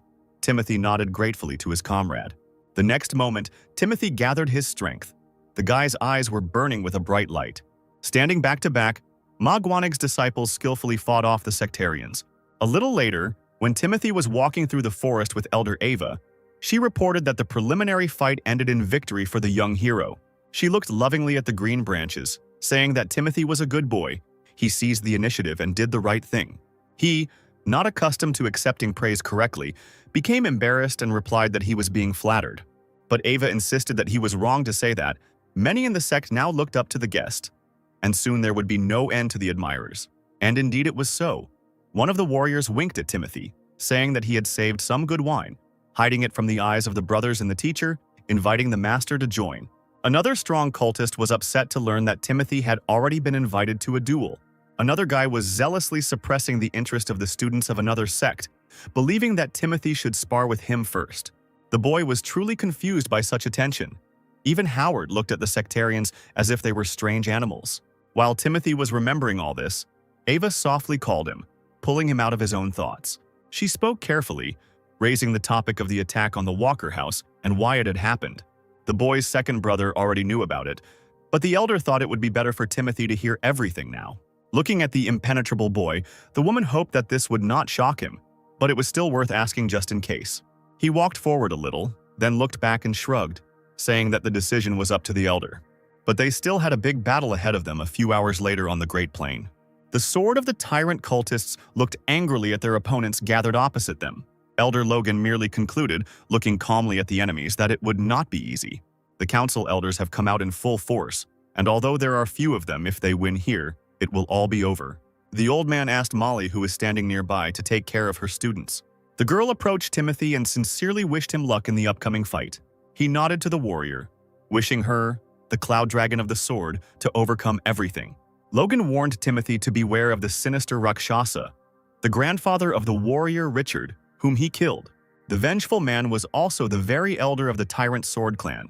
Logan was sure that in the heat of battle he would personally target the guest. Timothy and Molly stood still, listening attentively to the words of the wise elder. The opponent was considered to be even higher in rank than the leader of the Sword of the Tyrant. It is said that on the battlefield he acts as an extension of the leader's body, like his arms and legs. But still, on the battlefield, he remains only his right hand. The student Magwanig thanked him for the warning. And so, the great battle began. Victor and Ava raised their swords, signaling the start. The first warriors of the Sword of the Tyrant did the same. Their leader also raised his blade. The people standing on the plain raised a battle cry and rushed forward towards their opponents.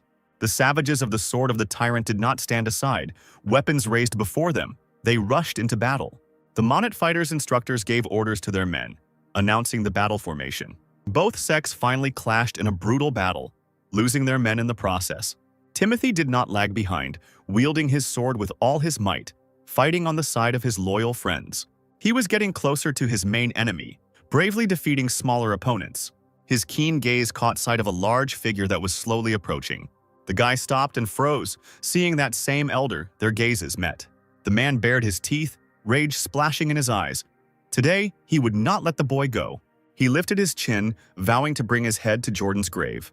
The distance between them was inexorably decreasing. The remaining warriors retreated back. As the elder approached, Timothy asked if all the demonic sect members were really like this. The fighter's subordinates are dying at the hands of the Monit masters, and he continues to seek out Timothy out of personal grievances. Having said that the elder should be ashamed, the boy watched as the veins on his forehead stood out with rage. Like a mad bull, the fighter pounced on the student, wishing him to burn in hell.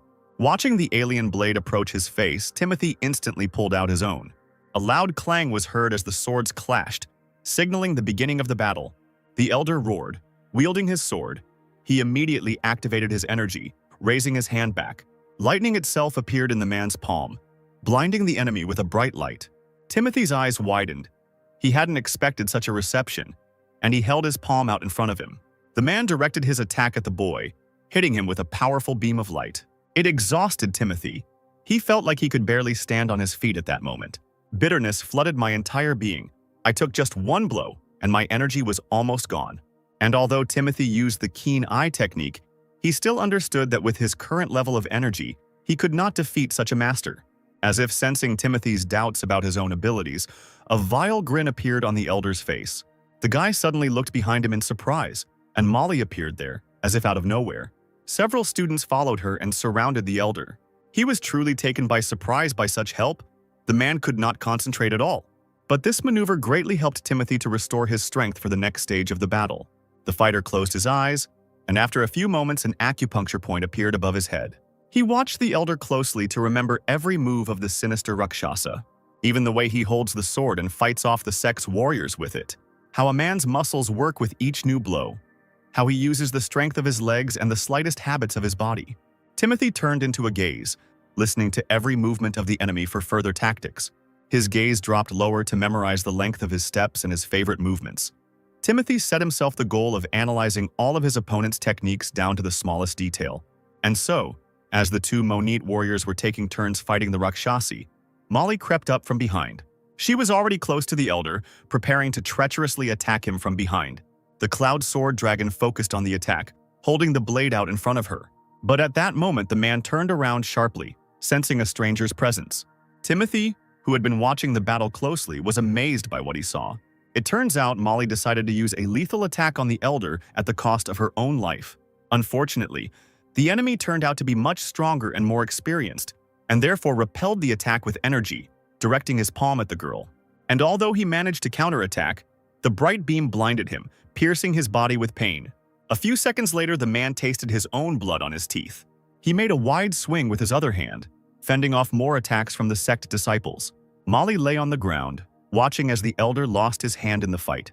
He breathed heavily, holding back painful urges, whispering that the dragon's glory was not in vain. The man stood over Molly, the stump of his left arm bleeding mercilessly.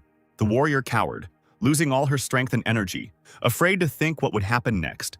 But still, the girl watched the elder with anger, clutching the blade in her hands. He came closer and without further ado, swung the sword in his good hand at her.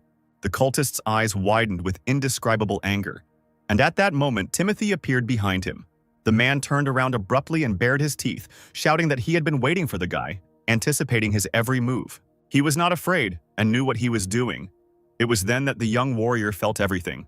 Watching the Rakshasi, he knew what would happen at that moment. He knew what the next blow would be. The wall of fire almost blocked the view, but the warrior was ready to attack. He accelerated and ran towards the man faster than light, using the destruction technique. He didn't immediately realize that he had barely stayed on his feet and had lost all his energy, and the boy was behind him in no time. Rakshasi growled, and did not even realize that these were his last moments of life.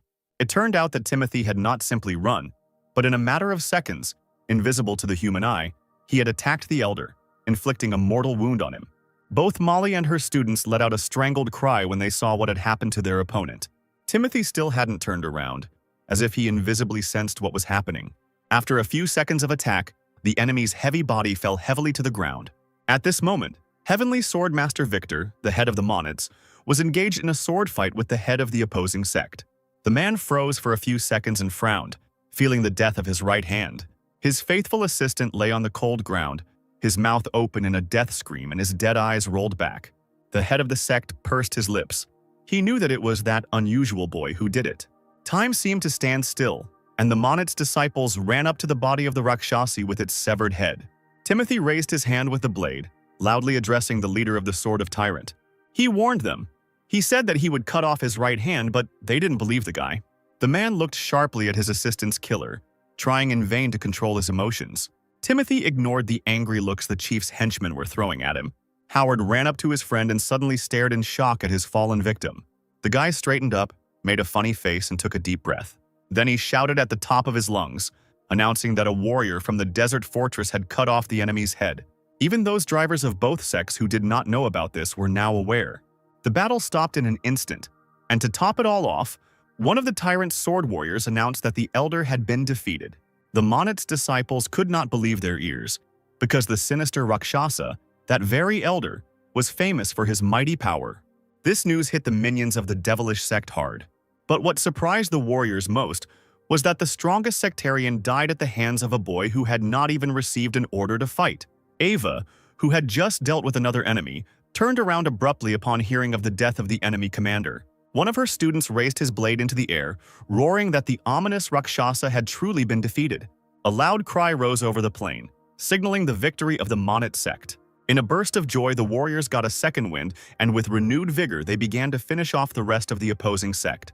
The tyrant's sword seemed to have completely lost its fighting spirit from the news, allowing itself to be destroyed. After the commotion that had broken out, Logan turned around looking closely at Timothy. This young boy, their guest, has now accomplished a truly remarkable feat. An avalanche of Monet warriors rushed forward, sweeping away their weakened opponents.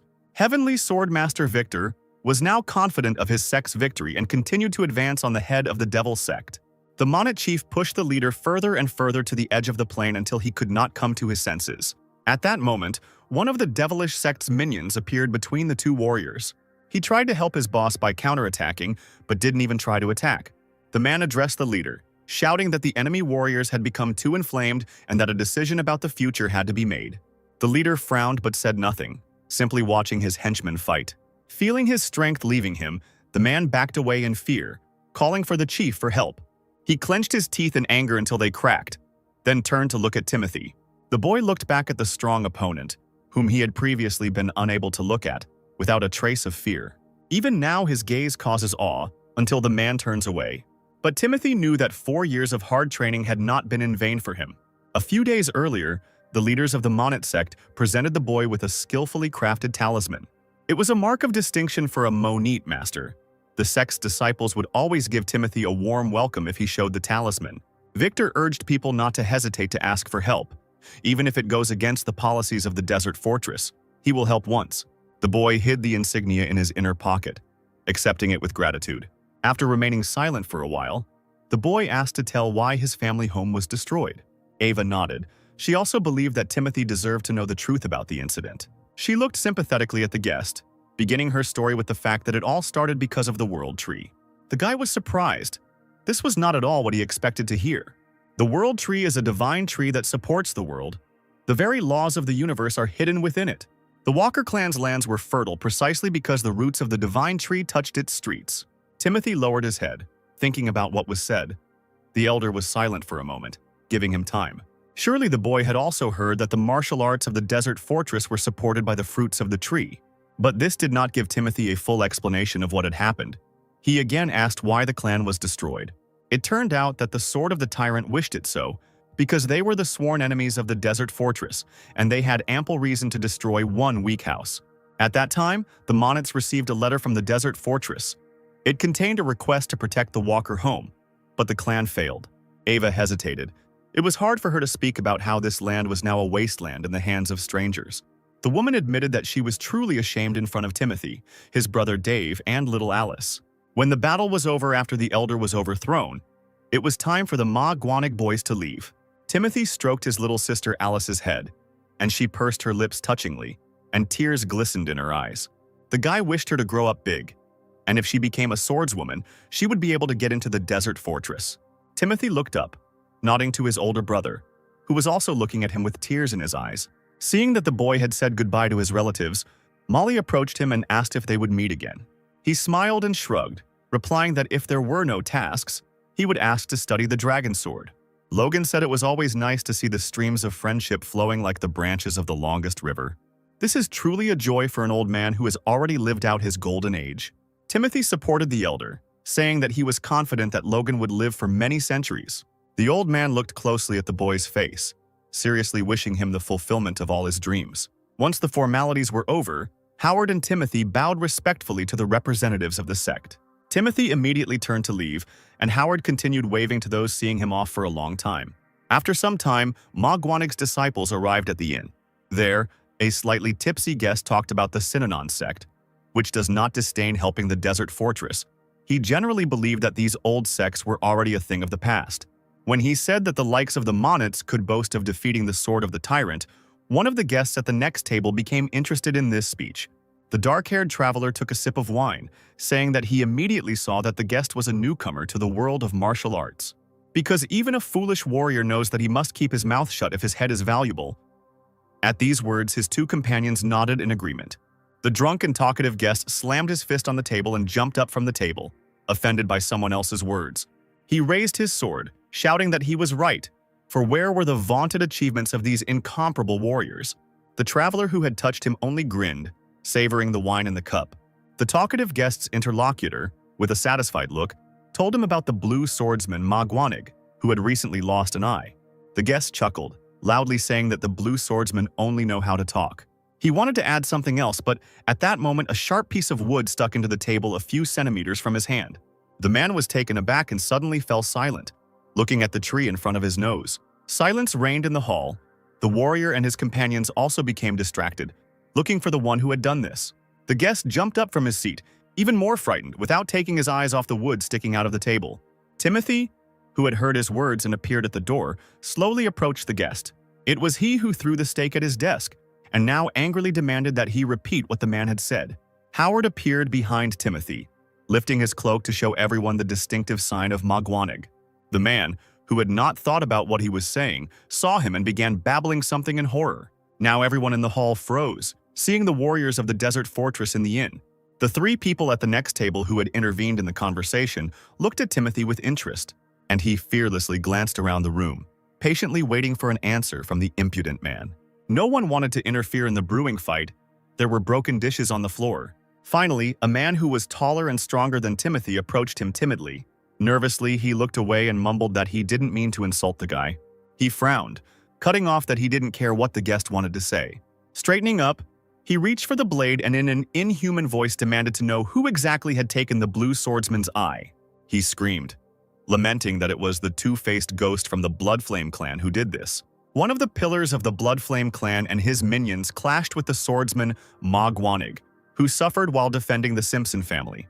Timothy bitterly remembered the always smiling Jordan, his jokes and help.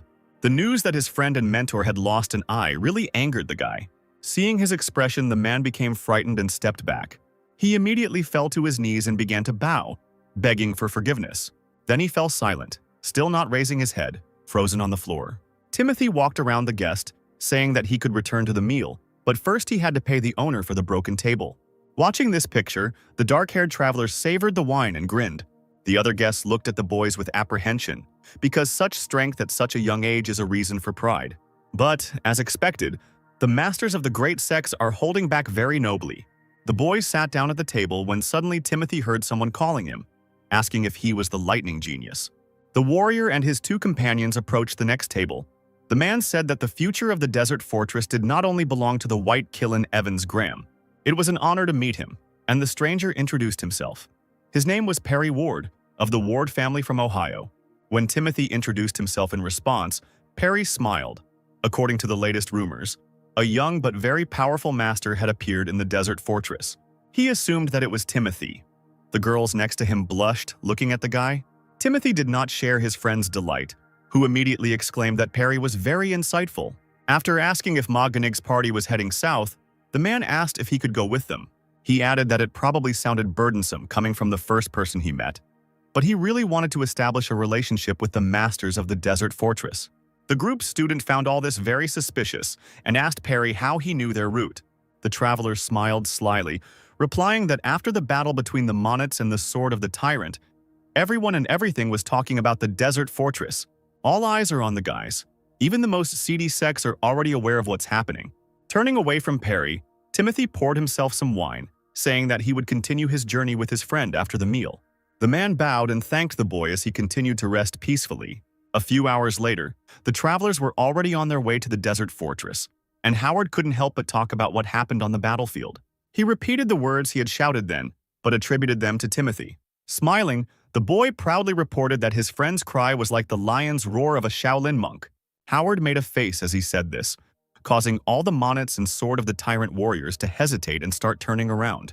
He laughed and exclaimed that it was a sight to behold, and the girls behind him were smiling too.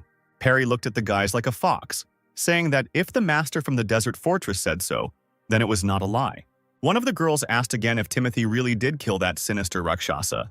The guy didn't turn around and sighed, replying that he had just delivered the finishing blow. There were swordsmen like Dragonblade, Silent Fist, and Rocksword who initially wore down the elder. But Howard decided to clarify, noting that his friend was being modest, because his last blow had been blindingly accurate. Perry nodded and pointed towards the clear stream, suggesting they rest for a bit. Howard said he would go look for some kind of animal in the area so that he could have meat for dinner. The girls exchanged mysterious glances and looked at the guy. They smiled kindly at him, asking to go together. Timothy and Perry were left alone, Mogwanig's disciple leaning over the water to collect some in a makeshift bottle made from reeds. Perry, who was sitting on a rock behind him, suddenly asked if Timothy by any chance had a left hand. He, without being distracted, replied that in battle he relied on his right hand and had studied techniques with his left hand a little, but not deeply. Perry nodded, smiling, and replied that he understood the guy. He was obviously distracting Timothy, and at that moment he carefully reached for the blade hidden in the inner pockets of his clothes. Like a wildcat, he was about to pounce on the boy, exclaiming that his left side was his weakness. The previously smiling man's face was filled with genuine rage, and his eyes were wild. There were only a few centimeters left to Timothy's face. Everything happened in literally a few moments.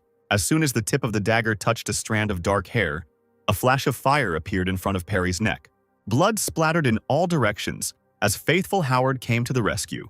He was able to skillfully cut down the traitor, and at that moment Timothy already assumed that he would be attacked, and also held a knife in his hand. The man's body fell into the water like a stone. Timothy wasn't even surprised by this turn of events. Both of Mogwanig's students saw the black dye come off Perry's hair in the cold water, revealing its true color, fiery red. Howard shook his head, stating the fact that a bloodfire assassin was trying to gain their trust. Timothy asked where his companions were, who introduced themselves as merchants' daughters. Howard shrugged, assuming they were already crossing the 3 roads of the River of Death. He had already dealt with them earlier. The boys gazed at the horizon visible beyond the dense forest. Another half day and they will be there, returning to their home group. When both arrived in San Antonio, Timothy was hailed as a winner who had accomplished something unimaginable. Jordan, whose left eye was covered with a bandage, was beaming with happiness because killing an elder of the 13 heavens was a feat even he had never accomplished. Seeing him, Timothy froze in disbelief, and Howard opened his mouth in a silent scream from shock. He just whispered something silently about Jordan's eye, and Jordan shrugged, scratching his cheek. The boys were upset that all the rumors turned out to be true. Their friend was really injured. Christine looked reproachfully at Timothy, who followed in Jordan's footsteps because it was reckless to go against the elder of the Sword of the Tyrant. It was lucky that there were no injuries. Listening to the girl, Howard pointed his finger at himself in disappointment, wondering if they weren't noticing him at all. Timothy asked where Mentor Theodore had gone, and Christine replied that he had gone in pursuit along with the other masters of the desert fortress. Jordan looked at the boys with a smile. Christine explained that it was all about the Bloodfire clan. Mogwanig wanted to understand what the enemy was planning, because the likelihood of reinforcements arriving was high. Timothy looked at Jordan sympathetically, asking why the elder had lost an eye. The girl sighed heavily, preparing to tell the story. The two-faced ghost, aka Kennedy, used a bomb, the technology of the 4 Heavenly Halls clan, during the fight with the blood demon with a sword. Jordan, whom Christine called a fool, could have easily dodged, but there were civilians behind him. And so it happened that this damn bomb exploded right in front of the warrior's face. Jordan scratched the back of his head and chuckled under the disapproving looks of his friends, saying that he shouldn't have stabbed that thing with his sword. At that moment, the paper walls of the monastery shook, and making a hole in them, that same bomb flew into the room. Timothy and Howard didn't understand what had happened at first, but the frightened looks on their friends' faces indicated that something terrible had happened. There was a powerful explosion that alarmed many streets in the area. Luckily, the warriors managed to get outside before the explosion sounded and the monastery caught fire. Jordan patted Howard on the back and laughed as he noticed the same thing had happened again. He turned to make sure Christine and Timothy were okay. The boy was beside himself with anger because now the enemy had gotten to him and to the mentors. As he had expected, Kennedy's henchmen followed the bomb to Magwanig's unit. A man missing one arm slowly approached the burning building, grinning wickedly. Christine and Timothy leaned forward, immediately realizing that it was that very Kennedy who had come to see them. Timothy surprised his friends when he proudly raised his head and said that they should help the local residents, and he himself would deal with the villains. Without hesitation, the young warrior waved the hem of his cloak and ran up to Kennedy, reaching for his sword as he went. He bared his teeth when he saw the blue robe over the white one. It turned out that the boy was that same lightning genius. Timothy preferred not to respond to the stupid taunts of his enemies, so as not to be distracted. Thinking that this would anger the guy even more, Kennedy hissed that the loud nickname made him more arrogant, and the man himself took the eye of the blue-eyed demon. Timothy raised an eyebrow and calmly asked what the villain was doing here, since he and his gang had almost fled to the north. Kennedy extended his hand forward, his crooked fingers raised above the ground, clearly intending to sign the death warrant. The man raised his hand to his mouth and bit the skin, hissing that he wanted to get even with the blue-eyed bastard. The lightning genius was surprised, asking if it was really worth the risk of encountering representatives of the Synanon and Magwanig sects upon his return. Instead of answering, the warrior moved his stump of a shoulder, throwing off his cloak. This movement revealed his stump, wrapped in bandages that were soaked in blood. Looking closely at Timothy's face, Kennedy asked him furtively if he understood what it meant for a warrior to lose an arm. Timothy didn't answer, but just looked fearlessly at the villain, without taking his eyes off him. He hissed, calling the guy a slowpoke who was wrongly called a genius. He was clearly no different from other fools. Timothy realized that there was no point in delaying any further, and so he jerked out his shining blade.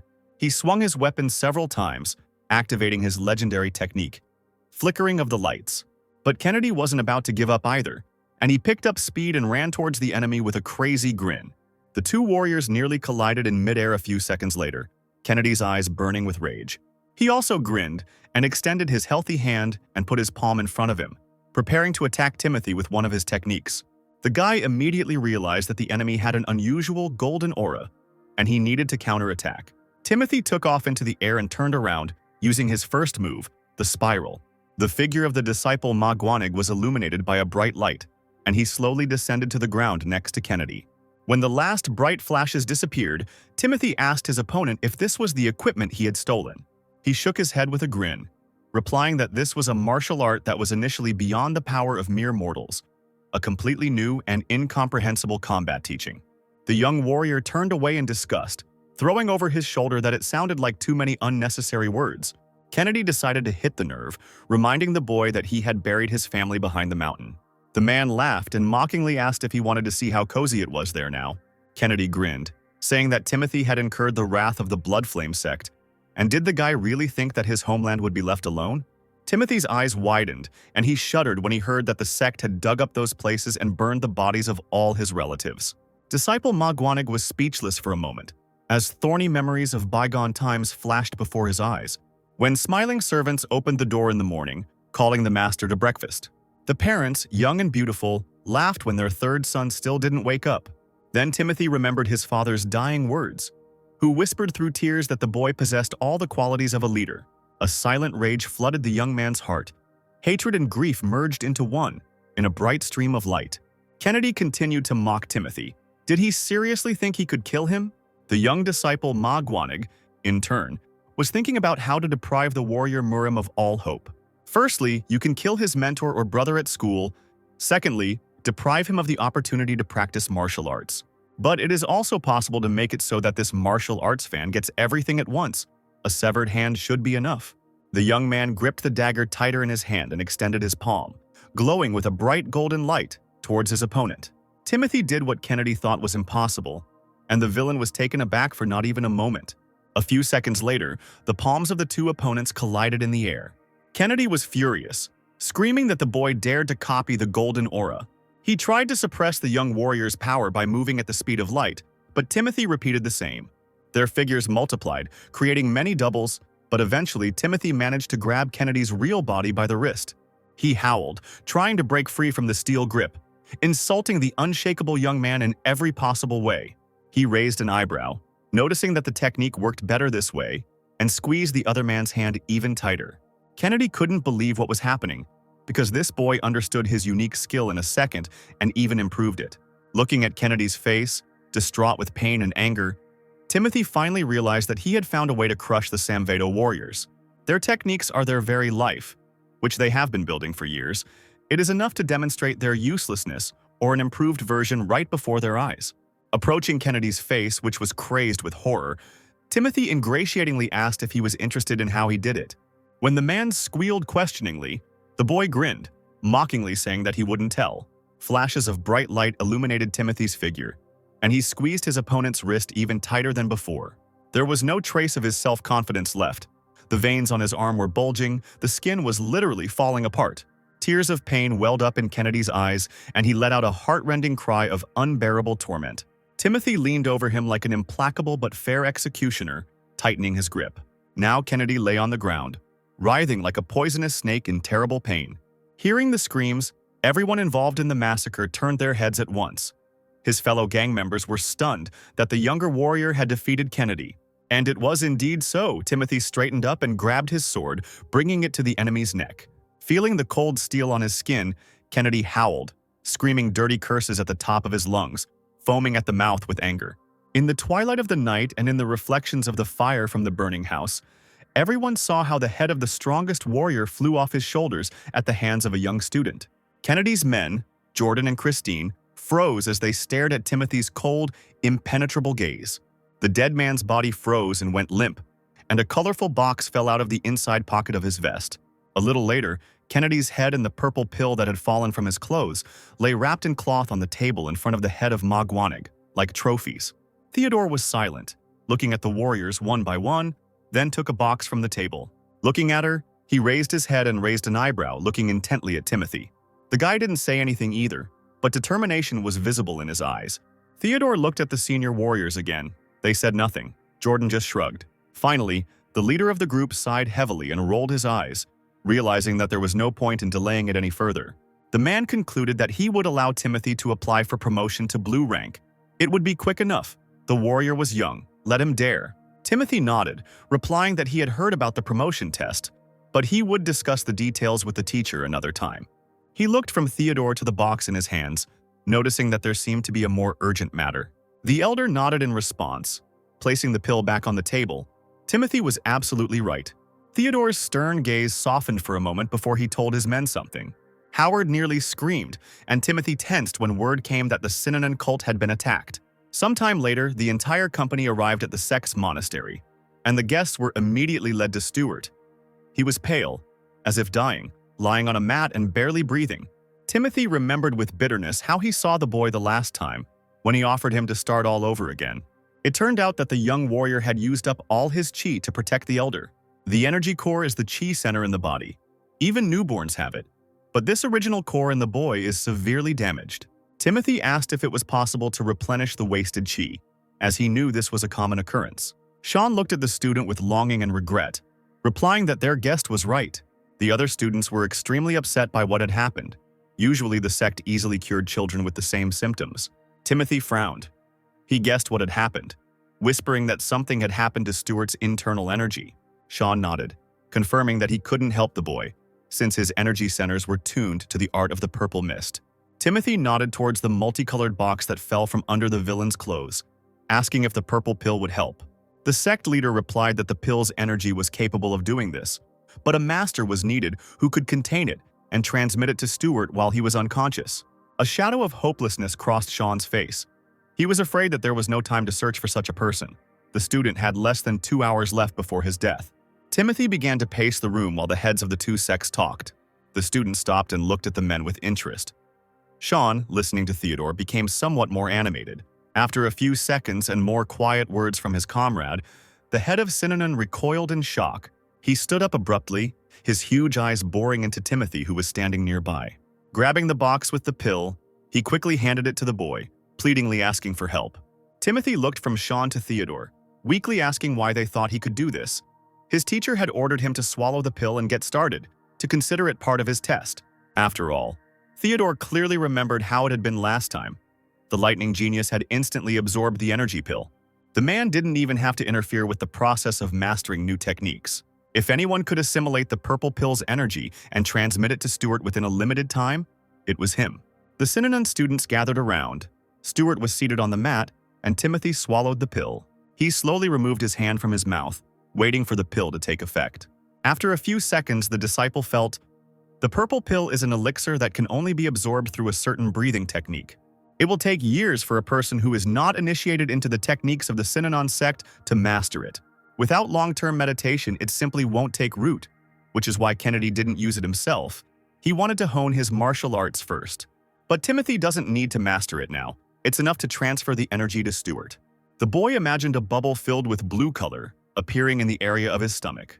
Energy fills the energy core, expanding and stretching it under the influence of the purple pill. At this rate, it will be possible to reduce a huge amount of energy. Sean stared at the boy in shock, realizing that he had already dissolved the pill's energy. There was a tense silence. Timothy was not distracted. He raised his palms and pressed them to Stuart's back. A bright golden light poured from the student's hands, and he quietly ordered the warrior to accept the energy. The art of purple mist lives within Stuart. You just have to accept all the energy being transmitted. Timothy sat in the lotus position behind his friend, keeping his palms on his back, transmitting energy. The rest of the students watched the process, their mouths wide open in surprise. Time passed slowly. Stuart gradually but surely healed.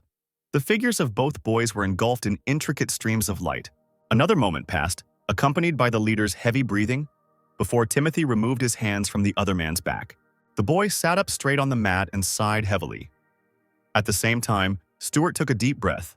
A semblance of a blush appeared on his pale, exhausted face, and the young man opened his eyes, under which deep shadows lay. Timothy stood up as Sean came up to them impatiently, asking if his charge was awake. The man quickly took Stuart's weak hand in his own and felt his pulse on his wrist with 2 fingers. The sect leader's face stretched out in shock. He couldn't believe that he had witnessed something truly incredible. The boy's ki, his internal strength, was not only replenished, it even increased. The energy completely dissolved within him. Stuart took in all the chi contained in the purple pill without a trace. Sean forced himself to calm down, to suppress his feelings, and then slowly looked over his shoulder. Timothy, this boy gave everything he had, every last drop, leaving nothing for himself. Sean released Stuart's hand and turned to Magwanig's disciple, exclaiming that he was truly a noble man.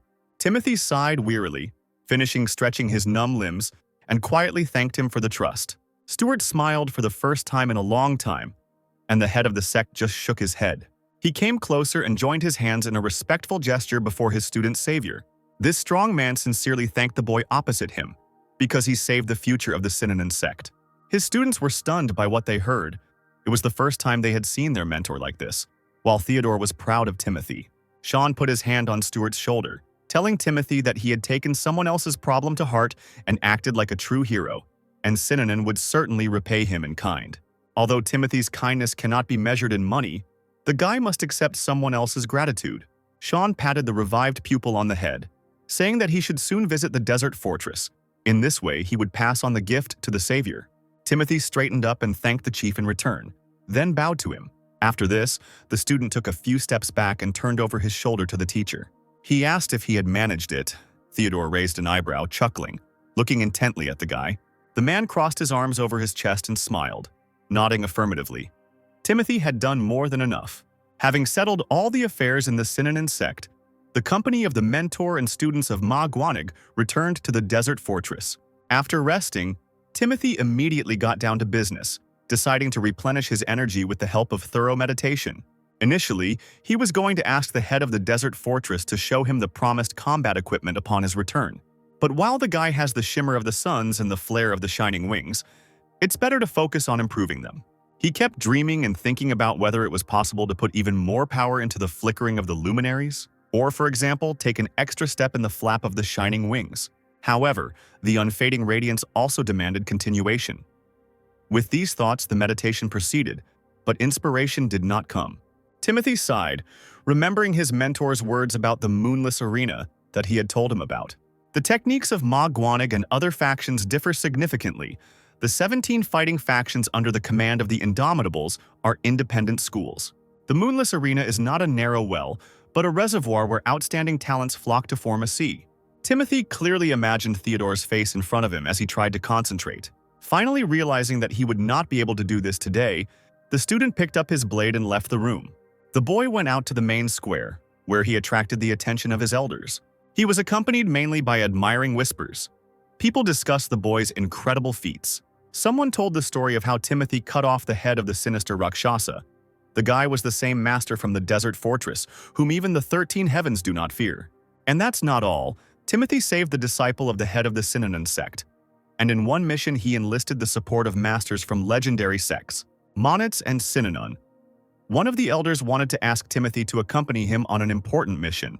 But the student was too deep in his own thoughts as he headed towards the moonless arena. On the large field, senior students were training hard, split into pairs. It was an arena where warriors from all factions of the desert fortress could fight freely. And 17 squads also performed here, each of which could be considered a separate combat school. Although Timothy did not enter the square, someone's insinuating voice asked where he was going. Turning around, the guy saw a short man in purple clothes. He was clearly not an ordinary passerby, and he was scratching his chin with interest, looking at the stranger. Timothy only asked if he had come to the moonless arena. The man clasped both hands behind his back and nodded. He looked at the young man without shame, a young swordsman in blue clothes over white. The stranger's lips stretched into a smile. He put a finger to his lips, and with the habits of a fox, he whispered that in front of him, it seemed, was that very lightning genius. Finally, the man introduced himself. He was an inspector from the local government, and Timothy also gave his name. After the greeting, Timothy turned away and again gazed at what was happening in the moonless arena.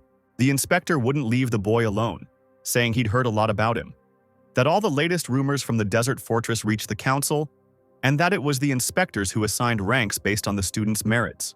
The man noted Timothy's achievements, adding that he was glad to meet him, and therefore would tell the young swordsman one secret. The inspector winked at the boy, saying that just one small task would help him rise in rank. Timothy looked closely at his interlocutor for almost the first time in the entire conversation, nodding slowly. For some reason, he smiled ingratiatingly, then said that he congratulated the warrior in advance. Contentedly scratching his chin, he chattered on about how glad he was to drop by today, as he had been appointed manager of today's matches and was expecting a lot. Pointing towards the field, the inspector said that the heir of the Duvali clan was performing today. Timothy immediately remembered everything that connected him with this warrior, who was considered strong and brave. But according to the inspector, he possessed remarkable strength and pure talent. And, along with his excellent skills, he demonstrated a real masterclass in battles. Now the space around the heir was truly burning, as he dealt with his opponents in no time. The inspector said that the Duvali family was famous for its skill, and that the boy had already won many victories among the white warriors. Although it has been less than a month since he passed the test at the desert fortress, he is all the talk in the administration. As if to confirm his words, the young warrior successfully directed a powerful discharge of light at another opponent. Then, raising his head sharply, he walked towards Timothy and the inspector, who were watching him. The guy was probably still fired up from the battle he had won, and he unceremoniously pointed his finger at Timothy, suggesting they fight. He fell silent for a moment and asked sincerely who the guy was. The warrior, who had met Timothy before, looked away shyly after introducing himself, and Timothy noted that he had become more modest since then. Joshua confidently said that he had learned a lot and asked to be given another chance. Warrior Ma Guanig thought for a few seconds, only chuckling in response. Yes, it was Joshua who helped him back then with the creation of the inscrutable dawn technique. But was it worth it? While the warrior was pondering, Jordan jumped up to the company. Now a leather bandage adorned the place of his lost eye. After passing the greeting stage, the blue-eyed warrior turned to Joshua, asking if he was new. The other man's face became covered in beads of sweat when Jordan suggested a fight. He exclaimed that it was the blue-eyed demon himself. Jordan chuckled, replying that he was now one-eyed. Jordan turned to Timothy and smiled warmly, lightly tapping him on the shoulder, asking if it was okay. Timothy wasn't too happy that Jordan came onto the field either. The blue-eyed demon shrugged and began to warm up. He was bored, but at least it was fun here. There were a lot of masters. But Timothy knew what was behind the apparent cheerfulness. Quietly asking if Jordan had come for the eye, he nodded, replying that it was necessary to gradually return to duty. Losing half of his sight was no big deal. After this, Jordan led Joshua towards the field, chatting with him about something as he went. The inspector watched the future rivals leave, muttering that it was strange. After all, the usually arrogant blue-eyed demon is only ready to fight the strongest. Timothy didn't immediately understand that the man was talking about Jordan when he gave him such a description. Yes, he was a cold man. As even his gaze indicated, he was merciless to the enemy, but at the same time he was always ready to stand up for the common people. But he was definitely not arrogant. Jordan usually deliberately displays open disdain, thereby irritating the enemy.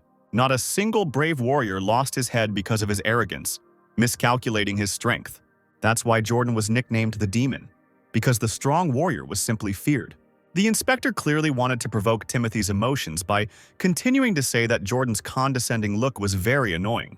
Warrior Ma Guanig rolled his eyes and shrugged, replying that he hadn't noticed it at all.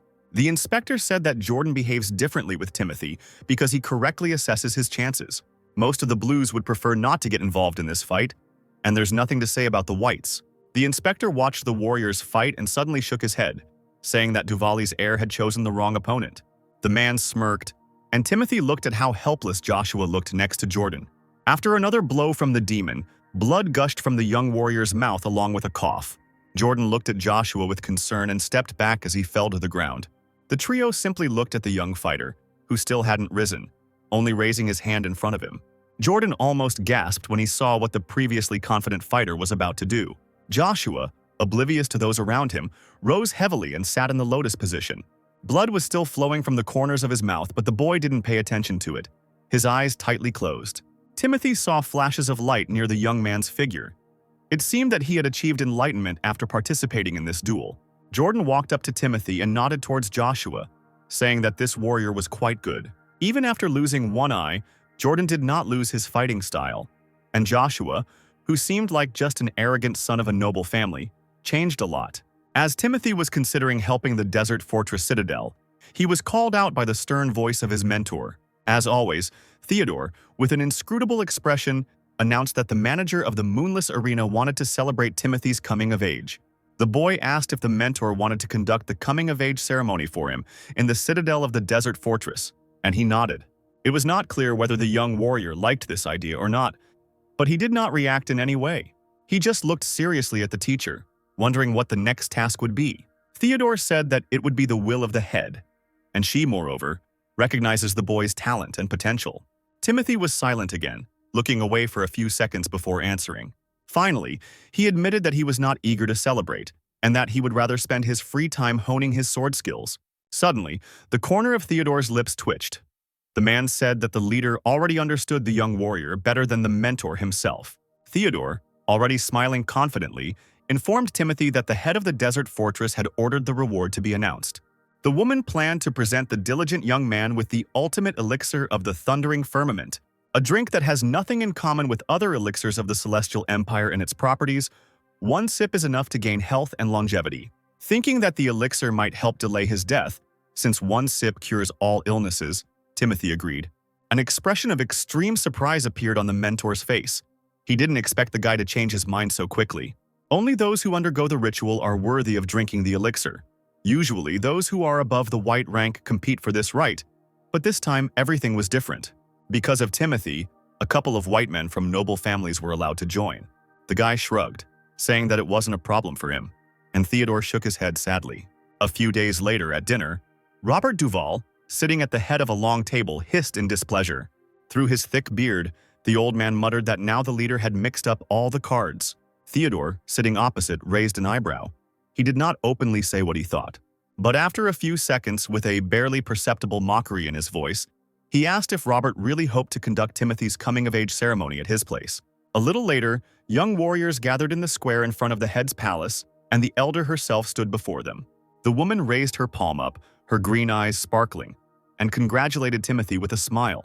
With a graceful movement, she placed the ceremonial headdress on the boy's head.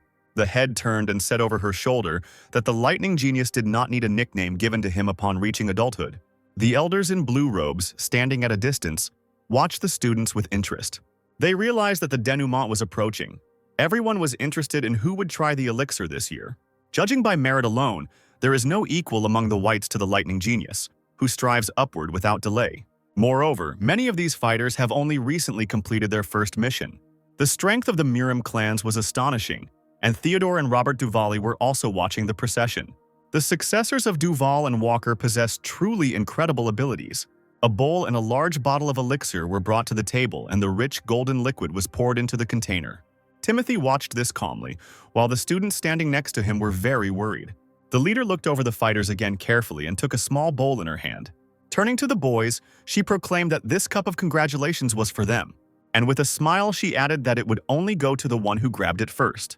Having said that she needed to show some ingenuity to try and take the container, the woman's figure was illuminated by a bright light, and a strong wind blew, fluttering the hems of her clothes. A real hurricane swept unsuspecting fighters off their feet. They lost their hats and fell to the ground. Real chaos began. The weakest were already somewhere at the end, while the more savvy students were forcing their way forward. Timothy was ahead of everyone, walking slowly but confidently, not even losing his headdress along the way. Joshua followed behind him, crouched low to the ground but still trying to continue. Timothy frowned, determined to get to the leader first. A few moments later, the Baihoi acupuncture point above his head began to glow. To obtain the elixir, the fighter even decided to use one of his combat techniques. Timothy rushed forward, the thunderclaps of lightning helping him do so, thanks to the technique Shining Wings Flare. The students, as well as Robert Duval, gasped at once, their mouths open in surprise. Looking at the guy, they were shocked to see his step, which was filled with perfect connection between the body and the chi point. The wind was blowing through the head's hair as she watched Timothy with a smile. Streams of power and unusual mana framed the young warrior's face as he drew ever closer to his goal.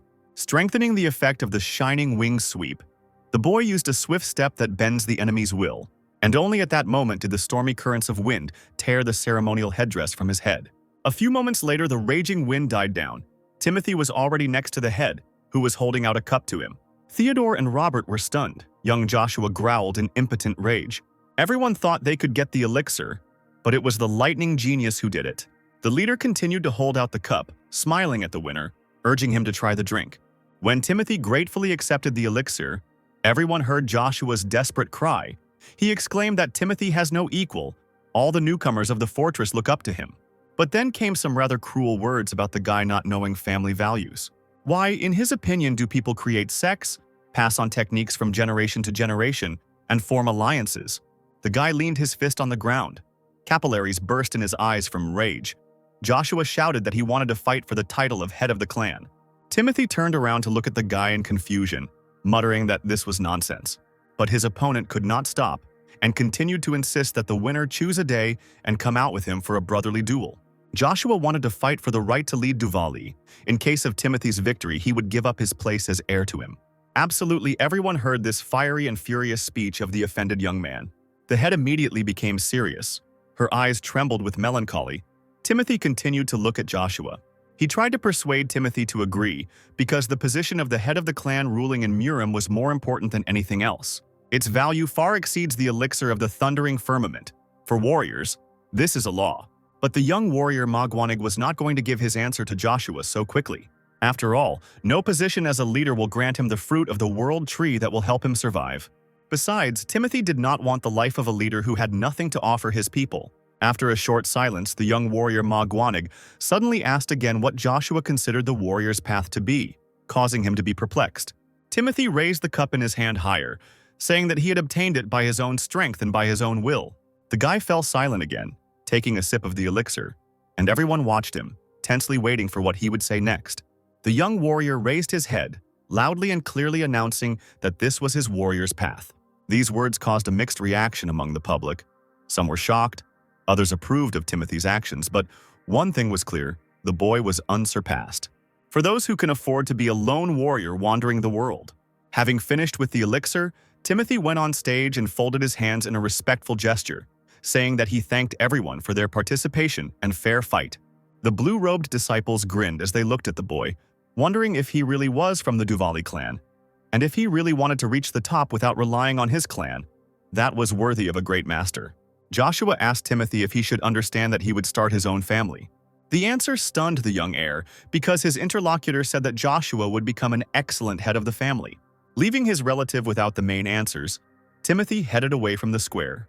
He walked up to Theodore and Jordan, the latter smiling encouragingly at the younger warrior. But the guy wanted to talk to the boss, and so he decided to ask him an uncomfortable question. In general, he was never shy about asking anything, and now he asked if Theodore was married. He was, after all, the eldest son of a direct line, and why was the Duvali clan worried about a successor when the teacher was now in his prime? Theodore froze.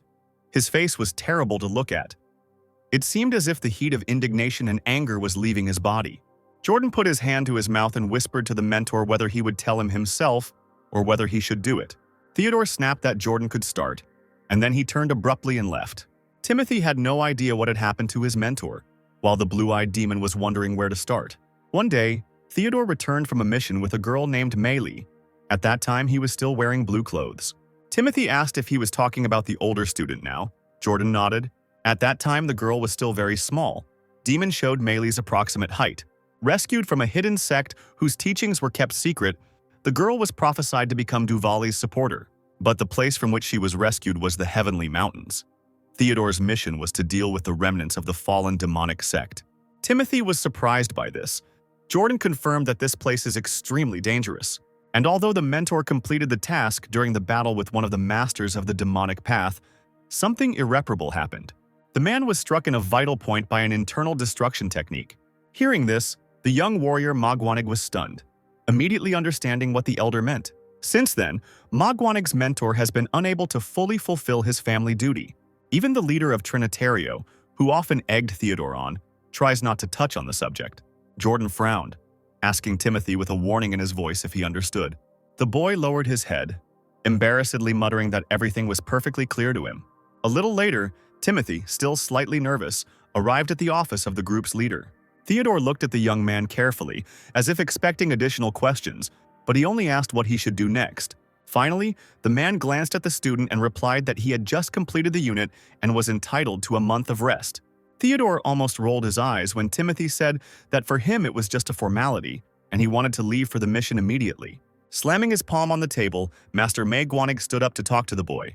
Looking sternly at Timothy, he said sharply that this was recklessness. Now all the tasks were connected with the Bloodflame clan. But the student Magwanig looked calmly at the teacher, not understanding what the recklessness was. Theodore frowned, admitting that while the boy was catching Kennedy, he himself had gotten into a fight with someone. This creature has jet black hair, without a hint of red, a monster superior to any sword-wielding blood demon. Its tracks end in the province of Idaho, near the monastery of Subiaco. Timothy asked if Subiaco was really located there, as there was a long distance between the two provinces, so why was that place considered Subiaco territory? Theodore told his student that Subiaco was the first righteous sect, and that there were almost no schools left in the Central Plains that had not learned their teachings. And what can we say about secular sects and ordinary families? One can say that the entire province of Idaho is under his influence. Timothy, as always, was curious about what he could take away from Subiaco's martial arts. Theodore turned to the window, explaining that the squad included himself, as well as the guys from the first squad of Magwanig. After successful missions in the north, Theodore united Timothy, Howard, Jordan, and Christine into the first Magwanig squad. Timothy listened silently to his mentor, only occasionally nodding in agreement. A few minutes later, the guy asked if the rest of the squad needed a rest. Theodore grinned over his shoulder and said that it was for special merit. Otherwise, the crew would enjoy wandering around the continent. Timothy nodded, slammed his fist into his palm, saying that he understood and was ready to go. The guy left the headman's office and then found himself outside, enjoying a breath of fresh air. Timothy smiled to himself, thinking that just a couple of formalities and he would officially be given a blue rank. A few days later, as previously agreed, a detachment of brave warriors of Magwanig set out on horseback. Timothy was also in this detachment, along with 9 Magwanig masters from the Duvali clan. The boy had never seen anything like it before. The group that had gathered was truly dangerous. The company dismounted in Malibu a few days later. Theodore with his hands behind his back, watching the students. After waiting for everyone to get off their horses and get themselves in order, The man nodded towards the city, saying that they would stop here. Timothy, who hadn't been here for quite some time, frowned as Howard looked around. The city gave a slightly strange impression. The streets were unusually empty. Timothy listened with a sadness in his soul as the other warriors quietly discussed Malibu, because this was not how they imagined it.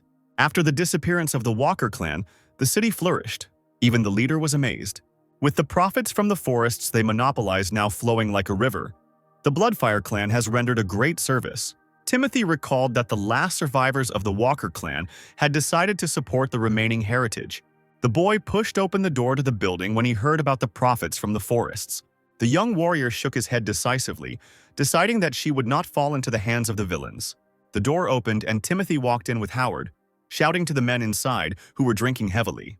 Timothy looked at them with a menacing gaze, demanding to know what had happened to the Walker family lands. One of the large group of men raised an eyebrow, lazily asking what was going on. The disciples of the Manhwa faction looked at them fearlessly, despite the fact that the numbers of the two groups were not at all equal. The big guy who spoke first slowly stood up, hissing that some brat had come again. But the next moment he suddenly fell silent as Howard grinned and showed the sign on his friend's shoulder. At that moment, all the men stood up, having lost all their confidence. They began to whisper anxiously to each other, stuttering the name of the desert fortress. The only one who didn't seem to be scared was the half-naked soldier, who kept taking large gulps of wine. He looked closely at the guys and slowly stood up, demonstrating his enormous body size, then roughly wiped his mouth with his hand. The man chuckled that the boy couldn't be a master of that level, and taking his sword out of its sheath, he suddenly rushed to check. Timothy, who had been standing still, pulled out his blade in a split second and cut through the air, revealing the fuse of 1,000 fires. He looked coldly at his opponent, who froze, his eyes wide and his mouth open in a silent scream. At that moment, the door opened again, and the disgruntled voices of many blue students filled the hall. The men were now seriously frightened, realizing that they had encountered dangerous opponents. Timothy raised his blade, loudly asking what kind of bad manners it was to solve all problems by force. The same oaf who had been the first to rush into battle stood before him without a blade. Then he screamed like a frightened boy and put both hands forward, stuttering in fear. The man urged him to wait, because he had made a mistake. But Timothy had already made his decision. The others could be spared, but this one could not be left alive. After all, he was clearly trying not just to intimidate the guy, but to kill him, and in such a casual manner. The number of his victims was probably countless, and the warrior scratched the back of his head, muttering that he would not dare insult the desert fortress. But before he could finish speaking, he fell silent, completely missing the moment when Timothy raised the blade right at his throat. The first squad looked with indifference at the streams of blood pouring out of the enemy's body. When he was on the ground, his eyes rolling back in his death throes, Timothy said loudly that he was asking again. Looking at the shocked men, the warrior asked if they knew what had happened to the Walker clan lands. Now those, scared to death, obediently said that they knew and would tell everything. An hour later, they were all sitting in deep prostration on the ground in front of Manhwa. Timothy clenched his fist tightly, because after the destruction of the Walker family, the streets of the nearby settlement were washed with blood. The heir of the family re-established the trade guild and achieved success, almost breaking out of the boundaries. However, the forests and property of the fallen clan went to the Dark Guild. It is impossible to let the warriors of the Dark Path get their hands on them. Rumor has it that the Rajneesh sect bribed the governor of those regions and attacked the guild, completely destroying it. Unable to contain his emotions, Howard slammed his fist on the table with all his might, cursing at the top of his lungs. He stood next to the men with their heads bowed, breathing heavily, beside himself with anger. Timothy thought bitterly that Martin Smith, the county mayor, had simply turned a blind eye. Jordan walked up to the guy standing behind him, saying that it was about the clan's land, and if he asked, he would help. Timothy seemed to wake up, looking around for the first time. Loyal comrades stood around him, who were truly ready to come to his aid, but the guy couldn't sacrifice them, and so he thanked her, but said that it was a personal matter. Some of the warriors were incredibly surprised, but many supported him with smiles and sympathetic looks. The student then stood up and approached Theodore, asking if he could punish Martin Smith. He shook his head, replying that with his current status, this was impossible. The man would deal with the governor himself a little later. The mentor glanced at the scoundrels sitting on the floor, forcing them to bend their heads even lower. Then he told Timothy that the dark sect of Malibu Rajneesh was just right for him. The boy nodded, agreeing with the task that had been prepared for him. Howard ran up to the guy, pointed his finger at himself, and confidently declared that he would go with him. He smoothed his hair, saying that the divine guardian of the desolate fortress would not allow the young swordsman to go alone. Howard, as always, was showing off, trying to lift his friend's spirits when he shook his head, saying that this wasn't playing the hero. Howard theatrically covered his face with his hand and smiled, because it was not the heroes who defeated the dark sect.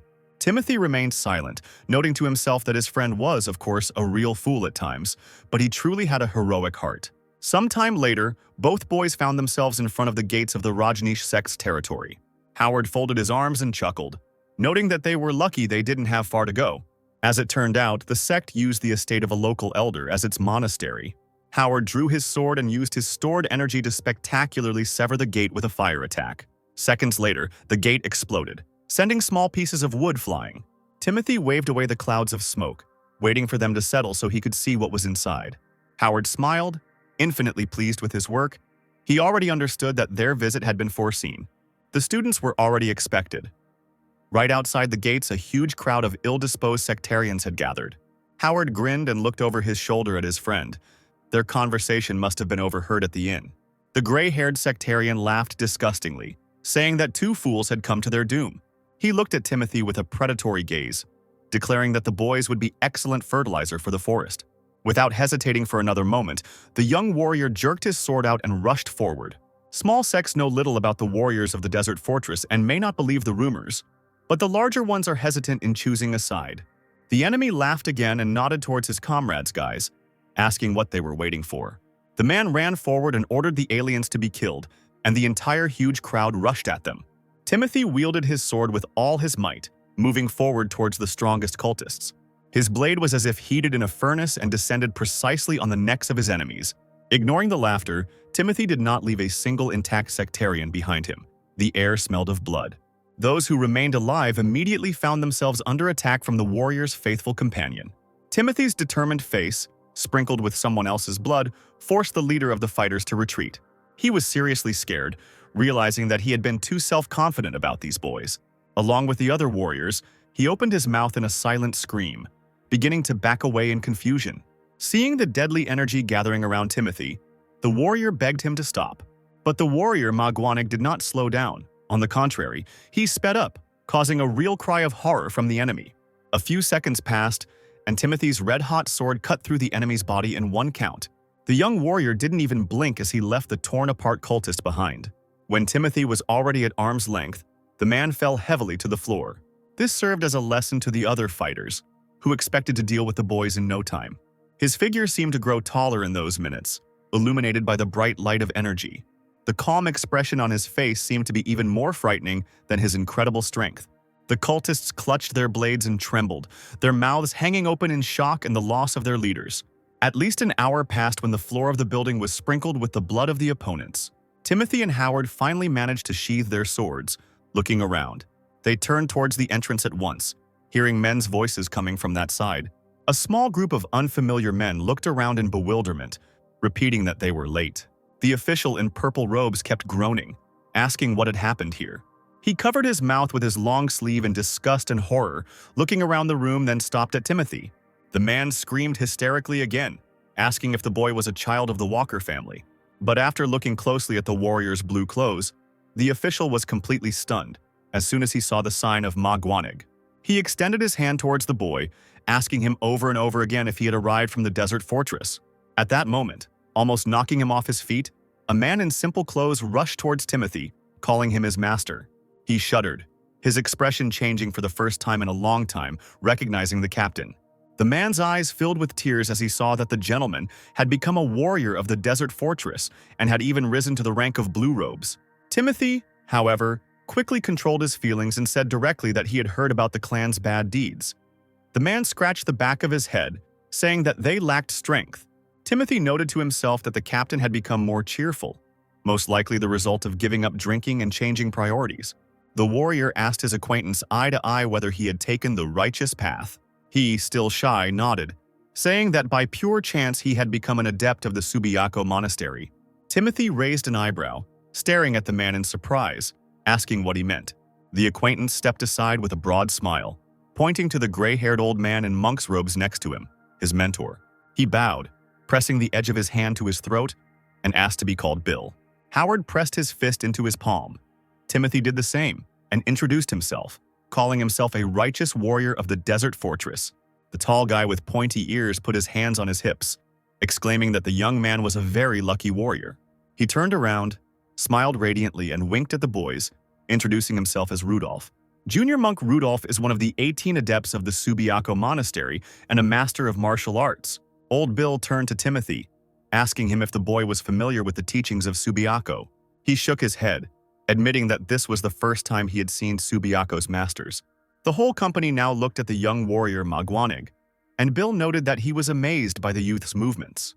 They are honed to such a degree, as if Timothy had grasped the wisdom of the Book of Changes. The warrior had already heard about this book before. It was connected to the level of Dharma. It is said that all 72 teachings of the Subiaco Mastery begin and end with exercises that strengthen muscles and bones. The old man scratched his chin, muttering that Timothy couldn't have stolen the temple materials in any way. It was impossible. Then Rudolph turned to Timothy, who was depressed by this assumption. Pointing to the bodies lying in a heap, he declared that in the mundane world, luck is a very useful thing. However, even from the point of view of an experienced master who studied martial arts in a mountain temple, this is already too much. Timothy will likely become one of the greatest masters in the world in the future. But for now, the younger monk is filled with anxiety. There was an awkward silence. Howard folded his arms across his chest, following Rudolph's gaze. Both Magwanig warriors frowned, and Timothy asked what the monk meant by this. He thrust his fist forward, declaring that a warrior spoke not in words, and that perhaps it would be easier for them to understand each other in the language of battle. Then the monk took a fancy box out of his pocket and twirled it in front of his future opponent, saying that if he agreed, he would receive a reward. Rudolph smiled slyly, explaining that this was Miojanten, which he himself created using his clan's secret technique, which was widely used in the courtyard. Howard exclaimed that it was Subiaco's medicine, which heals wounds and restores energy. The younger monk stopped twirling the box and looked seriously at Timothy. He thought about it because he had heard that the medicine was very expensive, but they wanted to give it away practically for free. Finally, the young warrior nodded, replying that it was a precious gift and he would do his best. Rudolph suddenly burst out laughing and waved his hand, saying that Timothy had done him a favor. He instantly became serious, assuming that the guy might have to accept him immediately. But Timothy remembered that the condition could not be one-sided, and so he asked what Rudolph would like. His lips stretched into another sly smile, as if he was deliberately stalling for time to make his opponent nervous. The guy raised his finger and said that then Timothy would listen to his Buddhist sermon. At the boy's puzzled looks, he laughed, adding that Timothy would even have to shave his head and become a disciple of the main temple. The young warrior Magwanig shook his head, thinking that this made him doubt the righteousness of the Subiaco temple, but he nevertheless began to prepare for the duel. Having only glanced at Rudolph's aura once, he only now realized what he was facing. If he were to use his internal energy, Magwanig's warrior skill might not be enough. However, if the fight takes place only on a physical level, then it is worth fighting for the prize. Timothy froze as Rudolph moved first and ran straight towards him. A foreign fist rushed straight at the young warrior Magwanig's face, but he successfully parried the attack. Then Rudolph ran around the guy and pounced on him from the other side, jumping high. Timothy covered his face with his hand for a few moments from the bright glow, wondering what to do next. But then he put his palm forward when the figure of the younger monk became blurry for a split second. It was as if dozens of alien fists had attacked him, and Timothy successfully fought them off. His eyes widened as Rudolph jumped over him again, attacking from the other side. The young warrior protected himself at that moment by bending low to the ground. The monk made a spectacular lunge and jumped over his opponent from above. He had clearly decided to fight with the energy he had accumulated and was already raising his hand to attack. A bright light flooded Rudolph's face. His muscles tensed and he leaned forward sharply. Then Timothy used his opponent's technique, the 5 fists of Subiaco, the dragon fist. Everyone who watched the battle was stunned by what they saw, because they did not expect such skill from Timothy. The boy straightened up, and Rudolph stopped, looking at him with wide eyes. Old monk Bill, who had been watching the battle closely, was also shocked. It seemed that the warriors stood in the same position as at the beginning of the fight and did not even move. Rudolph waited, slightly hunched over, and Timothy came closer, addressing him. His gaze was full of confidence. His aura exuded unprecedented strength. He asked if the monk had finished. He was breathing heavily, and small beads of sweat were running down his face from fatigue and tension. Now it was Timothy's time to show his skills. He ran at full speed. Rudolph tried to bend to avoid the blow of someone else's fist. He actually succeeded in doing this, so he ran around Timothy as before and began to hit him on the shoulders. The young warrior Magwanig narrowed his eyes slightly, expecting pain, but it never came. Thanks to the keen eye technique, attacks without investing internal energy do not harm him. This meant that one could ignore the opponent's blows and concentrate on the fight. Undoubtedly, Rudolph's experience and depth of knowledge in martial arts are incomparable to what Timothy knew. He smiled, holding the other guy's fist in his palm. The guy even liked it. Every movement felt new. The opportunity to learn was very valuable. The younger monk saw a change in his opponent's movements and was no longer so overconfident. Bill watched as his charge grew tired, and the young warrior now pressed on with all his might. The old man's eyebrows gradually rose as he realized that the boy had been trained in the 5 fists of Subiaco. However, it was not like that. It was just a similar concept, or rather, it was even a step higher. A few seconds later, Timothy let out a warlike cry and attacked Rudolph with blows. He frowned, trying to fight off the fiery fists, but it was difficult. Bill saw that the boy's technique for projecting force using his fist was much more advanced. A thought came into his head that surprised the old monk with its frankness. It's as if this boy is creating a new martial art from scratch, from the very beginning. Rudolph continued to resist, but quickly lost his strength, breathing heavily. He kept hitting Timothy with blows, but he saw that the boy was not tired at all. After another attack, the young warrior Magwanig continued to show his skills. Bill also noticed that his body already surpassed even the teacher of the junior monks. Meanwhile, the battle continued, and there was not a single sign of fatigue on Timothy's face. After a few minutes, both warriors approached each other and clashed fists. After this, they jumped away from each other, gathering strength for a new attack. The younger monk was still breathing heavily. Apparently, his strength was running out. But Timothy looked exactly the same as he had at the beginning of the battle, and that was amazing. Finally, Rudolph chuckled, holding his palm out, saying that if they continued, they would indeed have to use Myojanten. Timothy was silent, deep in thought. He still stood in a fighting stance without lowering his hands. But after a few seconds, he straightened up, and those watching them held their breath. Timothy's friend was stunned by the skills of the boy, whom he remembered as having no strength at all. Howard whistled and shook his head, the advisor next to him almost fainting with fear. After all, a knowledgeable person will immediately understand everything. Timothy's inhuman strength is considered to be the devil's power. The man trembled and turned to Howard, who was trying his best to embarrass his interlocutor. He told of an incident when Timothy was taking a bath, and the maids who looked after the pavilion drew water for him. Hiding behind the curtains, the girls began to secretly spy on the warrior. Howard scratched his chin, adding that they were from the desert fortress, brave and fearless. The advisor's face was pitiful to look at. He blushed and pressed his lips together with all his might.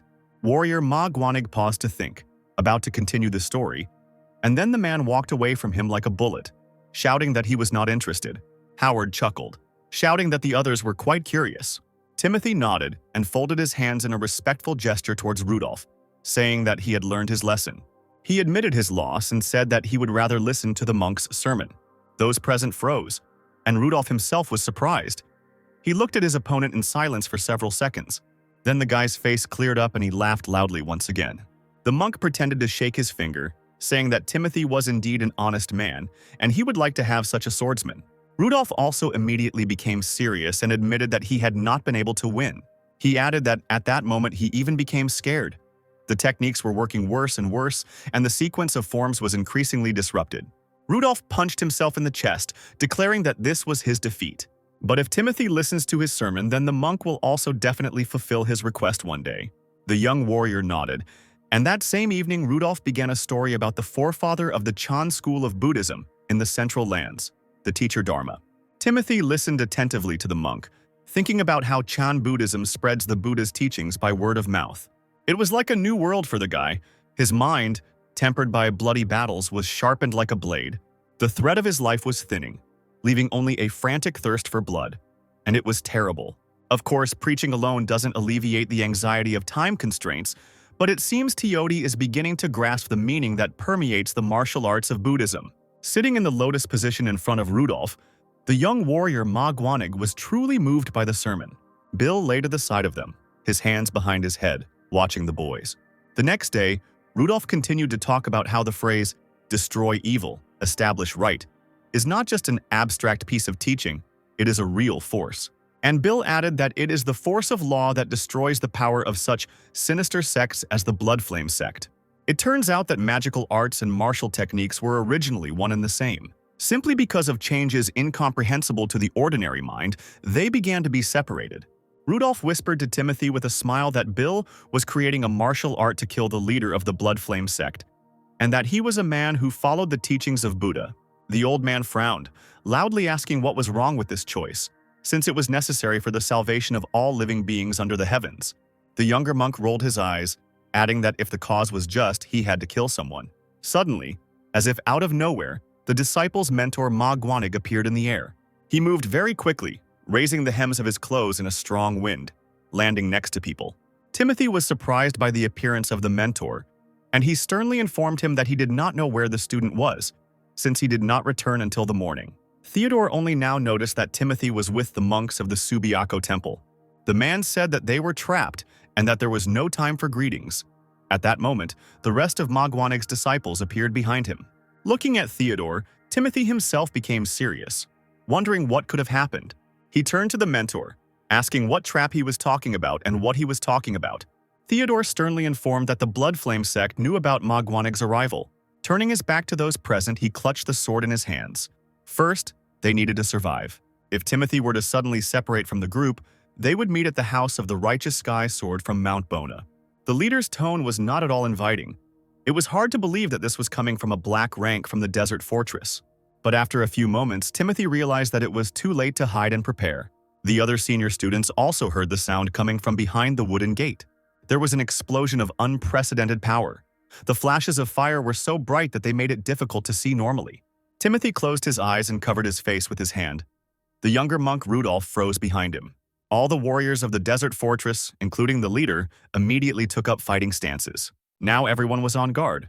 All that was left was to wait for the thick smoke to clear. A beautiful girl with long hair and a blade in her hands walked out to those present right through the black clouds of smoke. She pushed her hair back from her face, revealed her red, menacing eyes, and greeted him sweetly. Despite the stranger's magnificent appearance, it was clear that she was superior to any blood demon with a sword. It is said that the warriors of the Blood Flame cult experience hair that becomes flaming as their combat prowess increases. Theodore interrupted Timothy's thoughts by quietly explaining that the girl was one of the 7 apostles. Everyone was stunned when they heard this, and the stranger stopped playing with the dagger in her hand. An apostle of the Blood Flame cult, a warrior possessing terrifying strength and a cruel nature. The girl smiled, pure madness clearly visible in her eyes. Pointing her finger at Timothy, she drawled that he was a lightning genius. The apostle added that the boy was the future of the desert fortress and licked her lower lip carnivorously. She stretched her plump lips into a grin again, noticing that the young man had a rather beautiful neck. The head of Ma Guanig immediately extended his hand, in which he was holding the blade in its sheath, in front of Timothy. Turning to the apostle, the man loudly declared that he was her opponent.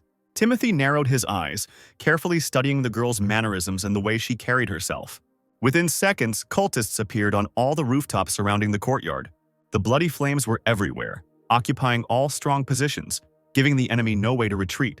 Now the small army of young Ma Guanig fighters had to confront the best warriors of the Blood Flame sect, led by the apostle. The apostle slowly raised her languid gaze, obviously signaling the beginning of the battle. She screamed loudly that here and now, she would deprive Ma Guanig of the present and future. At that moment, her blade, burning with a deadly flame, rushed straight at Timothy. At the last second, when it seemed the tip of the blade would plunge into the guy's stomach, he dodged and raised his hand back. The smoke cleared, and everyone saw that the boy had caught a sharp knife with purple energy swirling at the end. After a few seconds, while Timothy was holding the knife in his hands, it gradually changed its color. Old Bill gasped as he saw that the steel of the villainous knife had completely changed its energy. The unthinkable has happened. This boy has just neutralized the bloody art of the apostle. Timothy recalled Rudolph's sermon. Let the 3 poisons dry up forever. Let the 6 roots of all things be cleansed. Apparently, the young warrior combines Buddhist scripture with Subiaco's fist formulas. Bill whispered excitedly, looking at Timothy, that he was using the righteous fist. Even the most notorious scoundrels of the Blood Flame leaned forward and looked at the guy in shock. Timothy dismissively threw away the blade, saying that, as expected, the apostle uses the techniques of the Blood Flame cult. The girl folded her arms across her chest, lowered her head, and watched as her knife fell at her feet. Timothy shook his head, saying that her technique was too simple. The apostle gasped and smiled, freezing for a few moments as if in shock. Then she said that it was very sweet and reached down for the dagger on her own. Apparently, Timothy has studied Subiako's purification combat techniques and is slightly resistant to the blood arts. The girl slowly raised her head, hissing threateningly that the boy was far from her true level. Having added that he was only a lowly warrior, she seemed to dissolve into space. In those few seconds, the apostle practically stabbed the boy with a knife, but Theodore managed to hold his sword in front of him. Timothy watched in shock as the sharp tip of the dagger plunged into the sheath. The apostle shook her head, looking at the leader of Magwanig and smiling carnivorously. She looked into the man's face, guessing that the young man was extremely dear to him. Theodore gathered energy into his palm, preparing for an attack, and ordered the apostle to remain silent. He swung with a powerful blow, but brought it down to the ground as the girl managed to jump back. Before Chief Magwanig could even get up, she had already done a somersault in the air. Before she could even land on the ground, the apostle ordered her army to attack. The cultists, maddened by bloodlust, screamed like wild animals as they ran forward. Timothy was already waiting for their attacks, concentrating on the approaching warriors and their burning eyes. Concentrating, the guy suddenly pulled the blade from its sheath and slashed at the first cultist. Even the youth's warlike gaze did not bode well for Bloodflame. He skillfully wielded his sword, leaving burning streaks in the air and on the bodies of his opponents. Calls for how to disarm Timothy were heard from everywhere. Someone suggested blocking both his hands or even cutting his throat. But the young warrior Magwanig did not pay attention to this, confidently moving forward. The apostle kept a tight rein on the warriors, who outnumbered the average cult swordsman. Soon Timothy decided to use one of his techniques, Palm Bud. Throwing his palm to the side, a flash of fire appeared next to the face of one of the cultists. Timothy glanced in the other direction and launched another blow at his enemies. He tried to activate the technique that worked when he captured the apostle's dagger, but it didn't work properly. Or was it because the formula was not concentrated? When another maddened cultist ran towards the warrior, he again prepared to attack. An outstretched palm helped to neutralize the enemy. The deadly force was imprinted on his face. Despite his success, the warrior understood that it was not enough.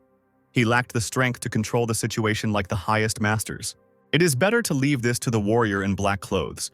If the teacher does not kill the apostle, trouble is inevitable. Looking back, Timothy saw that even the old monk was fighting, using his technique. It is said that the warrior monks renounced everything earthly in search of the truth of martial principles, which is why no one has heard of them. However, they didn't look particularly strong, so the Bloodfire warriors were going to start with Bill. Several strong, lumbering fellows rushed towards the monk, who immediately took a fighting stance. As they ran closer to the old man, Timothy suddenly appeared behind them, raising his sword over the heads of the others. He took advantage of the flickering of the luminaries, dealing with one of the opponents in a few seconds. The second sectarian tried to go around the boy to attack him from the other side. Timothy saw him and immediately counterattacked with energy, not allowing himself to be hit by the sharp blade. He stared at the warrior in shock, not understanding what kind of power he possessed. While the man was thinking, Timothy quickly got his bearings and kicked him in the stomach. A bright beam of fire flashed before the sectarian's eyes. The last thing he saw were Timothy's eyes. A few moments later, the villain's head was already floating in the air, separate from his body. Bill looked with all his eyes at his savior. Even in their duel with Rudolph, it was clear that he was not an easy person. And yet it is unclear how this boy mastered such a martial art at such a young age. When it was all over, Timothy was riding his horse towards the river. But hours earlier, defending an old monk, he shielded him from angry sectarians. They gathered into a group again and ran towards their small team, clearly not intending to retreat.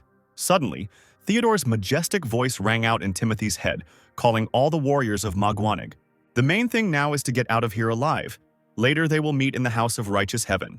Timothy was not riding alone. Next to him on a black horse was Monk Bill. They stopped, wondering how to cross the river, which was quite deep. The boy pointed towards the boat, inviting the monk to sit on it.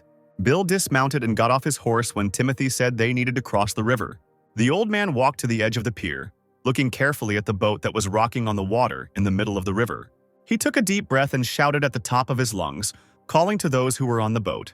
Timothy decided that the old man had gone crazy and just rolled his eyes, thinking that nothing would work. But to his surprise, alien cries of response were heard from the water. The boat slowly but surely sailed towards the shore, straight to the place where the people were. After some time, Timothy also got off his horse and approached the monk to get a better view of the passengers. As the boat sailed closer, Many pairs of eyes were looking at the boy and the old man. The people on the boat smiled slightly mockingly. They seemed to be aristocrats. The silence was broken by a stately girl who approached the side of the ship. She asked the monk what was the matter and whether he was looking for new company. Judging by the stranger's appearance, she was clearly a warrior and not from a poor family. I wonder which clan she was from. Then Timothy asked for forgiveness on behalf of the wandering monk, who had somewhat lost his sense of etiquette. The old man glanced at him unkindly. The guy was clearly making up stories.